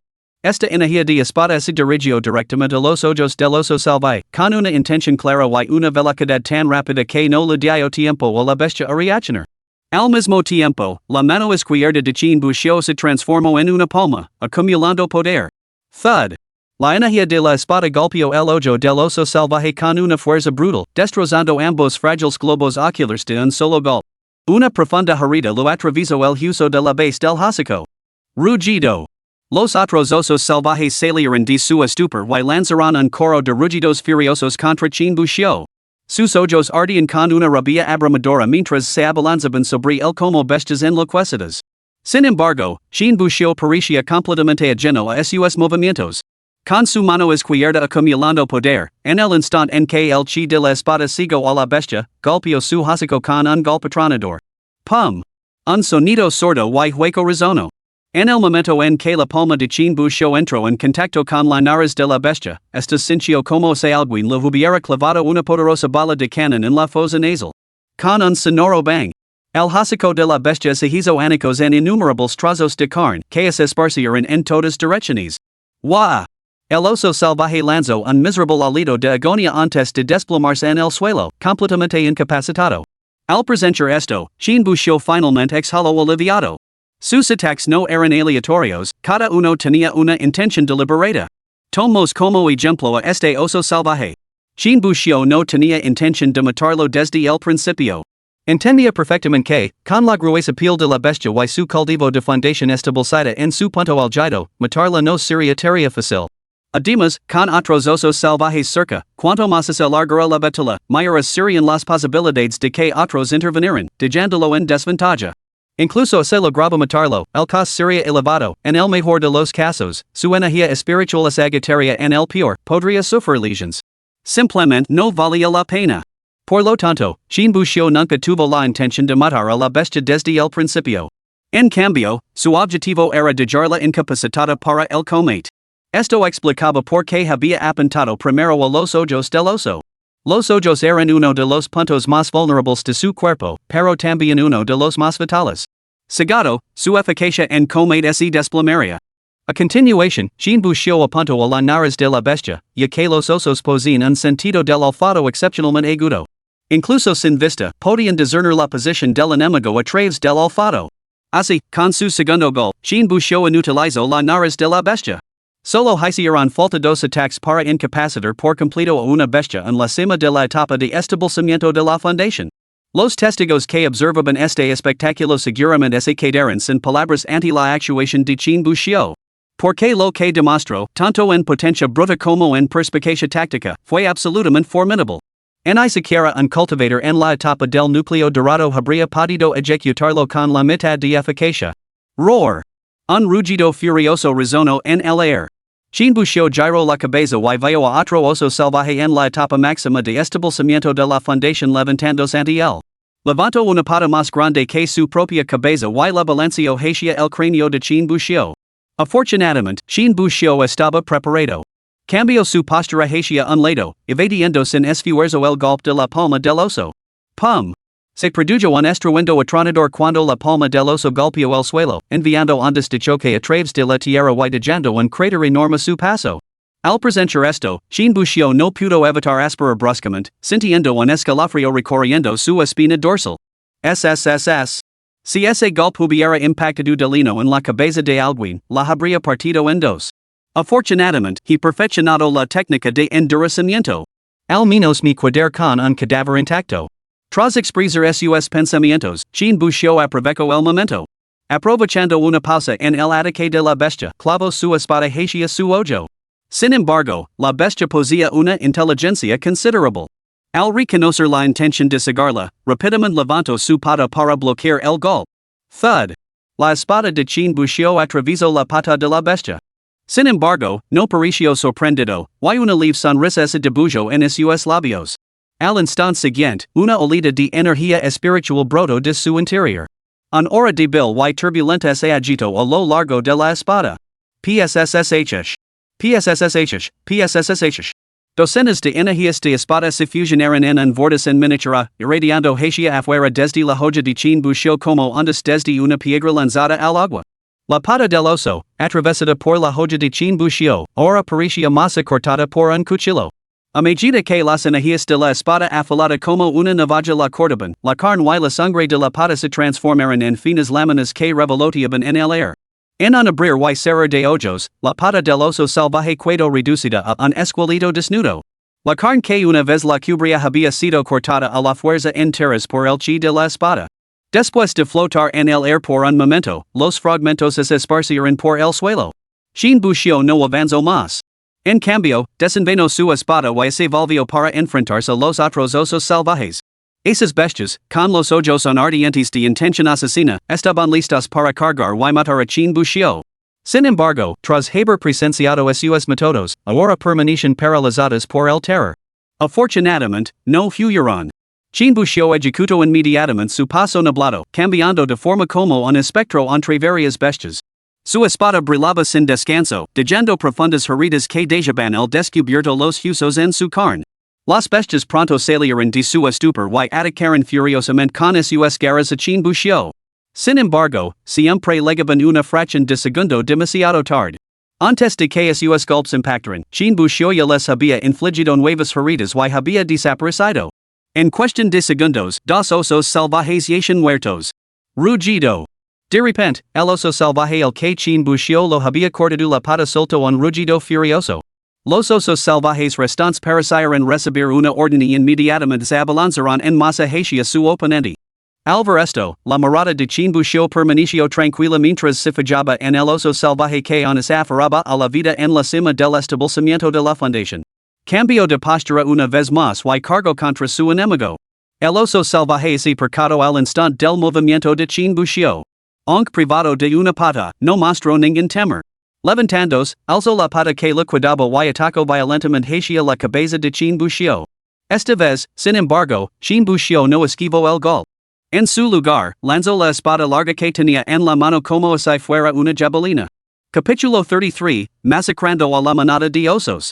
La espada voló a una velocidad vertiginosa, cercando el aire como un meteoro. Pum! Atravesó con facilidad la palma de la pata del oso salvaje. El inmenso impulso del lanzamiento tiró entonces de la pata del oso hacia atrás con una fuerza brutal. Pum!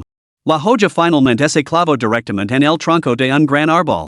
Como un clavo, inmovilizó la pata del oso firmemente a la madera. Sin embargo, el oso reaccionó casi al instante, apretando sus afilados dientes y liberando su pata. Snap! Apretando los dientes contra el dolor abrasador, el oso arrancó la espada del tronco. La sangre brotó de la herida, manchando de rojo la espada de chin bushio. Sin embargo, el oso no tuvo tiempo de atender su herida. Chin bushio ya había acortado la distancia y se encontraba a pocos centímetros de él. A menos de medio metro de la bestia, chin bushio levantó la mano derecha y juntó los dedos índice y medio. La energía espiritual surgió de su interior, convergiendo a una velocidad vertiginosa entre los dos dedos. Zaz! Una estela de luz blanca brotó de las yemas de los dedos de chin bushio, atravesando la frente del salvaje oso antes de salir por la parte posterior de su cráneo. Apareció un agujero del tamaño de un dedo en el cráneo de la bestia, del que brotó lentamente una mezcla de líquido rojo y blanco. Thud! El cadáver del animal cayó pesadamente al suelo. La mirada que dirigió a chin bushio había perdido su brillo, pero aún se podía ver un leve rastro de asombro. Incluso en la muerte, la bestia no podía comprender cómo chin bushio había desatado un poder tan devastador. Esto estaba mucho más allá de las capacidades de su nivel de cultivo actual. Al presenciar esto, chin bushio exhaló profundamente. Una leve sonrisa tocó su rostro ligeramente pálido. Un solo dedo para matar a una bestia demoníaca en la cima de la fundación del establecimiento. Este dedo de chi reunido es verdaderamente formidable. Pero tan pronto como habló, chin bushio sintió que sus piernas cedían, casi derribándolo. Rápidamente sacó una caja de píldoras de restauración menor de su bolsa de almacenamiento y se metió dos en la boca. A medida que las píldoras se disolvían, sintió que la energía espiritual dentro de él comenzaba a reponerse lentamente. El dedo que reúne el chi es realmente formidable. Aunque la energía espiritual que consume es bastante excesiva. Chin bushio murmuró para sí mismo. Desde el principio hasta ahora, había incapacitado a un oso salvaje en la cima del establecimiento de la fundación y había mutilado la pata de otro oso salvaje en la cima del establecimiento de la fundación. Luego había matado a dos osos salvajes más, mientras infligía numerosas heridas a los demás. El gasto combinado de estas acciones probablemente ascendió a menos de un tercio de las reservas totales de energía espiritual de chin bushio. Sin embargo, ese único dedo de chi acumulado casi lo había dejado seco. Un consumo tan aterrador era realmente asombroso. Y esto es después de refinar el dedo de chi acumulado hasta dominarlo, donde el aumento de la destreza ha reducido el gasto. Si lo hubiera intentado en la etapa fundamental, un solo gol probablemente habría agotado toda mi reserva. Mientras estos pensamientos pasaban por su mente, una parte de la energía espiritual de chin bushio comenzó a regenerarse. Aunque no era sustancial, resultó más que suficiente para lidiar con los osos salvajes que quedaban ante él. Las bestias restantes miraron a chin bushio con terror, sin atreverse a atacar. Claramente, la forma en que había matado el oso de fundación establecida había destrozado por completo su coraje. Incluso con superioridad numérica, dudaban en atacar. Sin embargo, su inaction no significaba que chin bushio los perdonaría. La vacilación conduce a la derrota. El miedo engendra el error. Chin bushio observó a los osos que tenía ante él, con un destello de intención asesina en los ojos.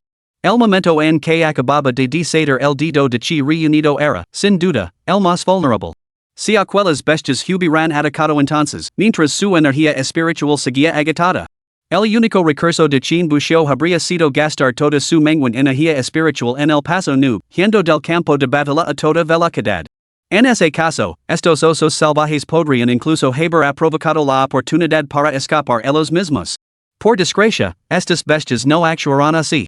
En cambio, se quedaron clavadas en el sitio como marionetas de madera. Quien buscó encontró su reacción igualmente desconcertante. No podía comprender cómo un grupo de criaturas tan tontas y adorables había logrado sobrevivir en la ley de la selva que era el bosque de las 10,000 bestias. Aparte de los dos osos salvajes en la cima de la etapa de establecimiento de la fundación, el resto poseía niveles de cultivo formidables, pero eran absolutamente terribles en el combate real. Y no solo carecían de habilidades de combate, sino que su mentalidad también era sorprendentemente pobre. ¿Acaso estaban demasiado intimidados por la formidable fuerza de quien buscó como para entrar en combate? Todos y cada uno de ellos eran unos lagartos cobardes. Podría ser que los dos osos salvajes en la cima del nivel de establecimiento de la fundación los hubieran protegido demasiado bien? Después de todo, el bosque de las 10,000 bestias estaba abierto a los discípulos para la casa de bestias demoníacas no debería albergar criaturas excesivamente poderosas. Las bestias más fuertes aquí probablemente solo están en la etapa máxima de establecimiento de fundamentos. Con dos osos salvajes en la manada en la etapa máxima de establecimiento de fundamentos, podían manejar la mayoría de los peligros que surgen. Así, con el tiempo, los otros osos comenzaron a holgazanear. Holgazanear arruina tu vida. Menos mal que yo nunca holgazaneo. Quien buscó hablo mientras recuperaba su espada larga de la pata del oso salvaje muerto. En cuestión de minutos, los osos salvajes restantes encontraron su fin bajo su espada. No se olvidó del oso salvaje en la cima del establecimiento de la fundación que había perdido su capacidad de lucha, y se acercó para dar el golpe final. 90 bestias demoníacas, más las que matamos antes. Eso deja un déficit de aproximadamente 80 bestias. Con suerte, encontrar una manada más debería bastarme. Sin embargo, inmediatamente, quien buscó pareció reconsiderarlo y negó con la cabeza. Aún así, debería buscar manadas más pequeñas para futuras cacerías. Dos bestias en la cima de la fundación establecida fueron demasiado. Quien buscó murmuró para sí mismo.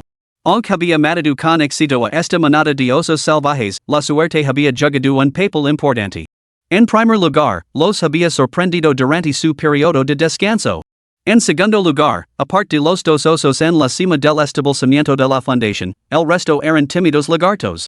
Si esos osos hubieran luchado como estúpido, quien buscó se habría enfrentado a una batalla mucho más dura. Incluso podría haberse visto obligado a retirarse derrotado. Quien buscó no se detuvo a pensar en ello. En cambio, comenzó a guardar los cadáveres de los osos en su bolsa especial. Pero justo cuando terminó de recoger los cuerpos, un grito vagamente familiar atravesó de repente el aire. ¡Ayuda! ¡Ayudame! ¿Hay alguien ahí?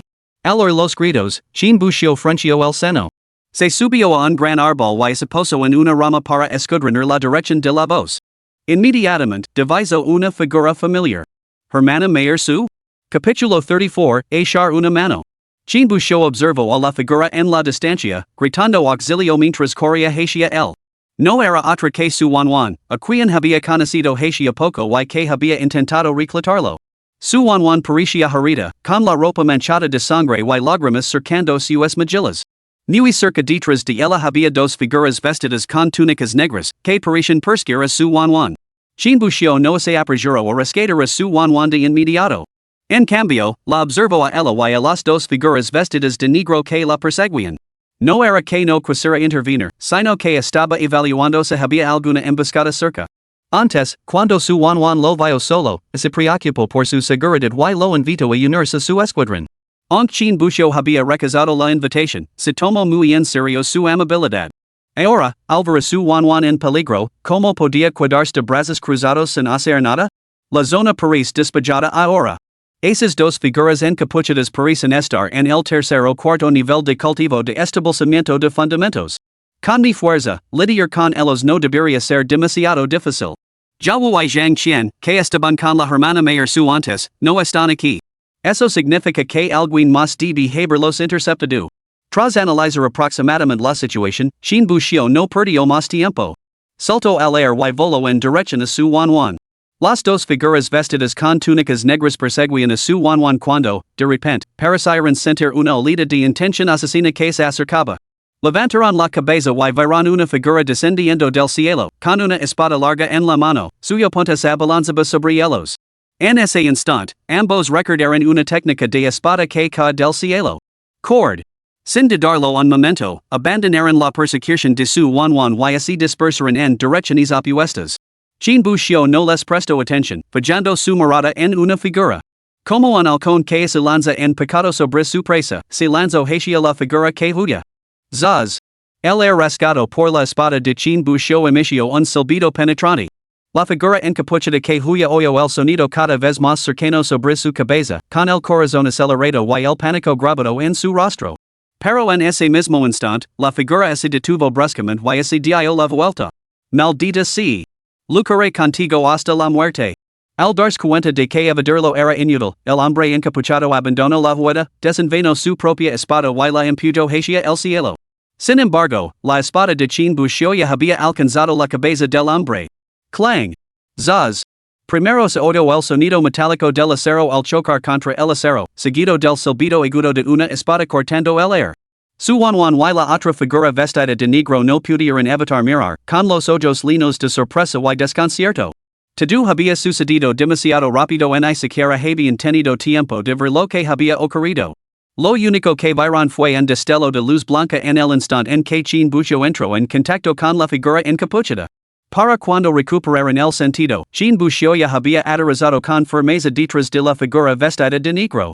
Sin embargo, el hombre vestido de negro permaneció inmóvil en la postura de levantar su espada hacia el cielo. Snap. La espada larga en la mano del hombre vestido de negro de repente comenzó a agrietarse desde el centro de la hoja. Una figura limpia y suave se extendió desde el filo hasta la empuñadura. La hoja final se partió en dos por la fuerza. Casi simultáneamente con la división de la espada, se oyó un agudo pft cuando un torrente de sangre brotó de la figura encapuchada como una línea divisoria. Desde la coronilla hasta la base, todo su cuerpo parecía partido en dos. Al segundo siguiente, como era de esperar, la figura se partió limpiamente en dos. Las mitades izquierda y derecha se separaron, revelando superficies lisas y limpias. Incluso se podían vislumbrar órganos que onlación débilmente, aparentemente llenos el hecho de que la muerte se había apoderado de ellos. Al presenciar esta escena, su Juan se quedó paralizada, con los ojos llenos de sorpresa. Nunca imaginó que Chin Bushio, a quien había conocido ese día, poseera una fuerza tan formidable. Aunque su hora de cultivo parecía comparable a la de ella, el poder que demostró era varias veces mayor que el de Zhao Wu, un cultivador de séptimo grado de establecimiento de fundamentos. Bang! Otro estruendo resonante sacó a su Juan de su ensimismamiento. Levantó la vista y vio el cuerpo de Chin Bushio lanzándose hacia adelante, apuntando a otra figura vestida con una túnica negra que se encontraba cerca. Al presenciar la demostración de poder de Chin Bushio, el hombre de la túnica negra se dio cuenta al instante de que no tenía ninguna posibilidad contra él. Sin decir una palabra, Hugh. Pero, ¿cómo iba Chin Bushio a permitirle escapar? En solo unos pasos, acortó la distancia y su espada desató un corte de energía. Splash. Con un solo gol, la espada cortó limpiamente la garganta del hombre. La sangre salpicó cuando toda la cabeza salió volando. Sin embargo, el cuerpo, que parecía seguir en movimiento, continuó lanzándose hacia adelante otros 5 o 6 metros. Solo cuando la cabeza cayó al suelo en medio del aire, el cuerpo se tensó de repente antes de desplomarse pesadamente. Al ver a Chin Bushio acabar con dos hombres seguidos, su Juan se quedó completamente paralizada. Nunca había imaginado que Chin Bushio poseera una fuerza tan formidable. Antes de que pudiera recuperarse, Chin Bushio ya había llegado ante ella. Hermana mayor su, ¿qué ha pasado? ¿Por qué te perseguían? ¿Dónde están los hermanos mayores Zhao Wu y Zhang Qian? La avalancha de preguntas de Chin Bushio sacudió las pupilas de su Juan, devolviéndola a la realidad. La secta de los 10,000 demonios. Es la secta de los 10,000 demonios. La secta de los 10,000 demonios? Chin Bushio se quedó paralizado. Era la primera vez que oía ese nombre. A juzgar por el nombre y las acciones de las dos figuras encapuchadas que tenía ante él, probablemente fueron practicantes del camino demoníaco. El hermano mayor Zhao Wu y el hermano mayor Zhang Qian están atrapados por ellos. Están trabajando juntos para romper la formación y me han enviado para escapar y volver a la secta en busca de refuerzos. Chin buscio fruncio el seno al oresta noticia. Volver a la secta en busca de ayuda? Aunque el bosque de las 10,000 bestias no estaba lejos de la secta etérea. Incluso a toda velocidad, se tardaría al menos varias horas en llegar hasta ellos. Para cuando llegaran los refuerzos, ya Wuai Zheng Qian probablemente serían cadáveres fríos. Hermana Mayor, ¿cuántos hay en la secta de los 10,000 demonios? ¿Cuál es su fuerza? Su Wan se detuvo, pero rápidamente recuperó la compostura. Chin buscio parecía decidido a rescatarlos. Ella lo miró, como si quisiera decir algo. Sin embargo, se contuvo, mostrando vacilación. Naturalmente, decía que Chin buscio salvara a Zhao Wuai Zheng Qian. Pero la secta de los 10,000 demonios tenía un número considerable de miembros y una fuerza formidable. Temía que Chin buscio no pudiera hacerles frente, poniendo en riesgo su propia seguridad. Chin buscio percibió el conflicto interno de su Wan y continuó. Si volvimos a la secta etérea en busca de refuerzos, la ayuda tardaría al menos varias horas en llegar. Para entonces, sería demasiado tarde. Ya has sido testigo de la destreza de mi hermana mayor, está lejos de ser indefensa. Además, tengo un plan de contingencia. Aunque la victoria resulta difícil de alcanzar, no podrán tocarme.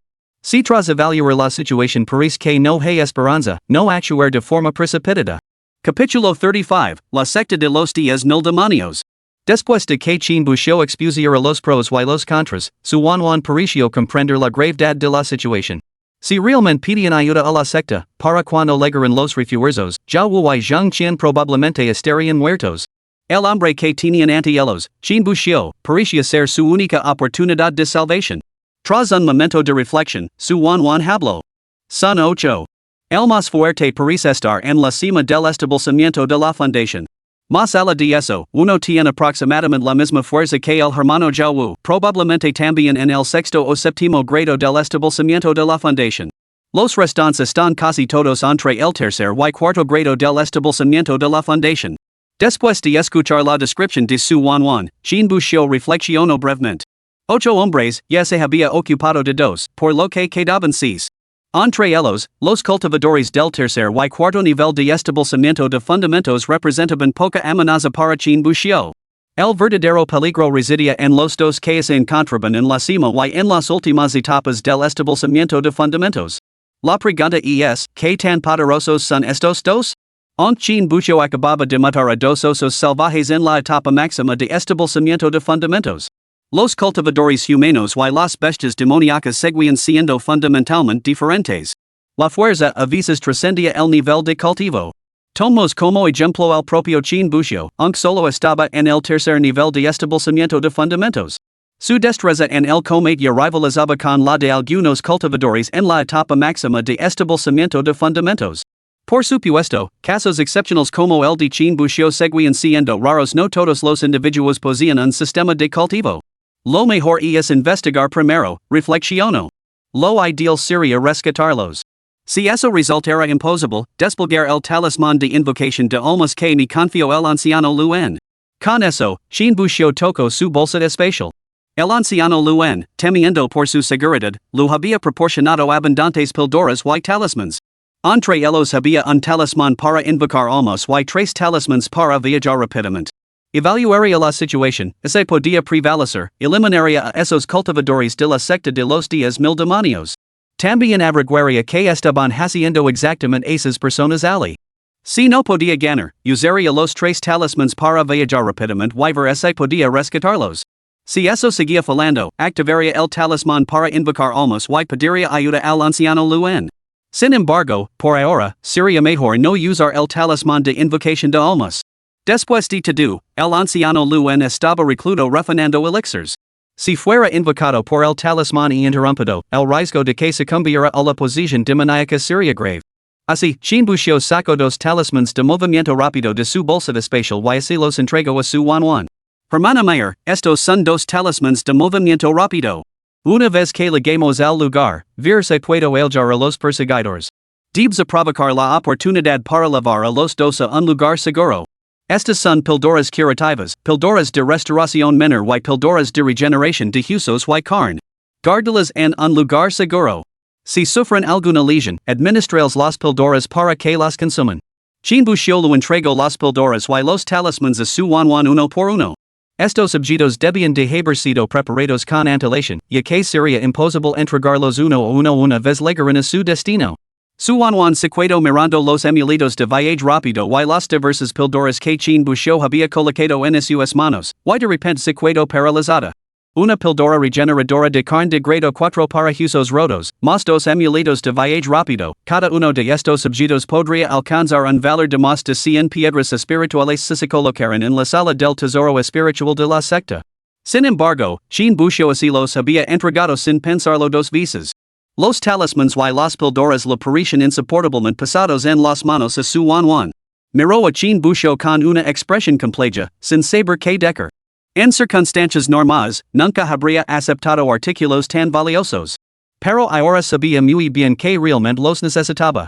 Conocía a Chin Busho desde hacía apenas unos días, de hecho, incluso eso era una exageración.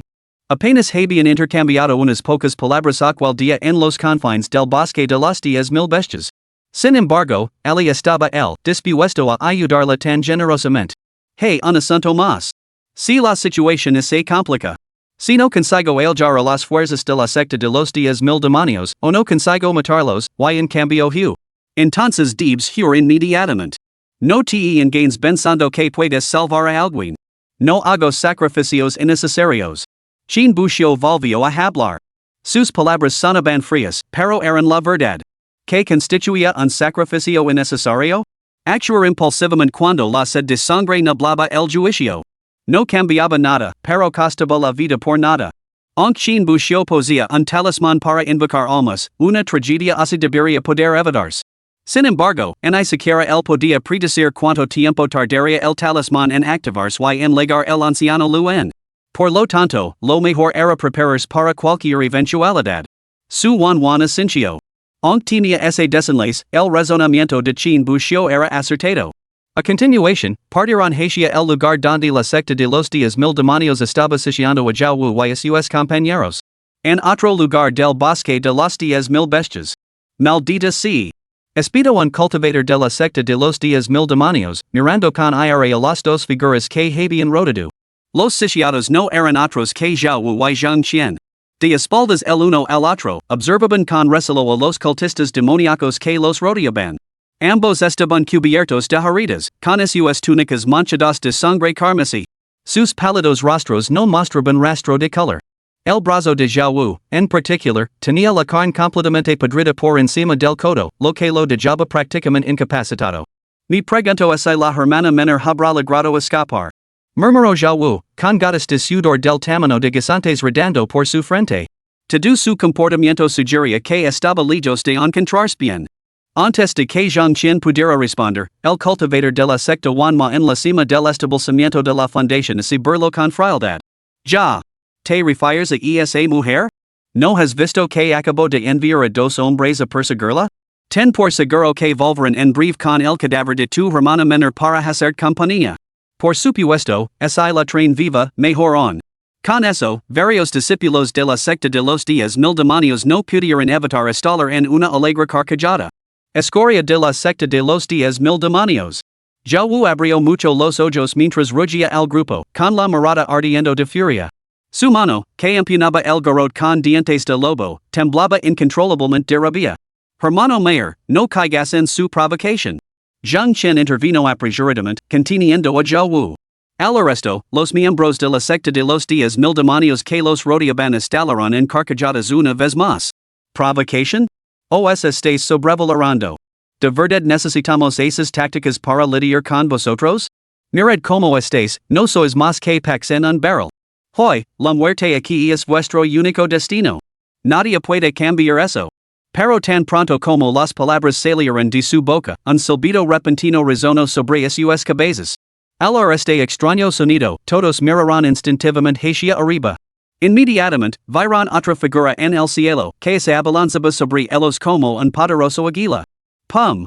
Chin Busho blandió su espada, rodó una vez y aterrizó con elegante firmeza. Detrás de él, el cuerpo de un cultivador de la secta Wanma yacía cortado limpiamente en dos. Capítulo 36, ¿Qué criatura monstruosa es esta? La multitud miró con total sorpresa a quien bució, que había aparecido de repente ante ellos, y el cultivator de la secta de los 10,000 demonios, partido en dos por un solo golpe de espada. Yawu fue el primero en recuperar el sentido, reconociendo que la figura que tenían ante ellos no era otra que quien bució, con quien se habían encontrado brevemente en el bosque exterior. Aunque no tenía una idea de por qué quien bució se había aventurado en el bosque interior. La repentina aparición del hombre y el discípulo asesinado del culto de los 10,000 demonios dejaban muy claras sus intentions. Había venido a rescatarlo a él y a Zhang Qian. ¿Qué haces aquí? Largat. Le gritó Zhao Wu a quien bució. Apretando los dientes para reprimir el dolor punzante de sus heridas, agarró su maza con dientes de lobo y cargó contra los cultistas demoníacos. Zhang Qian, al ver esto, los siguió sin dudarlo un instante. Aunque la legada de quien bució sorprendió a Zhao Wu y lo conmovió profundamente. Después de todo, solo habían intercambiado una mirada. Sin embargo, quien bució había decidido ayudarlos. Aun así, Zhao Wu no creía que la presencia de quien bució pudiera alterar el resultado. La técnica con la espada que quien bució acababa de desplegar desde los cielos era innegablemente impresionante y, de hecho, había matado al cultivator del culto de los 10,000 demonios de un solo golpe. Pero, en opinión de Zhao Wu, el éxito de quien bució al acabar con ese cultivator se debía más al factor sorpresa. Si hubiera sido él, matar a ese cultivator de la fundación establecida en tales circunstancias no habría sido una gran hazana. Pero las emboscadas solo se podían usar una vez. Y aunque quedaban 5 discípulos del culto demonio. Tanto los cultivadores de la fundación establecida como los de la etapa tardía seguían presentes. El cultivo de tercer grado de fundación establecida de quien bució no era rival para ellos. De hecho, incluso dejando a un lado a quien bució, combinando la fuerza de Zhao Wu y Zhang Qian, los tres probablemente tendrían dificultades para resistir al cultivator de fundación establecida en su punto alto de la secta Wanma. Por no hablar de los demás presentes. Su único destino era que los tres encontraran un final espantoso a manos de las espadas de la secta Wanma. Fluid. Ese cultista demonio está en la cima del establecimiento de la fundación. No podíais igualarlos. No miráis aquí por nosotros. Gritó Zhao Wu. No le gustaba deber favors a los demás, y no le gustaba que la gente muriera por él. Por lo tanto, quería que quien bució escapara, que huyera mientras aún había oportunidad. El líder de los discípulos de la secta de los 10,000 demonios escuchó estas palabras y soltó una risa fría.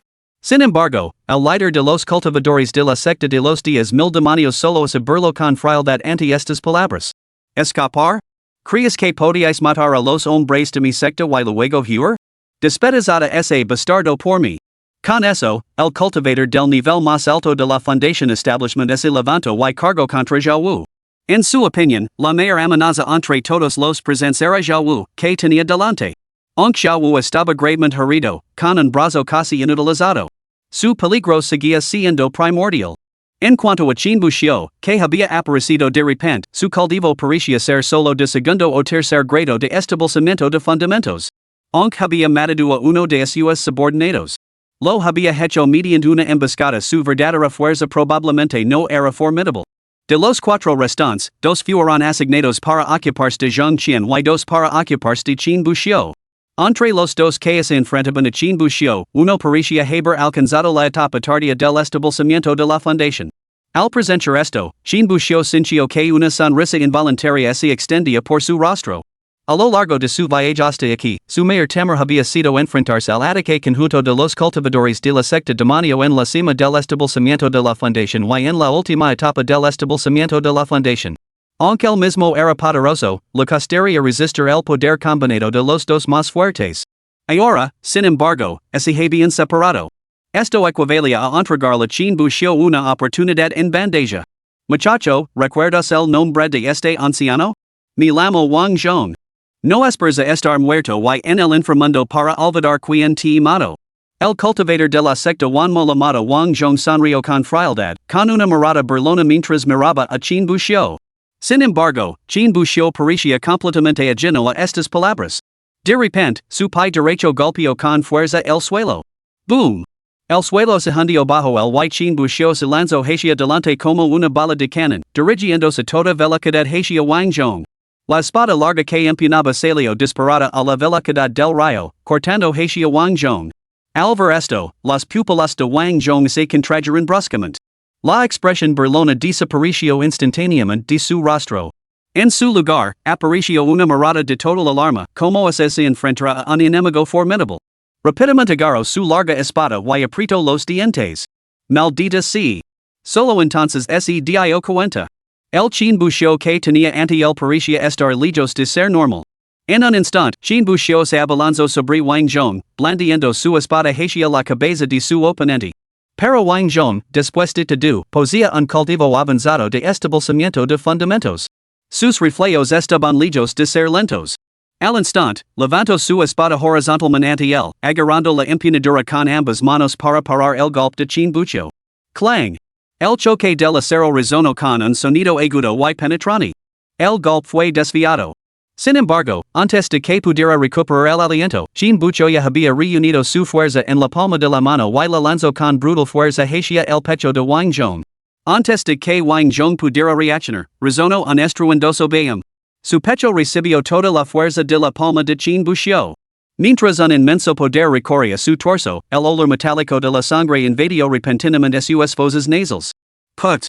La sangre brotó incontrolablemente de su boca mientras todo su cuerpo retrocedía varios pasos.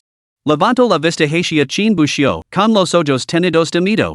Afortunadamente, chinbucio estaba ahora enzarzado con otro cultivador de establecimiento de fundamentos de la secta de los 10,000 demonios.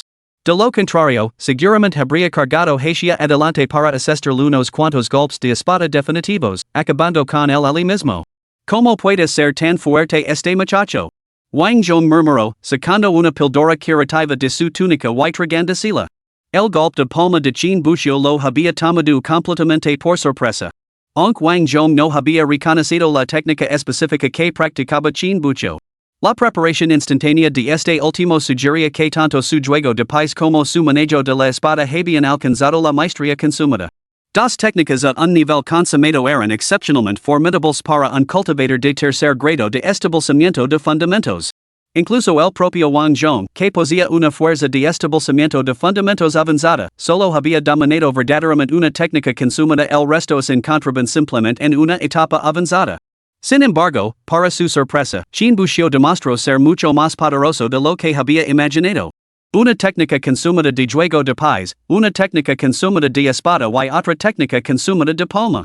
Cada una de ellas se desató en un instante, sin dejar lugar a reacción alguna. ¿Tres técnicas de nivel consumado? ¿Qué clase de monstruo es este? No me extraña que se atreviera a cargar directamente. Mientras Wang Zhong reflexionaba mientras atendía a sus heridas. De repente, se oyó el sonido de sangre salpicando. Put! En el campo de batalla, todas las miradas se volvieron hacia esta dirección al unísono. Inmediatamente después, ante chinbucio, se encontraba un cultivador decapitado de la secta de los 10,000 demonios. El cultivador permanecía inmóvil en posición erguida, con la sangre brotando como una pequeña fuente del muñón cortado de su cuello. En ese momento, una sombra esférica cayó repentinamente del cielo. Clunk. El orboscuro aterrizó en el suelo, rodó varias veces y finalmente reveló un rostro espantoso. La multitud reconoció el rostro, era la cabeza cortada del cultivador de la secta de los 10,000 demonios. En el momento en que vieron esa cabeza, todos contuvieron el aliento al unísono. Consiguió herir a uno y matar a otro mientras era atacado por un cultivador de establecimiento de fundación tardío y otro de establecimiento de fundación temprano. Tal destreza es absolutamente aterradora. Jawu habló, con los ojos llenos de asombro.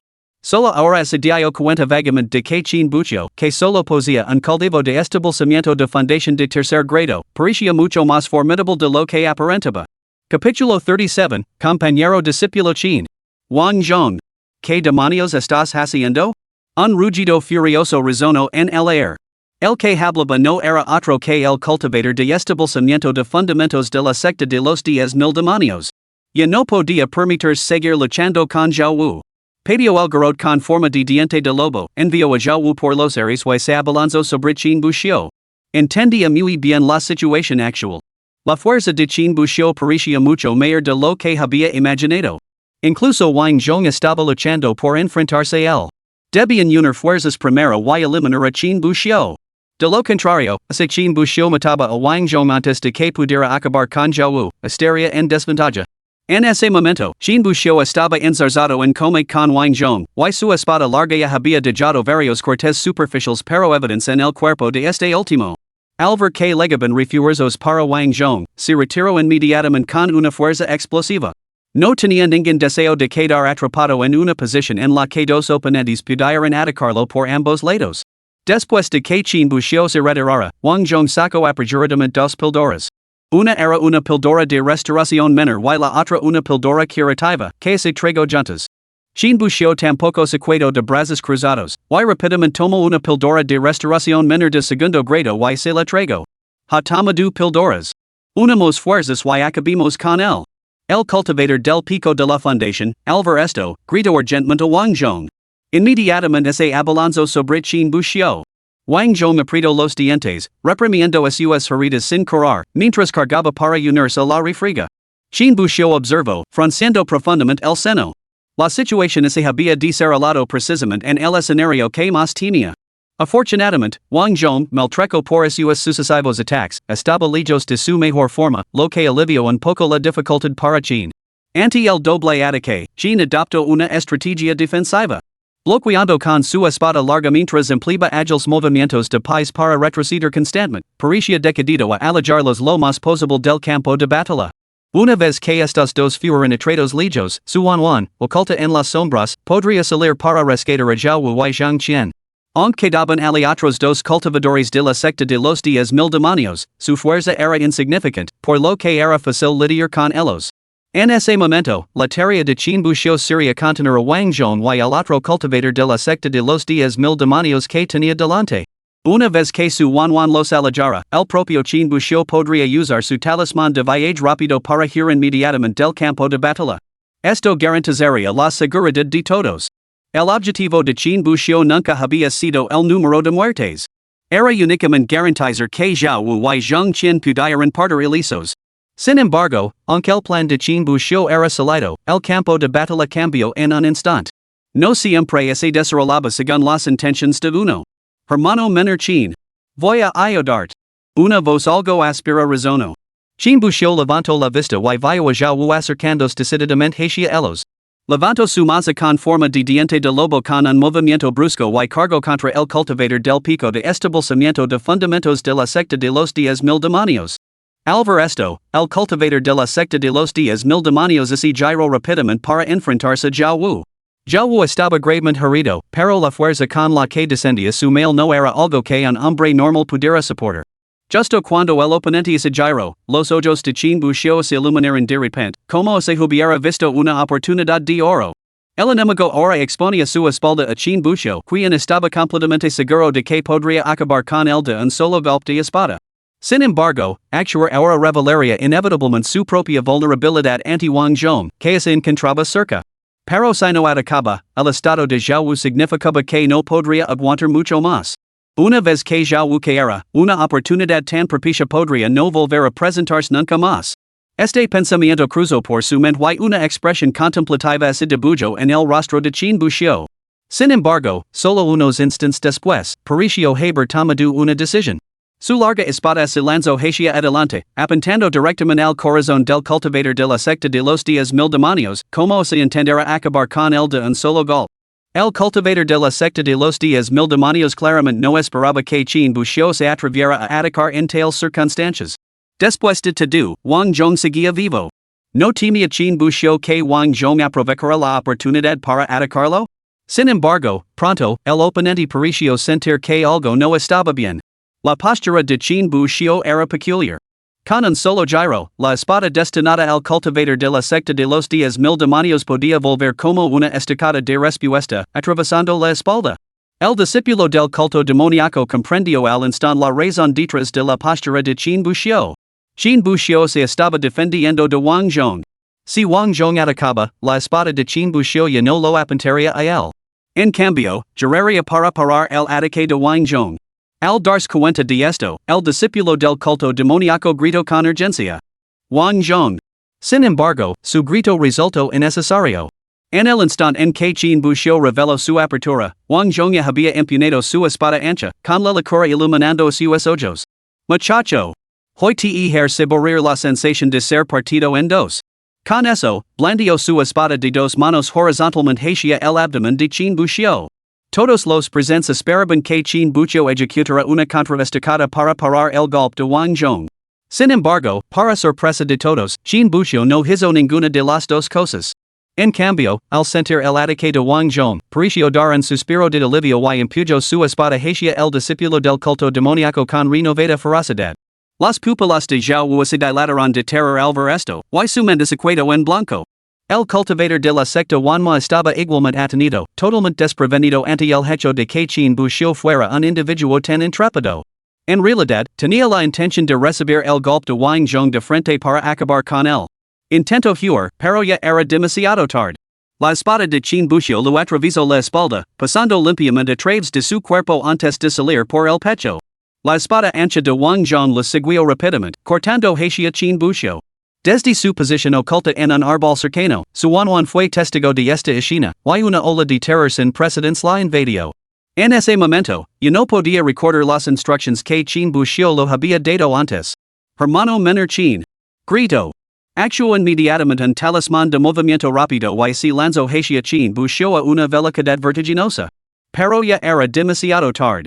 La espada trazó un arco en el aire y descendió sobre Qin Buxiu a una velocidad devastadora.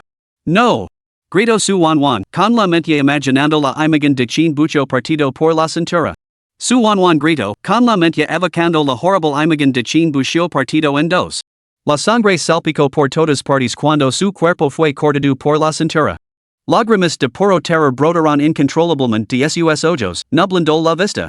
De repente, se sintió llena de remordimientos. Remordimientos por haber traído a Qin Buxiu aquí para salvarlos. Se arrepintió de haber traído a Qin Buxiu. Eran miras desconocidos, solo se habían visto una vez. ¿Por qué? ¿Por qué arriesgar su vida para salvarlos? Quizos debería haber sido ella quien muriera. Si no hubiera sido tan lejos, quizos Qin Buxiu no la habría rescatado. Nada de esto habría pasado. Esos pensamientos consumían a su Wanwan mientras las lágrimas y la angustia la abrumaban gradualmente.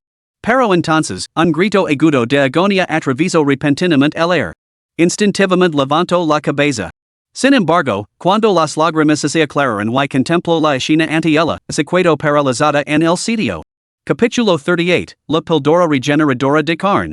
La larga espada de Wang Zhong se abalanzó con cena hacia la cintura de Qin Buxiu, aparentemente dispuesta a partirlo en dos en el siguiente instante. Sin embargo, en el instante en que la espada golpeó la espalda de Qin Buxiu, la expresión de Wang Zhong cambió abruptamente. La espada no atravesó la espalda de Qin Buxiu tan fácilmente como había imaginado, cortando su cuerpo. En el momento en que el filo atravesó la ropa de Qin Buxiu, se oyó un sonido como el de un clavo golpeando el acero. Clang! Inmediatamente después, la joya pareció golpear una gruesa placa de acero, incapaz de avanzar en un centímetro. Incluso las manos de Wang Zhong quedaron entumecidas por el retroceso. Antes de que pudiera comprender lo que había sucedido, Qin Buxiu ya había sacado su espada larga del cuerpo del cultivador del culto demoníaco. Con un rápido giro, blandió la joya hacia Wang Zhong. Splash! Una lluvia de sangre brotó, acompañada de un grito desgarrador. ¡Ah! Qin Buxiu había cortado el brazo derecho de Wang Zhong de un solo golpe, y la sangre brotaba sin cesar de la herida. Este se derrumbó en el suelo, agarrándose la herida con la mano izquierda, retorciéndose y hablando de dolor, con el rostro desencajado por el sufrimiento. Qin Buxiu observó todo lo que sucedía con una expresión de tranquila indiferencia. A decir verdad, ese golpe interior le había brindado una gran oportunidad para acabar con Wang Zhong. Sin embargo, se había abstenido. La razón era simple, quería obtener información de Wang Zhong. Aunque Qin Buxiu sabía poco sobre la secta de los 10,000 demonios. El hecho de que hubieran aparecido allí indicaba que tenían motivos ocultos. De los dos adversarios de más alto rango, uno que se encontraba en la cima del establecimiento de la fundación ya había quedado bajo su espada. Dejar vivo a Wang Zhong le ofrecía la oportunidad de obtener información valiosa. Qin Buxiu estudió a Wang Zhong antes de hacer dos golpes más, que le dejaron las piernas lisiadas. Solo entonces se volvió hacia Zhao Wu, que estaba aturdido cerca de Ali. Hermano mayor Zhao, por favor, vigilalo. Aseguré de que no escape. Solo entonces Zhao Wu salió de su estado de shock y asintió apresuradamente a Qin Buxiu. De acuerdo, entendido. Al ver esto, Qin Buxiu se apresuró inmediatamente hacia Zhongqian. Ya wu secreto paralizado, mirando la figura de quien bució que se alejaba. Cultivator de tercer grado de establecimiento de fundamentos. Mató a un cultivator de establecimiento de fundamentos en su apogeo. Licio a un cultivator de establecimiento de fundamentos en su etapa final, tal destreza debe de ser incomparable incluso dentro de la secta interna. Aunque se contara esta historia, pocos la creerían. Los dos cultivadores restantes de la secta de los 10,000 demonios palideceron al ver a Qin Buxiu cargando contra ellos. Olvidandos por completo de Zhang Qian, dieron media vuelta para huir. Pero Qin Buxiu, naturalmente, no les dejaría escapar. Avanzó solo. Como ambos estaban centrados únicamente en huir, ofrecieron poca resistencia efectiva cuando Qin Buxiu atacó. En cuestión de segundos, ambos fueron decapitados. De repente, de los otros arrogantes miembros del culto demonio, solo Wang Zhong seguía con vida.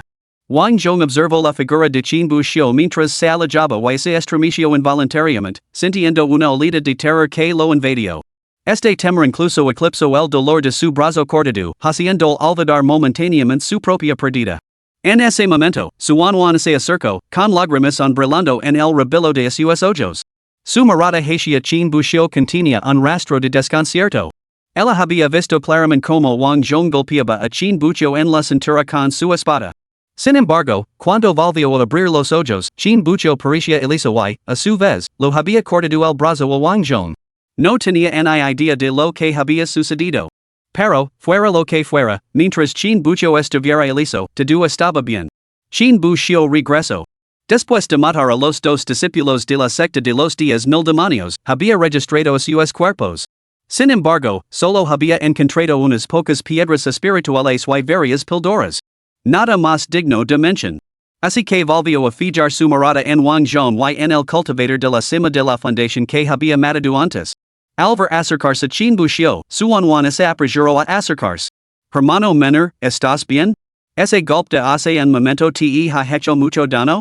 Su Wanwan seguía pareciendo inquieta, con el rostro marcado por la preocupación mientras preguntaba.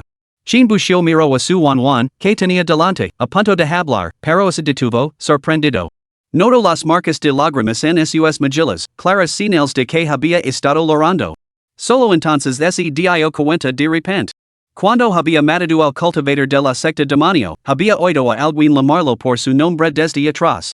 Sin embargo, toda su atención estaba puesta en la lucha y no había prestado ninguna atención a lo que ocurría a sus espaldas. Se dio cuenta de que esa escena debía de haber aterrorizado a su Wanwan. Su Wanwan pareció darse cuenta de algo, y se sonrojó ligeramente mientras se limpiaba apresuradamente el rostro. Tranquila, hermana mayor, estoy bien, respondió Qin Buxiu con una sonrisa tranquila. Antes de abandonar la secta, el maestro Li Qinghalo había dado algunos regalos de despedida. Entre ellos se encontraba una armadura blanda Xinqing de grado fundación. Al recibirla, Qin Buxiu se la había puesto inmediatamente por precaución. El golpe que Wang Zhong acababa de lanzar era realmente formidable. Sin embargo, estaba muy lejos de romper la defensa de la armadura blanda Xinqing. Después de todo, esta armadura había sido otorgada personalmente por el propio maestro de la secta, su calidad era sin duda excepcional. Aún así, su Wanwan no parecía convencida. ¿De verdad estás bien? ¿Has sufrido alguna lesión interna? ¿Necesitas descansar? Al ver la preocupación de su Wanwan, Qin Buxiu negó con la cabeza y esbozó una sonrisa irónica. Hermana mayor, estoy bien de verdad.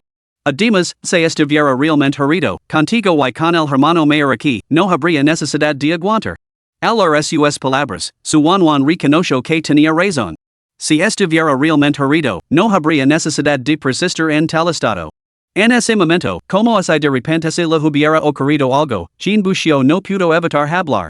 Hermana mayor, ¿lestas las píldoras curativas al hermano mayor Zhao Wu y los demás? Su Wanwan se quedó paralizada por un momento, luego pareció recordar algo de repente. Se volvió para mirar a Zhao Wu y Zhang Qian. Ambos hombres la miraron con sonrisas irónicas, con expresiones de total impotencia en sus rostros. Su Wanwan no sabía si Qin Buxiu estaba herido, pero las heridas de Zhao Wu y Zhang Qian eran evidentes.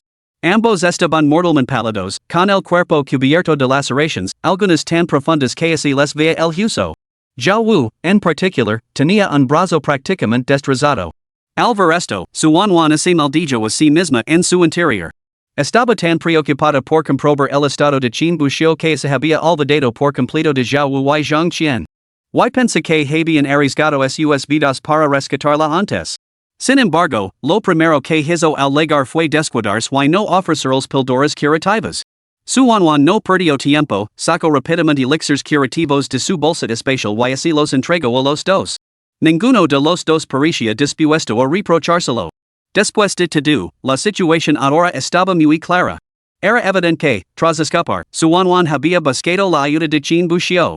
Por eso los dos hombres estaban allí ahora, tras haber salvado a sus vidas de las garras de la secta de los 10,000 demonios. Sin dudarlo, aceptaron las píldoras de su Wanwan y así dispusieron a tragarlas. Pero justo entonces, Zhao Wu pareció darse cuenta de algo. Sus ojos se abrieron de par en par y la mano que sostenía las píldoras se quedó paralizada en el aire. Después de un largo momento, se volvió hacia su Wanwan, tragó saliva y habló con voz ligeramente temblorosa. Estas píldoras son píldoras regeneradoras de carne y hueso blancas de cuarto grado?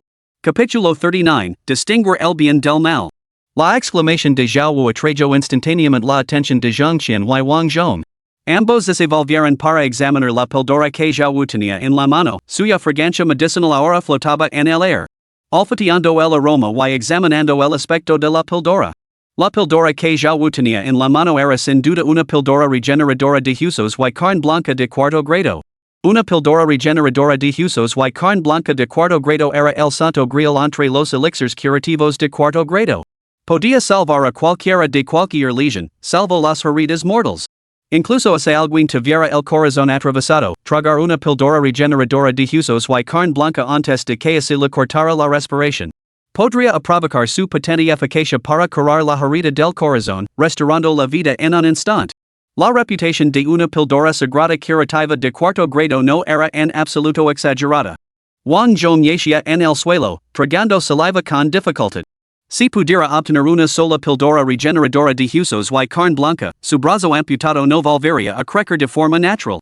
Pero las heridas de su cuerpo podrían curarse más de la mitad en un instante. Esta píldora regeneradora de huesos y carne blanca era sin duda lo que más necesitaba en ese momento. Hermana menor, ¿dónde conseguiste esta píldora? Zhao Wu no pudo evitar preguntar. El hecho de que pudiera formar equipo con su Wanwan significaba que, al menos, conocen los antecedentes del otro. Por lo tanto, era muy consciente de que esta píldora para regenerar huesos y carne estaba absolutamente fuera del alcance de su Wanwan.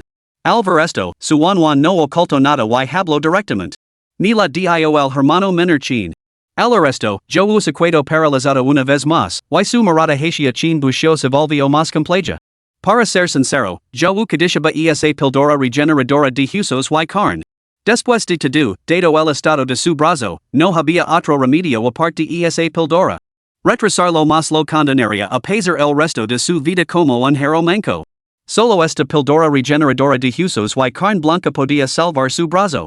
Sin embargo, aceptarla lo dejaría en deuda con Qin Buxiu más allá de toda medida.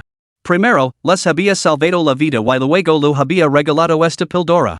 Zhao Wu temía no poder pagar tal deuda en toda su vida. Qin Buxiu pareció percibir la vacilación de Zhao Wu y rápidamente dijo: Hermano Mayer, toma esta píldora. Si realmente crees que es demasiado, consideralo un préstamo mío. Una vez que tus heridas hayan sanado, podrás devolvermelo cuando puedas. Ante las palabras de Qin Buxiu, Zhao Wu no pudo poner más objeciones. Asintió con la cabeza y se tragó la píldora. Después, Qin Buxiu ordenó a Zhao Wu y Zhang Qian que se recuperaran primero de sus heridas, confiándoles a su Wanwan el cuidado de ellos. El mismo procedió a registrar los cadáveres a la vista de todos los presentes. Qin Buxiu se acercó al cuerpo del cultivador del pico de establecimiento de la fundación y comenzó su examen. Delante todos los cultivadores de la secta de los 10,000 demonios, solo este tipo y Wang Zhong podían tener algo de valor. Tras un registro minucioso, Qin Buxiu encontró efectivamente algunos objetos valiosos en el cuerpo, una bolsa especial. Sin decir palabra, Qin Buxiu abrió la bolsa y vació su contenido. Aparte de algunas piedras espirituales y píldoras, solo dos objetos dentro de la bolsa especial llamaron realmente la atención de Qin Buxiu. Una pequeña caja rectangular de madera y una laza de piedra de color negro azabache. Qin Buxiu cogió primero la caja de madera y la agitó suavemente en su mano. Parecía que no contenía nada. A continuation, levanto la tapa de madera y la abrió con mucho cuidado. En el instante en que se abrió la caja, Jean Bouchot sintió una potencialidad de energía espiritual que emanaba de su interior. Su concentración parecía incluso más potente que la energía espiritual del interior de la secta. Además, la energía seguía derramando sin ningún signo de disminuir. Daba la impresión de que, por mucho que se extrajera de ella, la energía espiritual del interior de la caja nunca es agitaria. Jean Bouchot cerró la caja y centró su atención en la losa de piedra negra como el azabache, examinándola meticulosamente. Al final, no descubrió nada significativo. Sin embargo, el instinto de Jean Bouchot le decía que esa losa de piedra no era un objeto cualquiera. No importaba que no pudiera descifrar su propósito ahora lo estudiaría más a fondo cuando surgiera la oportunidad. Tras terminar de revisar las pertenencias del cultivador de la secta de los 10,000 demonios, Jean Bouchot dirigió su mirada hacia Wang Zhong. Sus ojos mostraban un atisbo de interrogación mientras hablaba lentamente. ¿Qué asunto tiene la secta de los 10,000 demonios en el bosque de las 10,000 bestias? Después de tanta espera, Jean Bouchot finalmente se había dirigido a él. El gran peso que había estado sobre el corazón de Wang Zhong por fin se calmó. Sabía que debía haber una razón por la que Jean Bouchot no lo había matado. Y mientras Jean Bouchot necesitara algo de valor de él, podría negociar por ello. Así, Wang Zhong esbozó una sonrisa y adoptó el comportamiento de un astuto comerciante. Te dire cuál es nuestro propósito aquí. ¿Qué obtengo a cambio? Jean Bouchot se quedó paralizado al instante, mirando a Wang Zhong con total incredulidad.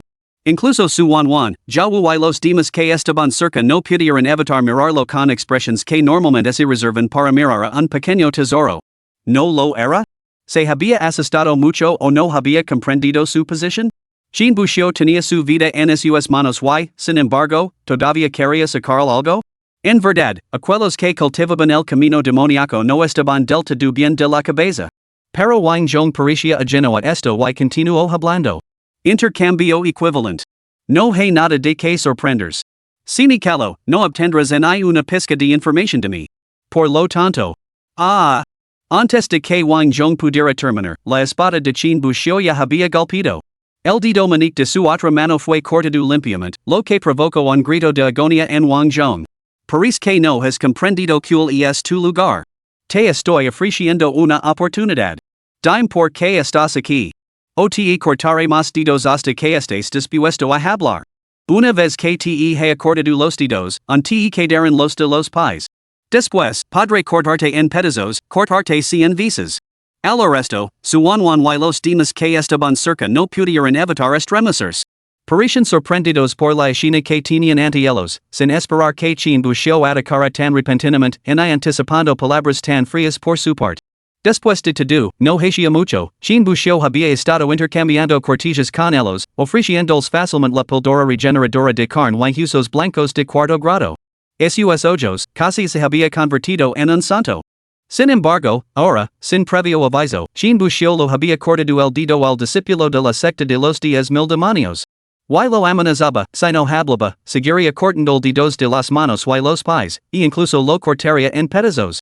Cualquier oyente se sentiría probablemente inquieto ante un cambio tan radical. Sin embargo, en cuestión de segundos, la multitud aceptó la transformación de Jean Bouchot. No percibieron que hubiera revelado instintos salvajes, y sospecharon que su amabilidad interior hubiera sido fingida.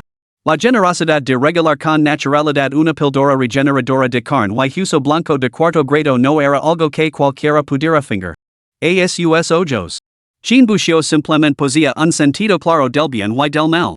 Hacia sus compañeros discípulos o aquellos que le habían prestado ayuda, Jean Bouchot era naturalmente benevolente. Pero cuando se trataba de discípulos del camino demoníaco, no mostraba piedad alguna. Era precisamente esta cualidad la que le había permitido despecar sin vacilar a aquellos discípulos de la secta de los 10,000 demonios. Capítulo 40, Propósito. Wang Zhong miró fijamente a Jean Bouchot, con una expresión llena de terror, pero con un destello de furia en los ojos. El comportamiento de Jean Bouchot difería claramente de lo que había previsto. A pesar de que Jean Bouchot lo había cortado uno de los dedos y lo había amenazado, Wang Zhong seguía negándose a rendirse. Si tienes las agallas, mátame. Pero recuerda mis palabras.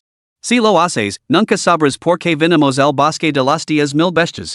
Wang Zhong gruñó con los dientes apretados. Entendía claramente que revelar su propósito ali lo convertiría en alguien completamente inútil. Dada la actitud actual de quien buscó hacia él, la muerte sería su único destino. Dado que la muerte era inevitable de cualquier manera, ¿por qué no luchar? Quizás podría abrirse un camino hacia la supervivencia. Sin embargo, Wang Zhong había sobreestimado claramente la misericordia de quien buscó hacia los cultivadores de la secta de los 10,000 demonios. Con un solo golpe de espada, un dolor insoportable lo atravesó la palma de la mano. Ah! Wang Zhong dejó escapar un grito de agonía. Lo que la había cortado era el dedo anular. El dolor abrasador apenas había comenzado a remitir cuando le siguió el siguiente golpe de espada. Splash! El dedo medio de Wang Zhong también fue cortado, dejando solo dos dedos intactos en su palma. Sin embargo, Qin Buxiu no mostró signos de detenerse, y de inmediato lo asestó dos rápidos cortes más. Su dedo índice y su pulgar fueron cortados en rápida sucesión. En cuestión de segundos, todos los dedos de Wang Zhong yacen cortados. Las implacables salidas de agonía lo levaron al borde de la inconsciencia. Levantó la cabeza para encontrarse con la mirada de Qin Buxiu, con los ojos llenos de lágrimas provocadas por el dolor y con una expresión que ahora era solo de terror. Qin Buxiu, al observar esto, detuvo sus movimientos. Bajó la cabeza para encontrarse con la mirada de Wang Zhong. ¿Te das cuenta de lo crucial que es para mi saber por qué la secta de los 10,000 demonios vino al bosque de las 10,000 bestias? Tanto se aguantas más sufrimiento como se lo acabas aquí, será mejor que lo pienses detenidamente. Qin Buxiu habló con un tono totalmente plácido, con los ojos llenos de fría indiferencia. Como aceptado lo que Wang Zhong había soportado no significará nada a sus ojos. Todo esto le provocó un escalofrío a Wang Zhong. ¿No era la secta etérea una secta ortodoxa de renombre? ¿Cómo podían sus discípulos ser más aterradores que los cultivadores de su propia secta de los 10,000 demonios? El dolor abrasador de sus dedos cortados se intensificó sin piedad, sumergiendo a Wang Zhong en una ola de desesperación sin precedentes. Antes, se había consolado con el hecho de que Qin Buxiu no lo había matado directamente y que el hombre parecía decidido a sacar algo. Si simplemente se negaba a hablar, quizás podría aferrarse una pizca de esperanza. Pero ahora se daba cuenta de lo ingenua que había sido esa idea. Desde el principio, Qin Buxiu nunca había tenido intención de perdonar la vida. Hablar era un callejón sin salida. Permanecer en silencio era morir torturado. El hombre que tenía ante sí no era más que un demonio. En ese momento, la espada larga que Qin Buxiu empuñaba se movió de nuevo, haciendo que las pupilas de Wang Zhong se contrajeran de terror. Hablar. Te lo contaré todo. Wang Zhong gritó, con el cuerpo temblando violentamente y lágrimas de puro terror corriendo por su rostro.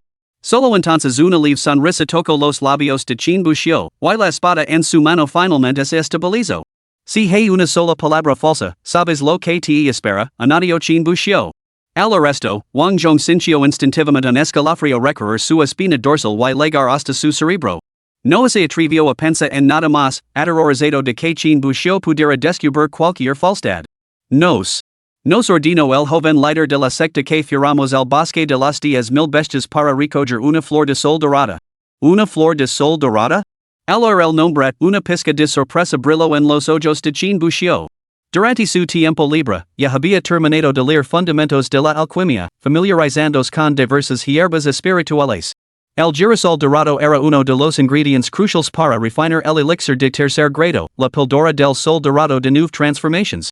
Aunque solo era un elixir de tercer grado, su rareza superaba a la de algunos elixirs de quinto grado. La píldora del sol dorado de nueve transformations era un elixir especial que se utilizaba para mejorar la calidad del núcleo dorado. Un cultivador en la cima del establecimiento de la base, se consumía una sola píldora del sol dorado de nueve transformations al alcanzar la etapa del núcleo dorado, podía mejorar en gran medida la calidad del núcleo dorado que condensaba. Si pudiera encontrar la flor del sol dorado y refinar la píldora del sol dorado de nueve transformations, podría condensar un núcleo dorado de mayor calidad en el futuro. Y con un núcleo dorado de mayor grado, absorbería más energía espiritual durante el cultivo inactivo. Mi progreso en el cultivo es aceleraría considerablemente, lo que aceleraría mi camino hacia la inmortalidad. Al pensar en esto, una leve sonrisa se dibujó en los labios de Qin Buxiu. Sin embargo, no confió ciegamente en Wang Zhong simplemente porque la noticia coincidía con sus deseos. ¿Quién es tu joven maestro de secta? ¿Cómo se enteró de la existencia de la flor del sol dorado? Donde se encuentra exactamente el girasol dorado? Chin buscó lanzó una serie de preguntas, dejando a Wang Zhong momentáneamente desconcertado. Tras una larga pausa, recuperó la compostura y respondió a cada pregunta por turno. Nuestra joven líder de la secta se llama Dugulanua, hija del líder de la secta Duguao. Su cultivo acaba de alcanzar la cima del noveno rango de establecimiento de fundamentos, preparándose para avanzar a la etapa del núcleo dorado. Al enterarse de que la flor del sol dorado existe en el bosque de las 10,000 bestias, nos envió a investigar. En cuanto al origen de la información, nosotros solo somos agents que cumplimos órdenes. La joven líder de la secta nunca compartió esos detalles con nosotros. Al mencionar a Dugulanua, un destello de odio cruzó los ojos de Wang Zhong. Si no hubiera sido porque Dugulanua los envió, nunca habrían encontrado su fin aquí. La ubicación de la flor del sol dorado parece estar en la región central del bosque de las 10,000 bestias. Además, esa caja de madera que desenterraste antes está diseñada específicamente para contener la flor del sol dorado. Para evitar la disipación excesiva de su energía espiritual después de ser arrancado. Al resto, Chin Buxiu recordó la pequeña caja de madera que había encontrado en ese cultivator de la secta Manhwa. No es de extrañar que esa pequeña caja contuviera una energía espiritual tan potente, estaba destinada a preservar el girasol dorado. Chin Buxiu se volvió hacia el director Wang, reflexionó un momento y luego planteó su última pregunta. Si realmente vinieron por el girasol dorado, ¿por qué son tan pocos? Aunque la píldora del sol dorado de las nueve transformaciones era solo un elixir de tercer grado, como había señalado Chin Buxiu. Sus propiedades únicas la hacen varias veces más valiosa que algunos elixirs de quinto grado. Si la secta de los 10,000 demonios realmente sabía de la existencia del girasol dorado, ¿cómo era posible que solo enviaran a un puñado de cultivadores de establecimiento de fundamentos? ¿Por qué el joven maestro de la secta no estaba del todo seguro de si el girasol dorado realmente existe aquí? Además, el bosque de las 10,000 bestias es el dominio de la secta etérea. Enviar a demasiada gente inevitablemente llamaría la atención de la secta etérea. Si la secta del vacío místico interviniera, no solo no obtendríamos el girasol dorado, sino que podríamos sufrir grandes bajas. Chin Buxiu asintió con la cabeza y dirigió su mirada hacia Wang Zhong. Al instante siguiente, sin previo aviso, la espada larga que Chin Buxiu tenía en la mano se abalanzó sobre él. ¡Pum! Un destello de luz platita y la cabeza de Wang Zhong fue separada de su cuerpo. Capítulo 41, Eres un maldito brutal, chico. Tras matar a Wang Zhong, Chin Buxiu se acercó a su Wanwan y los demás. Hermana mayor, ¿cómo van tus heridas?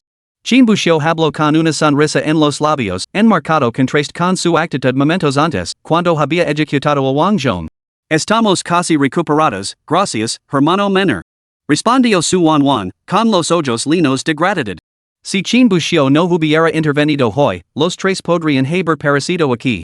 Chin Buxiu miró a Zhao Wu y Zhang Qian. Aunque sus heridas no se habían curado del todo, estaban mucho mejor que antes. El brazo de Zhao Wu, que antes estaba medio lisiado, había recuperado entre el 60 y el 70% de su función gracias a los potentes efectos de la píldora regeneradora de huesos y carne. Por cierto, hermano menor, ¿te diriges ahora al centro del bosque de las 10,000 bestias? Preguntó de repente su Wanwan. Chin Buxiu no vio razón para ocultar sus intenciones y asintió. Después de todo, había interrogado a Wang Zhong delante de ellos antes.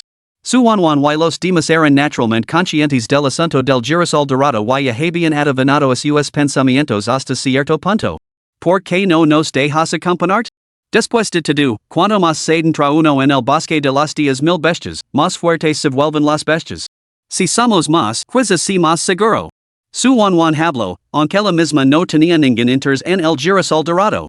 Simplemente deseaba devolver la Chin Buxiu el favor de haberle salvado la vida. Si surgía algún peligro por el camino, podrían compartir la carga. En ese momento, Zhao Wu también se puso en pie. Si el hermano menor Chin no lo importa, también me gustaría acompañar dentro y echar un vistazo. Ten por seguro que, si realmente nos encontramos con algún girasol dorado, no competiremos contigo en absoluto. Antes de que Zhao Wu pudiera terminar, Zhang Qian le dio un cadazo. Sin embargo, Zhao Wu parecía ajeno al asunto y frunció el seno, confundido, mientras se volvía hacia Zhang Qian. ¿Por qué me has golpeado? Zhang Qian suspiró con impotencia. Zhao Wu era un buen tipo en todos los aspectos. Solo que, a veces, sus palabras eran un poco demasiado directas. Hermano menor chin, de la casualidad de que los tres no hemos cumplido nuestra cuota de demonios bestias asesinados. ¿Por qué no viajamos juntos? Si para algo, nos cubriríamos las espaldas unos a otros. ¿Qué París? Chin Bucio lo pensó brevemente. Sabía que ninguno de ellos tenía malas intenciones, simplemente deseaban devolver el favor de haberles salvado la vida. Además, incluso ese al final alguien que dishabó la flor dorada del sol. Chin Bucio estaba seguro de que nadie podría igualarlo. Ahora que lo pienso, yo mismo todavía necesito más de 80 bestias demoníacas. El recordatorio de Zhangqian lo refrescó la memoria de repente. Aunque formar equipo con Zhao y los demás podría reducir ligeramente la eficiencia. Su ayuda le permitiría atacar a clanes de bestias demoníacas más fuertes, compensando hacia algunas perdidas. Además, aunque Zhangqian y Zhao se habían recuperado entre un 60 y un 70% de sus heridas, quien podía decir que peligros les acercaban a iban solos? Era mejor acompañarlos, por ese acaso. Si surgía algún peligro real, podría prestar su ayuda. Así, Chin Bucio sonrió y asintió. Entonces vayamos juntos. Al resto, su Manhwa no pudo evitar esbozar una sonrisa. Antes de partir, Chin Bucio pareció recordar algo y giró la cabeza para mirar los cadáveres de los discípulos de la secta de los 10,000 demonios que quedaban atrás. Tras un momento de reflexión, volvió la mirada hacia su Manhwa. Hermana Mayer, me preguntaba, ¿por cuántas bestias demoníacas así podrían cambiar los cadáveres de estos cultivadores de la secta Manhwa? Exclamó su Manhwa con desconcierto, aparentemente totalmente desprevenida ante tal pregunta de Chin Bucio.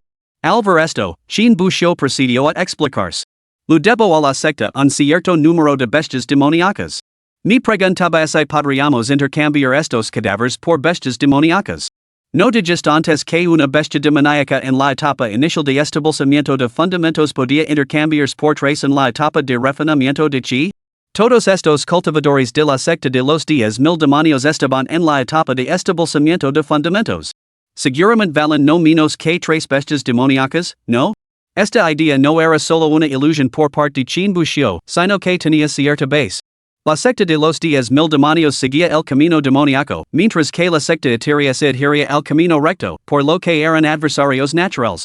A esto se sumaba la implacable persecución de la secta a su Manhwa y sus compañeros anteriormente, lo que demostraba que las dos partes eran totalmente irreconciliables.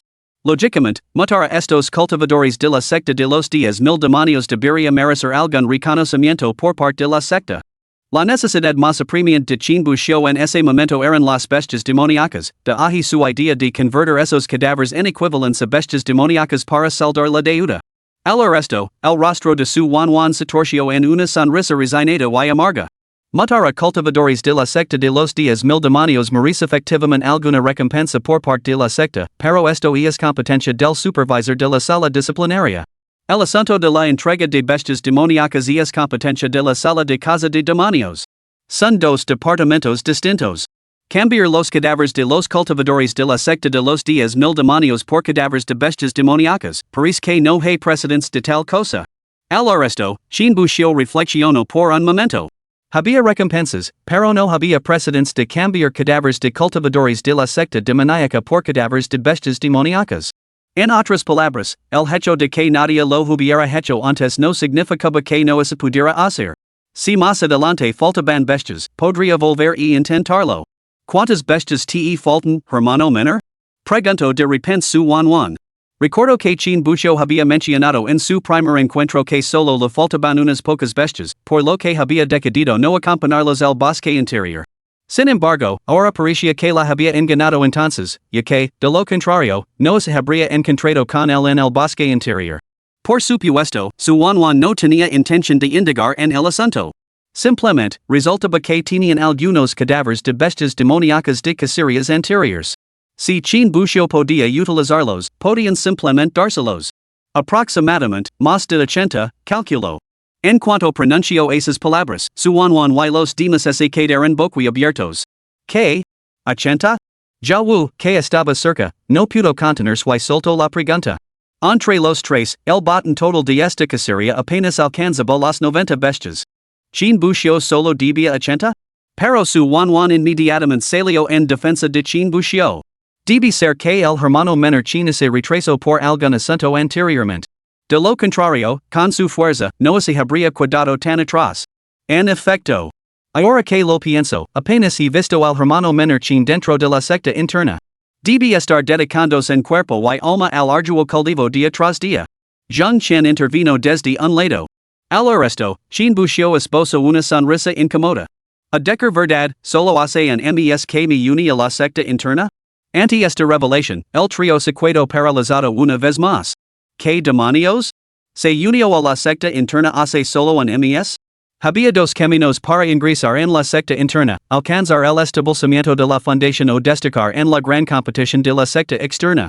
Si Chin Buxiu había entrado tras alcanzar el establecimiento de la fundación, significaba que había avanzado consecutivamente través de dos reinos de cultivo menores en 2 meses.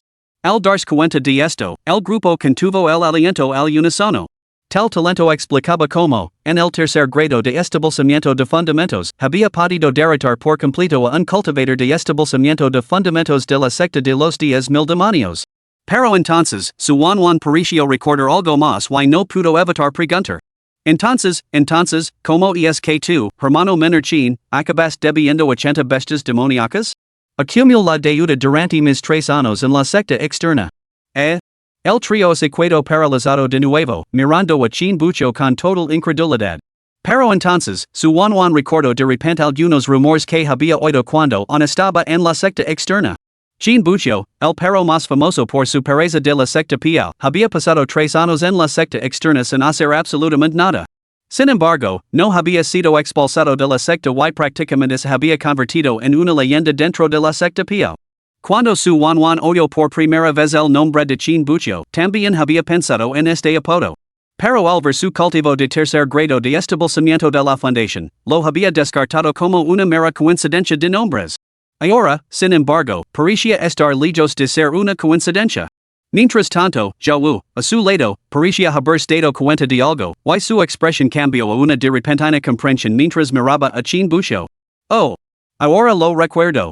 Eres el número 1 de la secta Pyomyo. Antes de que Zhou pudiera terminar, Zheng Qian le propinó un fuerte cadazo en el abdomen, lo que hizo que Zhou vomitara en el acto. Zheng Qian fingió alarmarse y se apresuró a sostener a Zhou. Hermano mayor Zhou, ¿qué te pasa? ¿Estás bien? Zhou miró a Zheng Qian con aire, señalándolo con el dedo acusadoramente, con los ojos llenos de resentimiento. ¿Qué de caro, pequeño bastardo? Capítulo 42, Núcleo dorado de medio paso. Chin Buxiu y sus compañeros se adentraron más en el corazón del bosque de las 10,000 bestias. Por el camino, Chin Buxiu llevó a su Juan y a los demás a tender una emboscada a 2 manadas más de bestias. Sin embargo, ambas manadas eran pequeñas y estaban compuestas por pocas bestias demoníacas. Así, tras 2 incursiones, incluso contando con todas, solo habían conseguido un total de poco más de 70 bestias demoníacas. Chin Buxiu tenía la intención de dividir el botín a partes iguales entre él y el grupo de su Juan. Con 4 personas, cada uno recibiría 17 o 18 bestias. Pero su Juan y los demás se negaron, entregando la mitad de las bestias directamente a Chin Buxiu. Después de todo, el número de bestias que Chin Buxiu debía era aproximadamente equivalente a las necesidades combinadas de los 3. Si las repartían equitativamente, para cuando Chin Buxiu tuviera suficientes bestias, ellos también tendrían suficientes para ellos. Chin Buxiu no insistió en negarse. Al poco tiempo, Chin Buxiu se detuvo de repente, con la mirada fija en la distancia.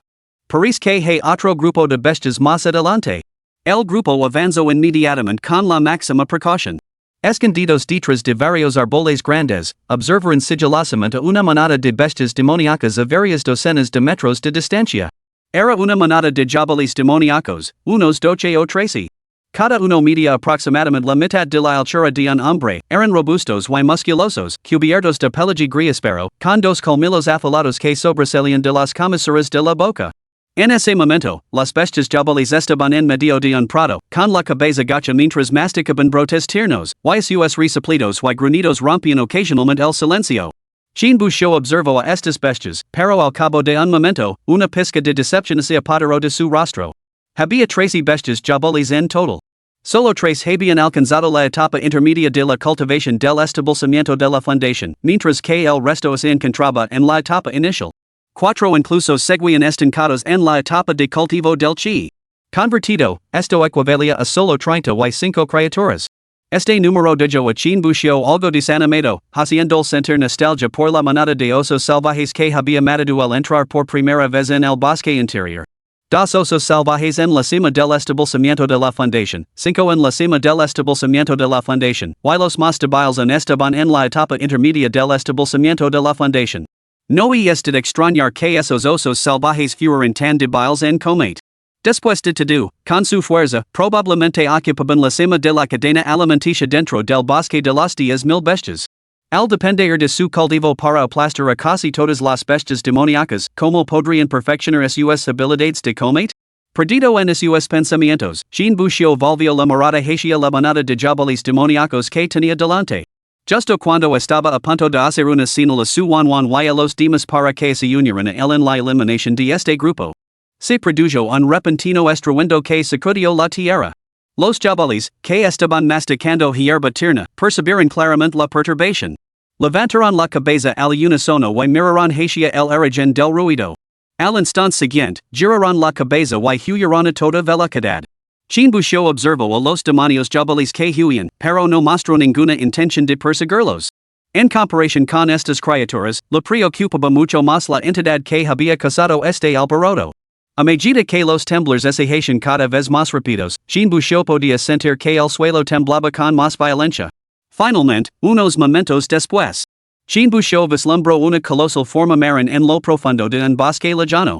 Como un tren a toda velocidad, abalanzó hacia ellos a una velocidad asombrosa. Los árboles a su paso se partían limpiamente con solo rozarlos, cayendo con rugidos atronadores. Cada golpe de sus enormes patas sobre la tierra parecía una máquina compactadora, haciendo que toda la superficie temblara. A medida que la forma marina se acercaba, Jean Bucio finalmente distinguió sus rasgos. Parecía ser un oso salvaje colosal. Exteriormente, tenía un parecido asombroso con la manada de osos salvajes que Jean Bucio había matado anteriormente, como si estuviera talado con el mismo molde. Su cara parecía manchada de sangre, su mirada fija intensamente en Jean Bucio por razones desconocidas, como si este último hubiera matado a toda su familia. De repente, Jean Bucio recordó algo con una sacudida, sus pupilas se dilataron y un sudor frío le recorrió el cuerpo. Cord. Gritó, agarrando a su Wanwan y a los demás y corriendo a refugiarse. El oso salvaje, sintiendo su huida, soltó un rugido furioso. Grrrrrrr.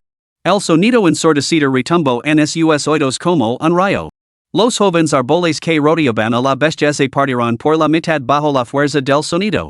Incluso desde una distancia considerable, el rugido hizo que a Jean Bucio y a sus compañeros les dolieran los tímpanos. Tras el rugido, la velocidad del oso aumentó drásticamente mientras cargaba contra Jean Bucio con todas sus fuerzas. Al presenciar esto, Jean Bucio se convenció aún más de su sospecha. Maldita sea. Realmente me persigue. Jean Bucio no pudo evitar maldecir en voz alta. Cuando vio lo sorprendente similar que era este oso salvaje al que había matado antes, sospechó vagamente que podrían pertenecer al mismo clan. Cuando había matado a esos osos antes, esta bestia en particular no estaba presente, de ahí que no se hubieran encontrado. Poco después de marchas, este oso regresó. Descubrió que su pareja había desaparecido, que sus cachorros se habían esfumado, dejando solo un charco de sangre en el suelo. Por lo tanto, había seguido el rastro de sangre hasta ellos. Jean Bucio miró hacia atrás al oso salvaje que seguía persiguiéndolos sin descanso, frunciendo el seno mientras se preguntaba si tenían alguna posibilidad de derrotarlo. Aunque en ese momento se encontraba a cierta distancia de la bestia y no podía evaluar su verdadero nivel de cultivo. Su enorme tamaño y el poder que había demostrado superaban claramente al de los dos osos de la cima de la etapa de establecimiento de la fundación. Más allá del pico del establecimiento de la fundación se encontraba la etapa del núcleo dorado. Sin embargo, Jean Bucio no creía que este oso salvaje hubiera entrado realmente en la etapa del núcleo dorado. La razón era simple, si realmente hubiera alcanzado la etapa del núcleo dorado, la condensación de un núcleo dorado dentro de su cuerpo le otorgaría un inmenso crecimiento de poder, y fuera a un cultivador o a una bestia demoníaca.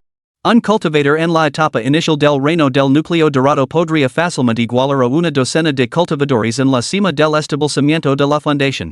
Si esta bestia realmente hubiera entrado en el reino del núcleo dorado, Jean Bucio y sus compañeros nunca habrían llegado a este punto, habrían sido capturados y aplastados hace mucho tiempo. Eso dejaba solo una posibilidad restante. Esta bestia estaba en la etapa del núcleo dorado a medio paso.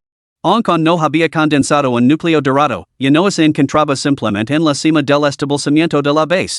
Si bien una bestia a medio paso del núcleo dorado no era una verdadera bestia demoníaca de núcleo dorado, seguía siendo mucho más poderosa que una bestia demoníaca del establecimiento de la base. Una sola bestia a medio paso del núcleo dorado podía igualar fácilmente la fuerza de 4 o 5 bestias demoníacas del establecimiento de la base en su punto álgido.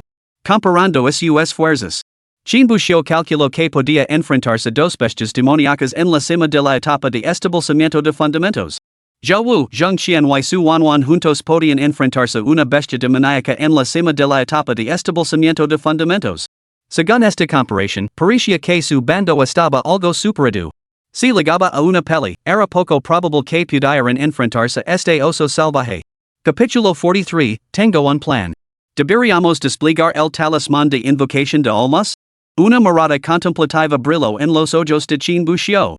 El oso bárbaro de núcleo dorado de medio paso que los perseguía claramente superaba sus capacidades. Continuar con esta huida probablemente solo les llevaría a una muerte segura. Sin embargo, en cuestión de segundos, la vacilación en la mirada de Chinbushio cambió abruptamente, y su expresión se endureció con una renovada determinación. No, todavía no. Aún hay una oportunidad. Mientras hablaba, un plan pareció formarse en su mente. Hermana Mayor, dame los amuletos de viaje rápido que te antes. Su Wanwan se detuvo ante su petición. Sin embargo, sin dudarlo, sacó los 2 amuletos de su bolsa de almacenamiento y se los entregó a Chinbushio. Chinbushio examinó los pergaminos que tenía en la mano y luego miró al oso salvaje que se acercaba inexorablemente. Hermanos y hermanas mayores, esta bestia me persigue a mí. Yo la alager. Vosotros dos intentad separaros y correr. Si no hay ningún contratiempo, el oso debería perseguirme a mí. Aprovechar la oportunidad para adelantar con los pergaminos y luego nos reagruparemos aquí.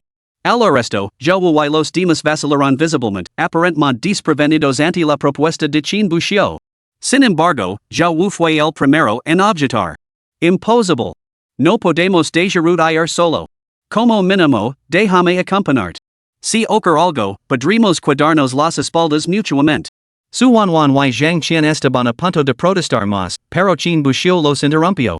No. Es mejor que vaya solo para atraer al oso salvaje. Más gente solo complicaría las cosas, y solo tenemos 3 amuletos de rapidez. Solo me de al menos 3 intentos. Si alguien me acompaña, perdemos incluso el margen para un solo error. Ante estas palabras, el trío esecuedo en silencio. Todos sabían que Chinbushio hablaba con una lógica innegable.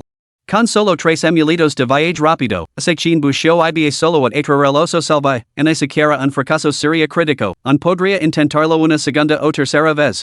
Pero ese otro se unía a él, el primer intento consumiría 2 amuletos, dejando solo uno restante. Al darse cuenta de esto, el trío dejó de persuadirlo. Al ver esto, Chinbushio se preparó para separarse de ellos primero. Deceba comprobar si la enemistad del oso salvaje se dirigía únicamente hacia él. Sin embargo, antes de que pudiera dar un solo paso, su Wanwan lo llamó. Hermano menor Chin, espera. Se volvió para mirarlo y vio que su Wanwan sacaba varios talismanes de su pecho y se los ofrecía. El oso salvaje posee un sentido del olfato excepcionalmente agudo. Si el olor de tu cuerpo permanece sin ser detectado, te rastreará siguiendo el rastro en el aire. Aquí tienes varios talismanes de purificación. Si consigues despistar al oso salvaje, utiliza estos talismanes para borrar tu propio olor. Muchas gracias, hermana Mayor. Chinbushio aceptó los talismanes sin dudarlo. Pero entonces su Wanwan pareció recordar algo más y añadió apresuradamente. Si no consigues despistar al oso salvaje, recuerda volver aquí para reagruparte. No eres rival para el solo, no intentes luchar contra el de frente. Su Wanwan repitió sus instructions, con los ojos llenos de preocupación mientras miraba a Chinbushio. Chinbushio asintió con la cabeza, aunque sus pensamientos estaban en otra parte. Si agotaba los 3 amuletos de rapidez y aún así no conseguía hallar al oso salvaje, inevitablemente tendría que recurrir al amuleto de invocación de almas para pedir ayuda al anciano Luen. En cuanto a atraer a la bestia hacia su Wanwan y los demás, eso parecía muy improbable. Chinbushio sabía muy bien que, incluso con sus fuerzas combinadas, no tenían ninguna posibilidad contra el oso salvaje. Volver con ellos no serviría para nada, salvo para alimentar en exceso a la bestia. Primero, allegate poco a poco de mí. Aver si el oso si acerca por aquí. Declaro chin bu xio. No podía estar completamente seguro de que la bestia siguiera su distracción. Si falaba, abandonar a su Juan y a los demás era impensable. Sin embargo, pronto chin bu xio se dio cuenta de que sus temores eran infundados. La bestia, al ver a chin bu xio romper filas, ni siquiera miró a los demás. Dio media vuelta y se abalanzó directamente sobre él. Al presentar esto, una sonrisa resignada se dibujó en los labios de chin bu xio. Después de todo, ese hubieran asesinado a su propia esposa y hijos, él tampoco habría dejado que el culpable se saliera con la suya. Este pensamiento le provocó una inexplicable apresión en el pecho, y una pizca de lástima brilló espontáneamente en sus ojos. Nunca había sentido tanta compasión al matar a esos cultivadores demoníacos. Después de todo, a los habían atacado primero con intención asesina. Matarlos había sido una cuestión de justicia, lo que la había dejado sin remordimientos. Sin embargo, solo unos instantes después, chin bu xio se dio cuenta de algo. La compasión desapareció de sus ojos, sustituida por un brillo resuelto. La bondad es una verdad, murmuró para sí mismo. Pero hay que discernir el objetivo. La benevolencia ciega no es ninguna verdad. Chin bu xio murmuró para sí mismo. Habían pasado 3 años desde su llegada a este mundo. Durante esos 3 años, había permanecido dentro de los límites de la secta, sin aventurarse nunca fuera. El peor trato que había soportado en su vida cotidiana no había sido más que algunas burlas. Esta era su primera aventura fuera de la protección de la secta, su primer contacto con personas ajenas a sus compañeros discípulos. Cuando Li Qinghe le preguntó a Chin bu xio si quería ayuda para saldar su deuda con las bestias demoníacas. Chin bu xio se negó. Una de las razones era precisamente esta: necesitaba ver el mundo, no podía permanecer para siempre dentro de los muros de la secta. Era consciente de sus propios defectos. Un alma nacida en tiempos de paz, ordinaria y bondadosa, carecía inevitablemente de cierta perspicacia sobre las duras realidades del mundo. La bondad no es un vicio, ni para los fuertes ni para los débiles. Solo en un tipo de persona la bondad se convierte en una desventaja. Se trata del alma ignorante, que ingenuamente extiende su bondad a todos. Esa alma inevitablemente se verá destruida por su propia benevolencia. Quien hace el bien debe primero conocer el mal. Este era uno de los principios rectores de Chin bu xio. Si deseas ser una persona bondadosa, o preservar tu propia bondad, primero debes comprender que constituye el mal y que es perverso, y también saber cómo lidiar con ellos. Lo ideal sería que incluso supieras cómo convertirte en un villano, en una persona perversa. Si hubiera permanecido en la secta toda su vida, podría haber hecho la vista gorda ante todo esto, sin importar lo más mínimo. Pero, habiendo decidido alcanzar la inmortalidad, algún día abandonaría la secta. Más allá de sus moros, el mundo no ofrecía tanta paz ni belleza. Esos asuntos se convertirían inevitablemente en algo habitual. Las bestias demoníacas, los caminos demoníacos. ¿No nacen acaso de carne y hueso? ¿Llorar por cada alma que se mata? Antes de alcanzar la inmortalidad, uno probablemente lograría hasta morir en el camino. Tras sopsar estas verdades, Chin bu xio recuperó la compostura. Se volvió para mirar al oso salvaje que tenía detrás. Su mirada ya no mostraba rastro alguno de piedad, solo una tranquila deliberación. Deliberación sobre cómo hallar a la bestia y luego escapar de su persecución. Capítulo 44, perturbando el nido de un cultivador de núcleo dorado de medio paso. A medida que Chin bu xio y su Juan se separaban gradualmente, la distancia entre ellos se extendió a casi 100 metros. Sin embargo, el oso salvaje permaneció fijo en Chin bu xio, acortando la distancia entre ellos sin descanso. Incluso con Chin bu xio ejerciendo toda su fuerza en el paso de caminar sobre las nubes, el oso acortó la distancia de manera constante. Una vez separado por completo de su Juan y los demás, Chin bu xio recuperó un talismán de viaje rápido. Un hilo de energía espiritual fluyó hacia el talismán. En cuestión de segundos, ese incendio como lina, reduciéndose rápidamente a un montón de cenizas. Inmediatamente después, Chin bu xio sintió una oleada de poder concentrarse en su pantorrilla. Al instante siguiente, su velocidad aumentó drásticamente. Sin embargo, Chin bu xio no aceleró inmediatamente para deshacerse del oso salvaje que lo perseguía. Lo atraeron poco más, por si acaso la bestia, al ver que es imposible atraparme, de media vuelta para buscar a la hermana mayor su y a los demás. Una vez que la distancia se lo suficientemente grande, entonces lo perder de verdad. Así, Shin Bushio mantuvo su ritmo actual. Cada vez que el oso salvaje estaba a punto de alcanzarlo, aceleraba de repente, alejándose de nuevo. Este juego delgado y el ratón continuó durante casi 20 o 30 minutos. Shin Bushio miró por encima del hombro. El oso salvaje mantenía una distancia de casi 100 metros entre ellos.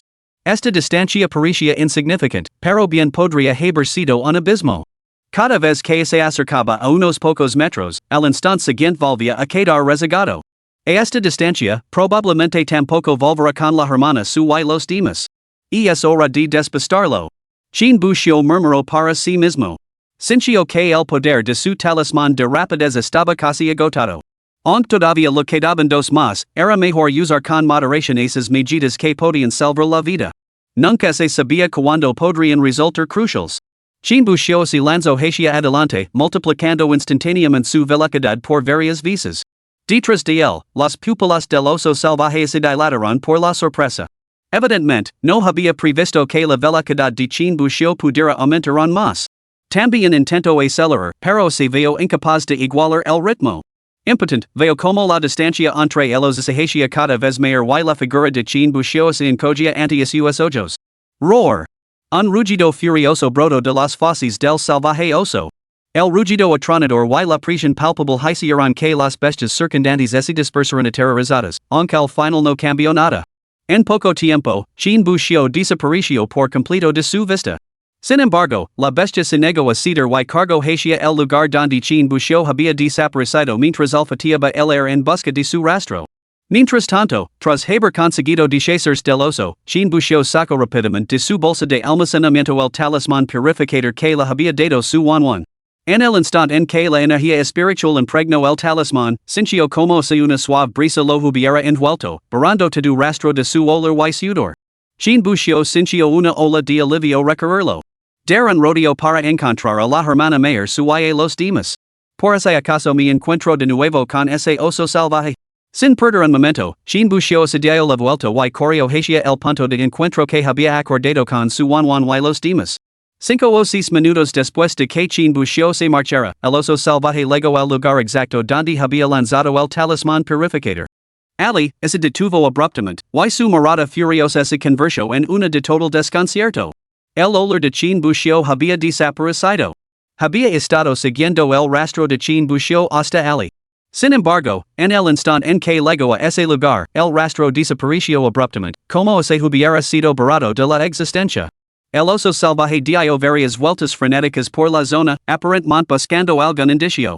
Pero al no encontrar nada, solo pudo quedarse en el sitio, lanzando una serie de rugidos furiosos. Media hora más tarde, Shin Bushio regresó al lugar donde se habían separado antes. Desde lejos, pudo ver 3 figuras esperándolo ali. Ya Wu y los demás, al ver que Shin Bushio regresaba ileso, se apresuraron a salir a su encuentro. Hermano menor, ¿estás herido? Su Wanwan miró a Shin Bushio con los ojos llenos de preocupación. Shin Bushio sonrió y negó con la cabeza. Estoy bien. Conseguí despistar a ese oso salvaje. Al resto, los demás finalmente dieron un suspiro de alivio. Pero entonces, su Wanwan pareció recordar algo. De repente, se volvió para mirar a Shin Bushio. Sin embargo, las palabras se lo atragantaron en la garganta y no se atrevió a hablar. ¿Qué pasa? Preguntó Shin Bushio. Notó claramente que su Wanwan tenía algo que quería compartir. Al ver que Shin Bushio le preguntaba, su Wanwan ya no se contuvo. Bueno. Hermano menor Shin, puede que hayamos encontrado la flor del sol dorado. Shin Bushio se quedó paralizado por un momento antes de que su rostro se iluminara con una sonrisa. ¿No es una noticia maravillosa? Sin embargo, antes de que pudiera terminar, notó la inquietud en las expresiones de su Wanwan, ya Wu y los demás. Sus rostros no mostraban ningún rastro de alegría, y recordó la vacilación anterior de su Wanwan. ¿Ha pasado algo? Insistió Shin Bushio. Su Wanwan lo miró a los ojos, con una leve sonrisa de resignación en los labios. Será mejor que te levemos a verlo por ti mismo. Una vez ali, lo entenderás. Así que los 3 levaron a Shin Bushio hacia la ubicación del girasol dorado. Unos minutos más tarde, llegaron a un bosque y subieron juntos a un gran árbol. Por ali. Su Wanwan y Shin Bushio se pararon en una bifurcación en la copa del árbol. Siguiendo el gesto de su Wanwan, Shin Bushio escudriñó el horizonte. Unos quinientos o seiscientos metros de distancia, una colosal silueta negra se sentaba entre los árboles. La forma se parecía vagamente a la de un humano, pero su complexión parecía 5 o 6 veces más grande. Sus extremidades parecían excepcionalmente robustas, cubiertas de un espeso pelaje negro, mientras permanecía sentado con los brazos cruzados sobre el pecho. Esa criatura no era otra cosa que un colosal simio negro. Ante él yacía una pequeña flor de color carmesí y dorado. Aunque estaban separados por 500 o 600 metros, la visión de Chen Buxiu, agudizada como cultivador de establecimiento de fundamentos, era muy aguda. Al instante reconoció la flor carmesí y dorada como el girasol dorado que buscaba. En ese momento, ya Wu habló. Cuando fuimos antes, entramos sin darnos cuenta en el territorio del gorila. Vimos inmediatamente esa flor del sol dorado, pero antes de que pudiéramos recuperarla, la bestia se abalanzó sobre nosotros. No tuvimos más remedio que huir rápidamente. Afortunadamente, parecía no estar interesada en nosotros y no nos persiguió. Después de escuchar el relato de Zhao Wu, Chen Buxiu negó con la cabeza. Estaba protegiendo ese girasol dorado. Los girasoles dorados podían refinarse para convertir en píldoras de sol dorado de nueve transformaciones, muy beneficiosas para los cultivadores que se preparaban para condensar su núcleo dorado. Sin embargo, los girasoles dorados no solo eran útiles para los cultivadores humanos, sino que también servían igualmente bien a las bestias demoníacas. Si una bestia demoníaca que se preparaba para formar su núcleo consumía un girasol dorado, también podía mejorar la calidad de su núcleo dorado. Sin embargo, a diferencia de los cultivadores humanos, las bestias demoníacas carecen de la habilidad de refinar píldoras. Por lo tanto, no pueden simplemente arrancar el girasol dorado al verlo y levárselo como lo harían los humanos. En cambio, deben esperar a que la flor alcance su plena madurez antes de cosecarla y consumirla.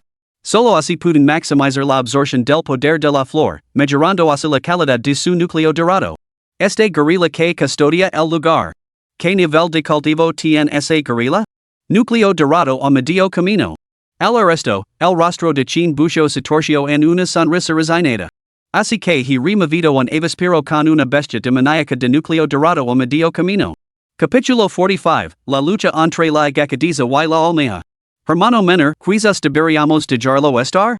Su Wanwan no pudo evitar sugerirlo. Después de todo, una bestia demoníaca a medio camino del núcleo dorado estaba realmente más allá de lo que su pequeño grupo podía manejar. La expresión de Chen Buxiu se volvió pensativa. No tenía intención de abandonar este girasol dorado. Sin embargo, era muy consciente de que su propia fuerza, incluso combinada con la de su Wanwan y los demás, no tenía ninguna posibilidad contra este colosal simio. De lo contrario, no habrían sido perseguidos hasta tal punto por ese oso salvaje anteriormente. Las opciones que tenía ante sí eran pocas. En primer lugar, convocar directamente una figura superior. El talismán para invocar almas que tenía en su poder seguía sin utilizarse. Emplearlo ahora para invocar al anciano Luan para que matara este simio de núcleo dorado de medio paso era sin duda factible. Sin embargo, esta no era la opción preferida de Chen Buxiu. Segundo, buscar ayuda. Sin duda, no eran el único grupo que cazaba bestias demoníacas en el bosque de las 10,000 bestias. Podía intentar localizar a otros discípulos cercanos que se dedicaran a actividades similares y pedirles ayuda. Sin embargo, este enfoque presentaba sus propias complications. Si encontraban a otros discípulos, ¿cómo dividirían la flor solar dorada? Una sola flor solar dorada solo podía refinar una píldora solar dorada de 9 vueltas. Y Chen Buxiu ciertamente no sería el único que codiciaba esa píldora. A diferencia de Zhao Wu y su grupo, que le debían un favor a Chen Buxiu, estos otros discípulos no dudarían en competir por ella. Además, incluso si buscara a otros discípulos ahora, inevitablemente le vería tiempo. Sin embargo, Chen Buxiu observó que la flor solar dorada parecía estar cerca de su plena madurez. Y si no encontraban refuerzos antes de que esa criatura devorara la flor. Entonces sería demasiado tarde. Parece que solo queda por intentar la última opción. Murmuró Chen Buxiu, dirigiendo la mirada hacia la dirección en la que había sacudido el oso salvaje y había huido. Hermana mayor, ¿qué era más formidable, este gorila? ¿O ese oso salvaje que nos persiguió antes? Su Wanwan se quedó paralizada, con un destello de desconcierto en los ojos, como si no hubiera comprendido el motivo de la pregunta de Chen Buxiu. Pero Zhang Qian, a su lado, pareció entenderlo al instante y levantó la cabeza para mirar a Chen Buxiu. Hermano menor, ¿estás pensando en? Alver que Zhangqian Paricia habero leto lament, Chin Bushio esposo una sonrisa. Exacto. Mi intention es atrora ese oso salvaje hasta aquí. Dejarimos que lucan entre ellos hasta la muerte mientras nosotros nos levamos los beneficios.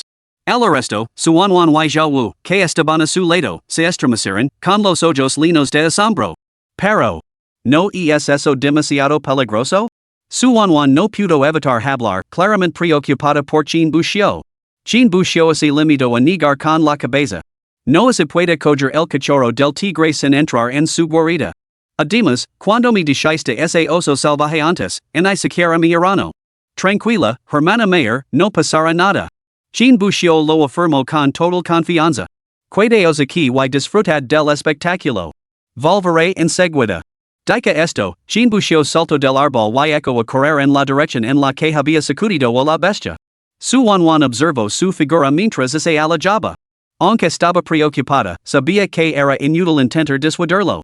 Solo podía suspirar impotent. Mientras Chin Bushio se apresuraba hacia la ubicación del oso, su mente comenzó a divagar. Por otra parte, ha pasado mucho tiempo. Probablemente ese oso salvaje ya no esté allí. Tendré que dedicar tiempo a buscarlo, pero el bosque de las 10,000 bestias es enorme. ¿Quién sabe a dónde habrá ido? Ni pregunto si volverá al lugar donde pereció su familia. Pero si vuelve, tendré que correr en dirección contraria. Mientras Chin Bushio hablaba, la idea de buscar al oso salvaje en el bosque de las 10,000 bestias le daba dolor de cabeza. Es una pena que no tenga un olfato tan agudo. De lo contrario, podría rastrearlo por el olor. Parece que tendrá que aprender algunos hechizos de rastreo en el futuro. De repente, las palabras de Chin Bushio se interrumpieron. Sus pasos se detuvieron y se quedó paralizado en el sitio. No muy lejos, una figura familiar se acercaba lentamente desde la dirección opuesta. Al ver a Chin Bushio, la figura al otro lado del camino se sobresaltó visiblemente y se detuvo. Sin embargo, unos instantes después, recuperó la compostura y sus ojos volvieron a brillar con intención salvaje. Esa forma familiar no era otra que el mismísimo oso salvaje que Chin Bushio había estado buscando. Rugido. El oso humano lanzó un rugido furioso y volvió a cargar contra Chin Bushio. Chin Bushio no se atrevió a tomárselo a la ligera. Inmediatamente sacó un talismán de movimiento rápido y lo activó, comenzando a conducir al oso humano hacia la dirección del gorila. No muy lejos, Suanwan y los demás también oyeron el rugido y dirigieron su mirada hacia el origen del sonido. Pronto vieron a Chin Bushio, con una sonrisa en el rostro, corriendo a toda velocidad, guiando al oso salvaje hacia el gorila. ¿Ya has vuelto? Yo estaba algo sorprendido, teniendo en cuenta que Chin Bushio solo había estado fuera unos minutos. Probablemente el oso salvaje estaba cerca y se cruzó con el hermano menor Chin. Zhangqian negó con la cabeza, impotent. Esperemos que el plan del hermano menor Chin tenga éxito y consiga que esas dos bestias luchen. De lo contrario, Zhangqian dejó la frase en el aire. Pero Suanwan entendió lo que quería decir. Si estas dos bestias demoníacas no se enzarzaban en una feroz batalla como había previsto Chin Bushio, lo más probable era que Chin Bushio se viera solo, rotado y golpeado por ambas bestias. El oso salvaje persiguió a Chin Bushio, pero poco a poco, también pareció sentir que algo no iba bien. Un olor potente y desconocido parecía impregnar el aire a su alrededor. Percibió la presencia de otra bestia demoníaca cerca, una cuyo nivel de cultivo no era inferior al suyo. Esto provocó una punzada de inquietud en el oso salvaje. Sin embargo, esta inquietud apenas afloró antes de ser ahogada instantáneamente por su furia hacia Chin Bushio, que la sepultó por completo. En comparación con su propia seguridad, despedazar a Chin Bushio era ahora su único deseo. Al mismo tiempo, el gorila que custodiaba el girasol dorado pareció sentir una poderosa presencia que se acercaba cada vez más. Al ponerse de pie, fue testigo de cómo tanto el hombre como la bestia invadían sucesivamente su territorio. Inmediatamente después, Chin Bushio y el oso salvaje detuvieron su avance al unísono. El hombre, el oso y el simio, las tres partes se quedaron inmóviles en un enfrentamiento. Chin Bushio estaba en el centro, el oso salvaje detrás de él y el gorila delante. Los tres estaban alineados en una línea recta. Ninguno mostraba intención de atacar primero, pero sus miradas estaban llenas de cautela y vigilancia. El oso salvaje permanecía inmóvil, aparentemente indeciso. Naturalmente, había visto el girasol dorado y comprendía que el gorila estaba allí para protegerlo. Si cargaba ahora, el gorila probablemente lo interpretaría como un desafío por la flor, lo que inevitablemente desencadenaría una feroz batalla. Sin embargo, marchar significaba abandonar su oportunidad de enfrentarse a su enemigo. Además, esta podría ser su única oportunidad de matar a su adversario. El gorila sentía lo mismo. Había percibido el nivel de cultivo del oso salvaje a partir de su hora, el mismo que el suyo, a medio paso de la etapa del núcleo dorado. Si ligaba a la fuerza, la victoria estaba lejos de estar asegurada. Sin embargo, simplemente hallarse era impensable. Había descubierto el girasol dorado primero y lo había protegido durante tanto tiempo. ¿Entregárselo a otro ahora? Imposible. Además, si ligaba a la fuerza, la victoria estaba lejos de estar asegurada. Chimbucho observó al oso salvaje y el gorila que lo flanqueaban, reflexionando sobre cómo provocarlos para que lucren sin atraer su ira sobre sí mismo. Cada parte albergaba sus propios planes, mirando con recelo a los demás mientras observan su próximo movimiento. Capítulo 46, el oso salvaje lucha contra el gorila.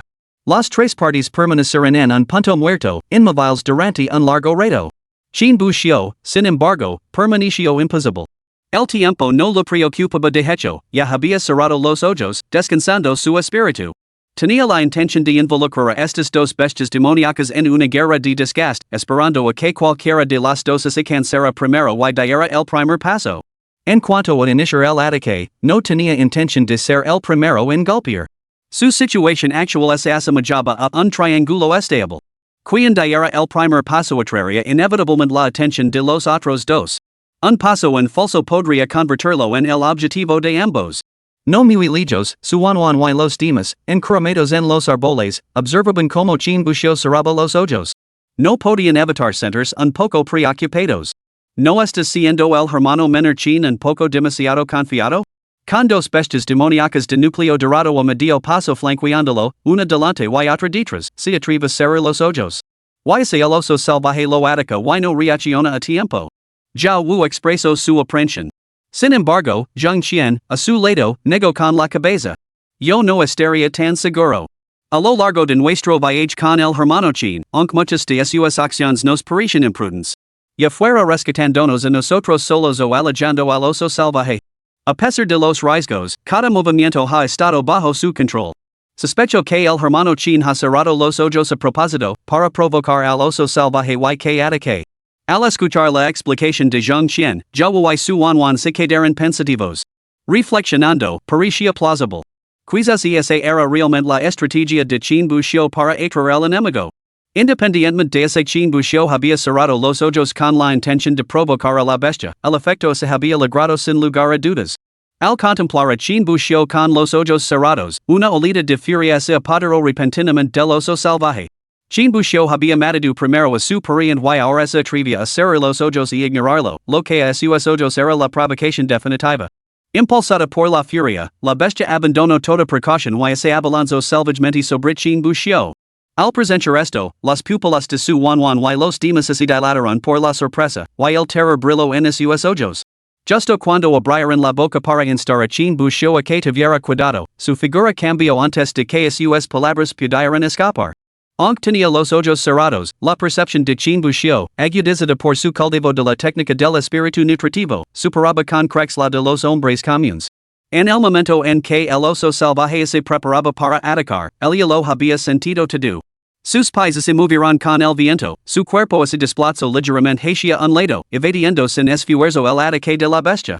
Sin embargo, el oso claramente no tenía intención de dejar escapar a Chimbucho tan fácilmente, y lanzó otra feroz embestida. Chimbucho volvió a esquivarla. El gorila que observaba desde un lado no pudo evitar fruncir el seno. El hombre y el oso que tenía delante parecían enzarzados en una antigua disputa, ajenos por completo a su presencia mientras luchaban. Aun así, el gorila disfrutaba bastante del espectáculo. Mientras no vinieran a por el girasol dorado, le daba igual que se mataran entre ellos. Pero, como había Chimbucho a dejar que el gorila se saliera con la suya? Había atraído al oso salvaje precisamente para provocar una pelea entre ellos, con la esperanza de que ambos acabaran lisiados. De repente, Chimbucho se dio la vuelta y corrió hacia el gorila. El oso salvaje no mostró ninguna vacilación y así lanzó inmediatamente a la persecución. Al ver esto, el gorila se puso inmediatamente en guardia, golpeándose el pecho y lanzando un rugido de advertencia dirigido a Chin Bushio y el oso salvaje. Uwu. Uwu. Pero Chin Bushio no le prestó ninguna atención. En cuestión de segundos, ya estaba delante del gorila. Entonces, sin dudarlo, ejecutó una entrada deslizante, lanzándose entre las piernas del gorila. En ese momento, la mirada de Chin Bushio se posó en el girasol dorado que había cerca. Ahora, solo necesitaba dar un paso para correr hacia adelante y apoderarse del girasol dorado. Sin embargo, hacerlo probablemente atraería la implacable persecución del gorila. Entonces se enfrentaría a la casa de dos bestias demoníacas de núcleo dorado de medio paso. Por lo tanto, la expresión de Chin Bushio se oscureció y abandonó su intento de agarrar el girasol dorado. En su lugar, se puso de pie y salió corriendo a toda velocidad. El simio, al ver a Chin Bushio escabularse por debajo de sus patas traseras, inmediatamente dirigió su mirada hacia el girasol dorado que tenía detrás. Parecía igualmente preocupado por que Chin Bushio pudiera coger la flor. Pero al ver a Chin Bushio darse la vuelta y girar sin mirar atrás, el simio se relajó visiblemente. Sin embargo, en el momento en que se dio la vuelta, vio al oso salvaje cargando hacia él. Al presenciar esto, el gorila apretó los puños, pero una pizca de vacilación cruzó su mirada. Parecía inseguro sobre ese atacar al salvaje oso que tenía delante. Después de todo, a juzgar por la situación anterior, el oso parecía guardar renser el humano, no el girasol dorado en sí. ¿Una disputa entre los dos? No veo la necesidad de intervenir, ni de involucrarse en ella. Sin embargo, la pregunta seguía ahí, ¿se marcaría realmente la bestia después de matar al hombre? El otro también estaba en la etapa del núcleo dorado de medio paso. ¿Podría permanecer indiferente ante el girasol dorado? Poniéndose en el lugar del otro, se enfrentará a una situación así, ¿realmente no codiciaría la flor después de quitar una vida? Al pensar en ello, la determinación del gorila se cristalizó al instante. Su rostro se oscureció de furia mientras apretaba el puño y atacaba violentamente al oso salvaje. La expresión del oso cambió abruptamente ante el golpe del gorila. Antes, enfurecido por Chin Bushio, su atención se había centrado por completo en el joven y había olvidado momentáneamente la presencia del gorila. Cuando el puño del gorila se abalanzó sobre él, el oso salvaje se apresuró a esquivarlo, pero ya era demasiado tarde. ¡Pum! El poderoso golpe del gorila impactó en el enorme cuerpo del oso salvaje, lanzándolo por los aires como una bala de cañón. Este cayó pesadamente al suelo, dejando un profundo cráter a su paso. Afortunadamente, como bestia demoníaca cercana a la etapa del núcleo dorado, el oso hombre poseía una piel gruesa y resistente y unas capacidades defensivas asombrosas. A los pocos segundos de recibir el golpe del gorila, se puso en pie una vez más. Sin embargo, lo primero que hizo el oso hombre al levantarse no fue mirar al gorila, sino buscar el paradero de Chin Bushio. Pero Chin Bushio hacía tiempo que se había desvanecido en el aire. La bestia escudriñó la zona repetidamente, pero no encontró rastro alguno de él. Al ver esto, la bestia soltó un rugido furioso. Growling.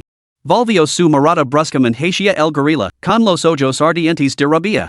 La última vez que había perseguido a Chin Bushio, el hombre había acelerado de repente y había desaparecido de su vista. Para cuando había seguido el rastro de Chin Bushio había desaparecido por completo.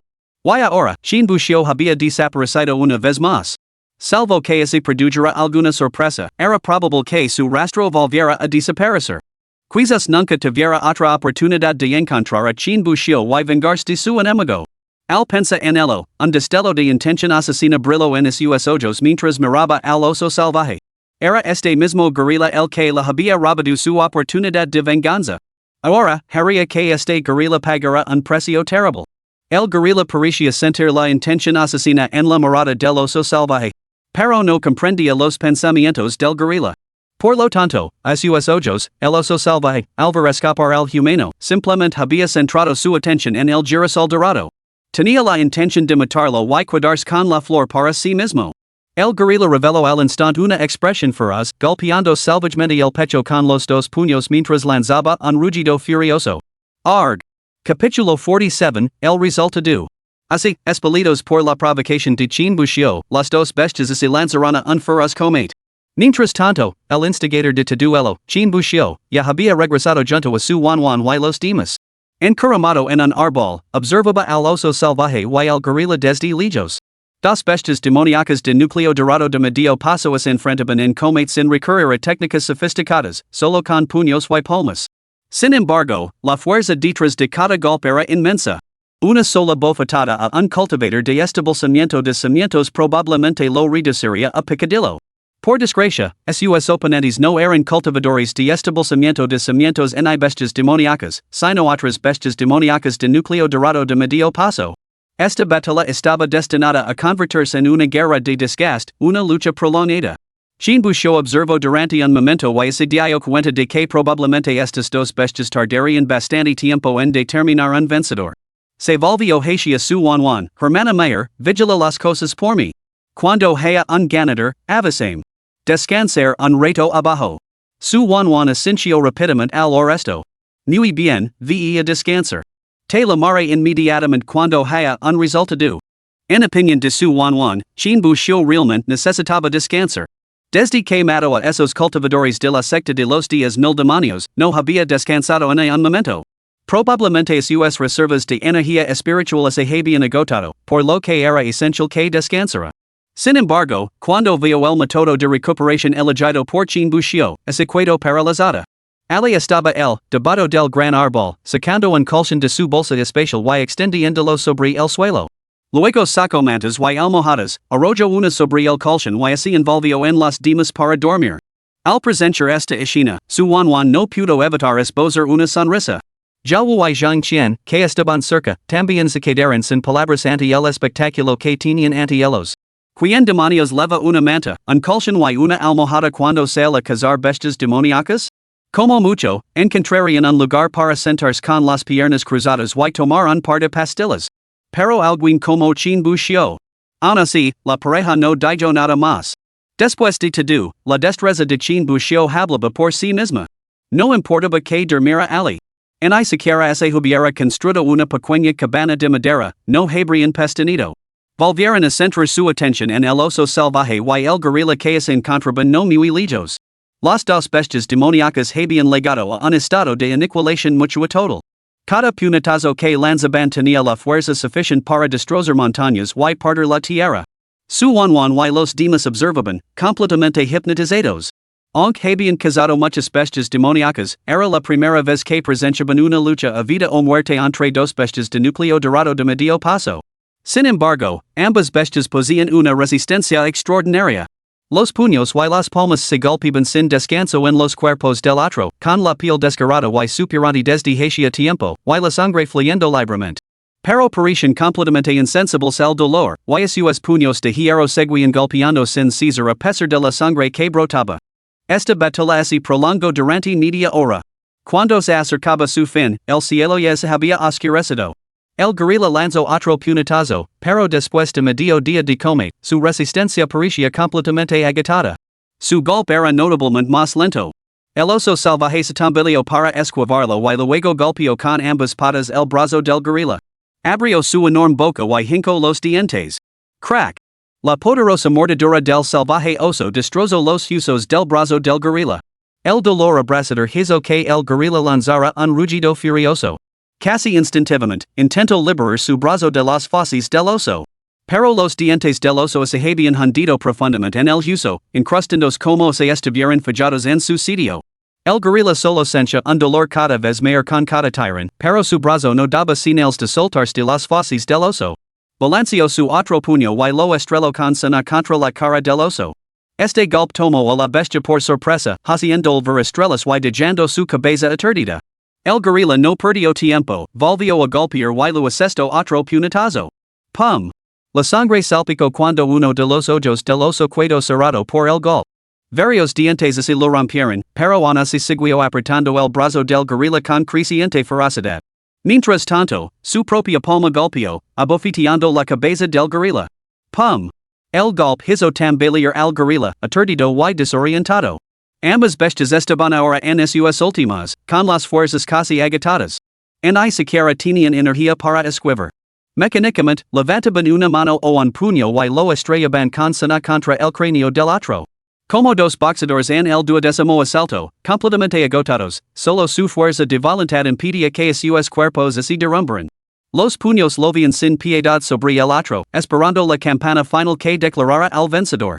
La única diferencia era que nadie tocaría la campana final para estas dos bestias. Su campana solo sonaría realmente cuando uno de ellos caera completamente sin vida. Pum. Por fin, el gorila balanceó el brazo y asestó un puñetazo salvaje en el cráneo del jabalí. El jabalí parecía incapaz de aguantar más. Como se hubiera perdido el conocimiento, soltó el brazo del gorila, al que había agarrado con fuerza. Sin embargo, cuando las mandíbulas del oso soltaron la extremidad del gorila, el brazo quedó flácido, como se hubiera perdido todo su support. La salvaje mordedura del oso había seccionado completamente el brazo del gorila. El hueso yacía destrozado en fragmentos, y la mayor parte de la carne y la piel habían sido arrancadas. Solo unos pocos restos de carne mantenían unida la extremidad.